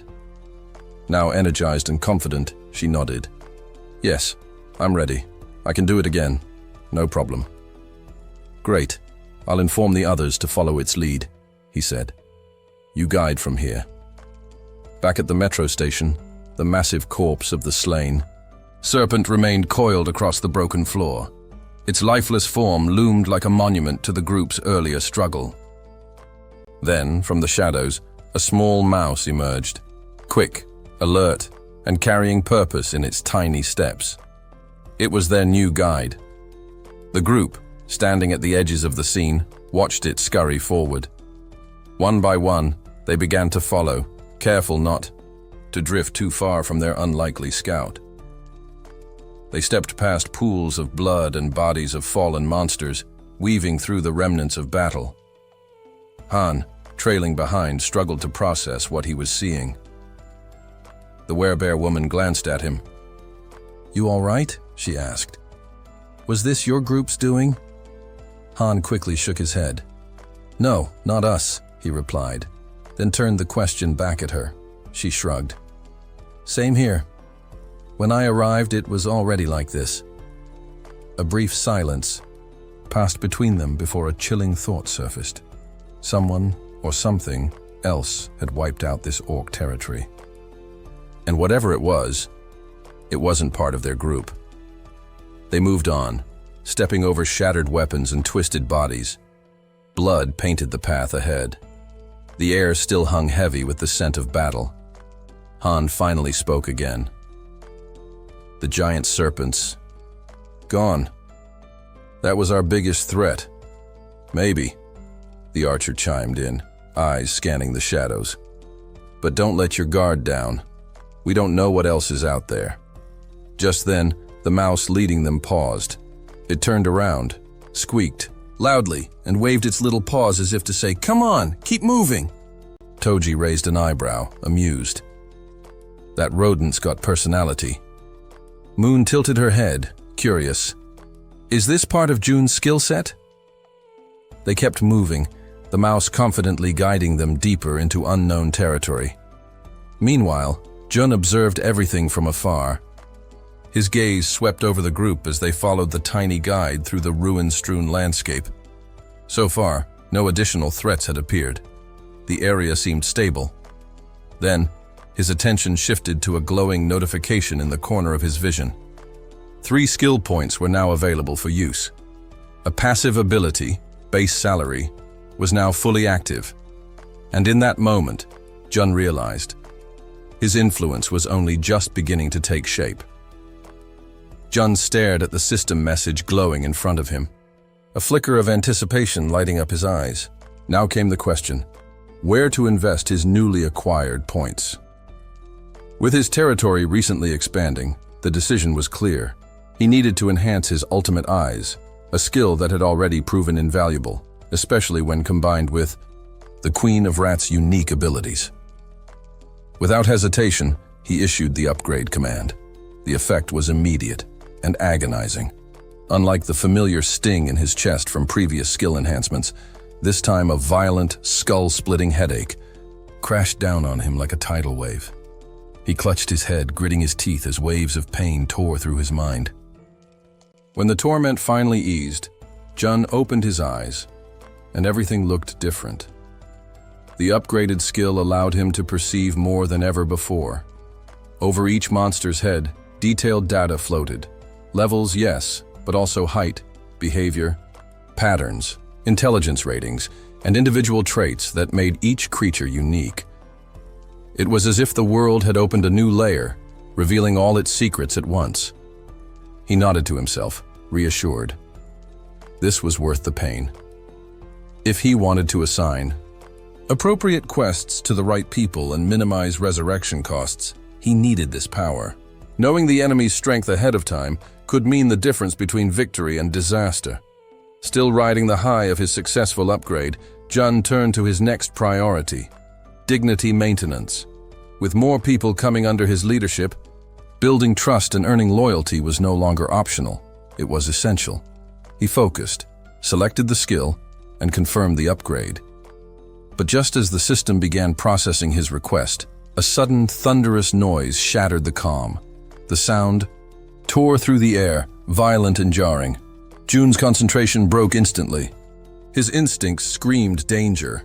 The sound was unmistakable, sharp, explosive, and terrifyingly familiar. Gunfire. His heart pounded in his chest as the echoes reverberated around him. Whatever moment of peace he had managed to carve out was gone. Reality had kicked down the door, and it wasn't waiting for him to catch up. Thanks to the activation of his ultimate eye ability, Jun was able to instantly identify the source of the gunfire. It hadn't come from the apartment complex, as he first assumed. It was echoing up from the metro station. His head snapped in that direction, just in time to witness an astonishing sight. Goblins, snarling with wicked glee, holding revolvers in their clawed hands. Their twisted smiles said everything. These goblins knew exactly how dangerous they had become. Jun's mind reeled. Goblins, primitive, savage creatures, now armed with firearms? That alone defied every expectation. But it wasn't just one or two. A full squad of them were firing recklessly into the crowds, bullets ricocheting through the underground corridors, sending commuters screaming and scrambling for safety. Han and his team had battled monsters, beasts, and even dungeon bosses. But this was something else entirely. The speed at which the threat escalated left no room for hesitation. Without missing a beat, Han shouted a command, his voice cutting through the chaos. "Take cover! Now!" The group scattered behind pillars, benches, and vending machines, anything that could provide a shred of protection.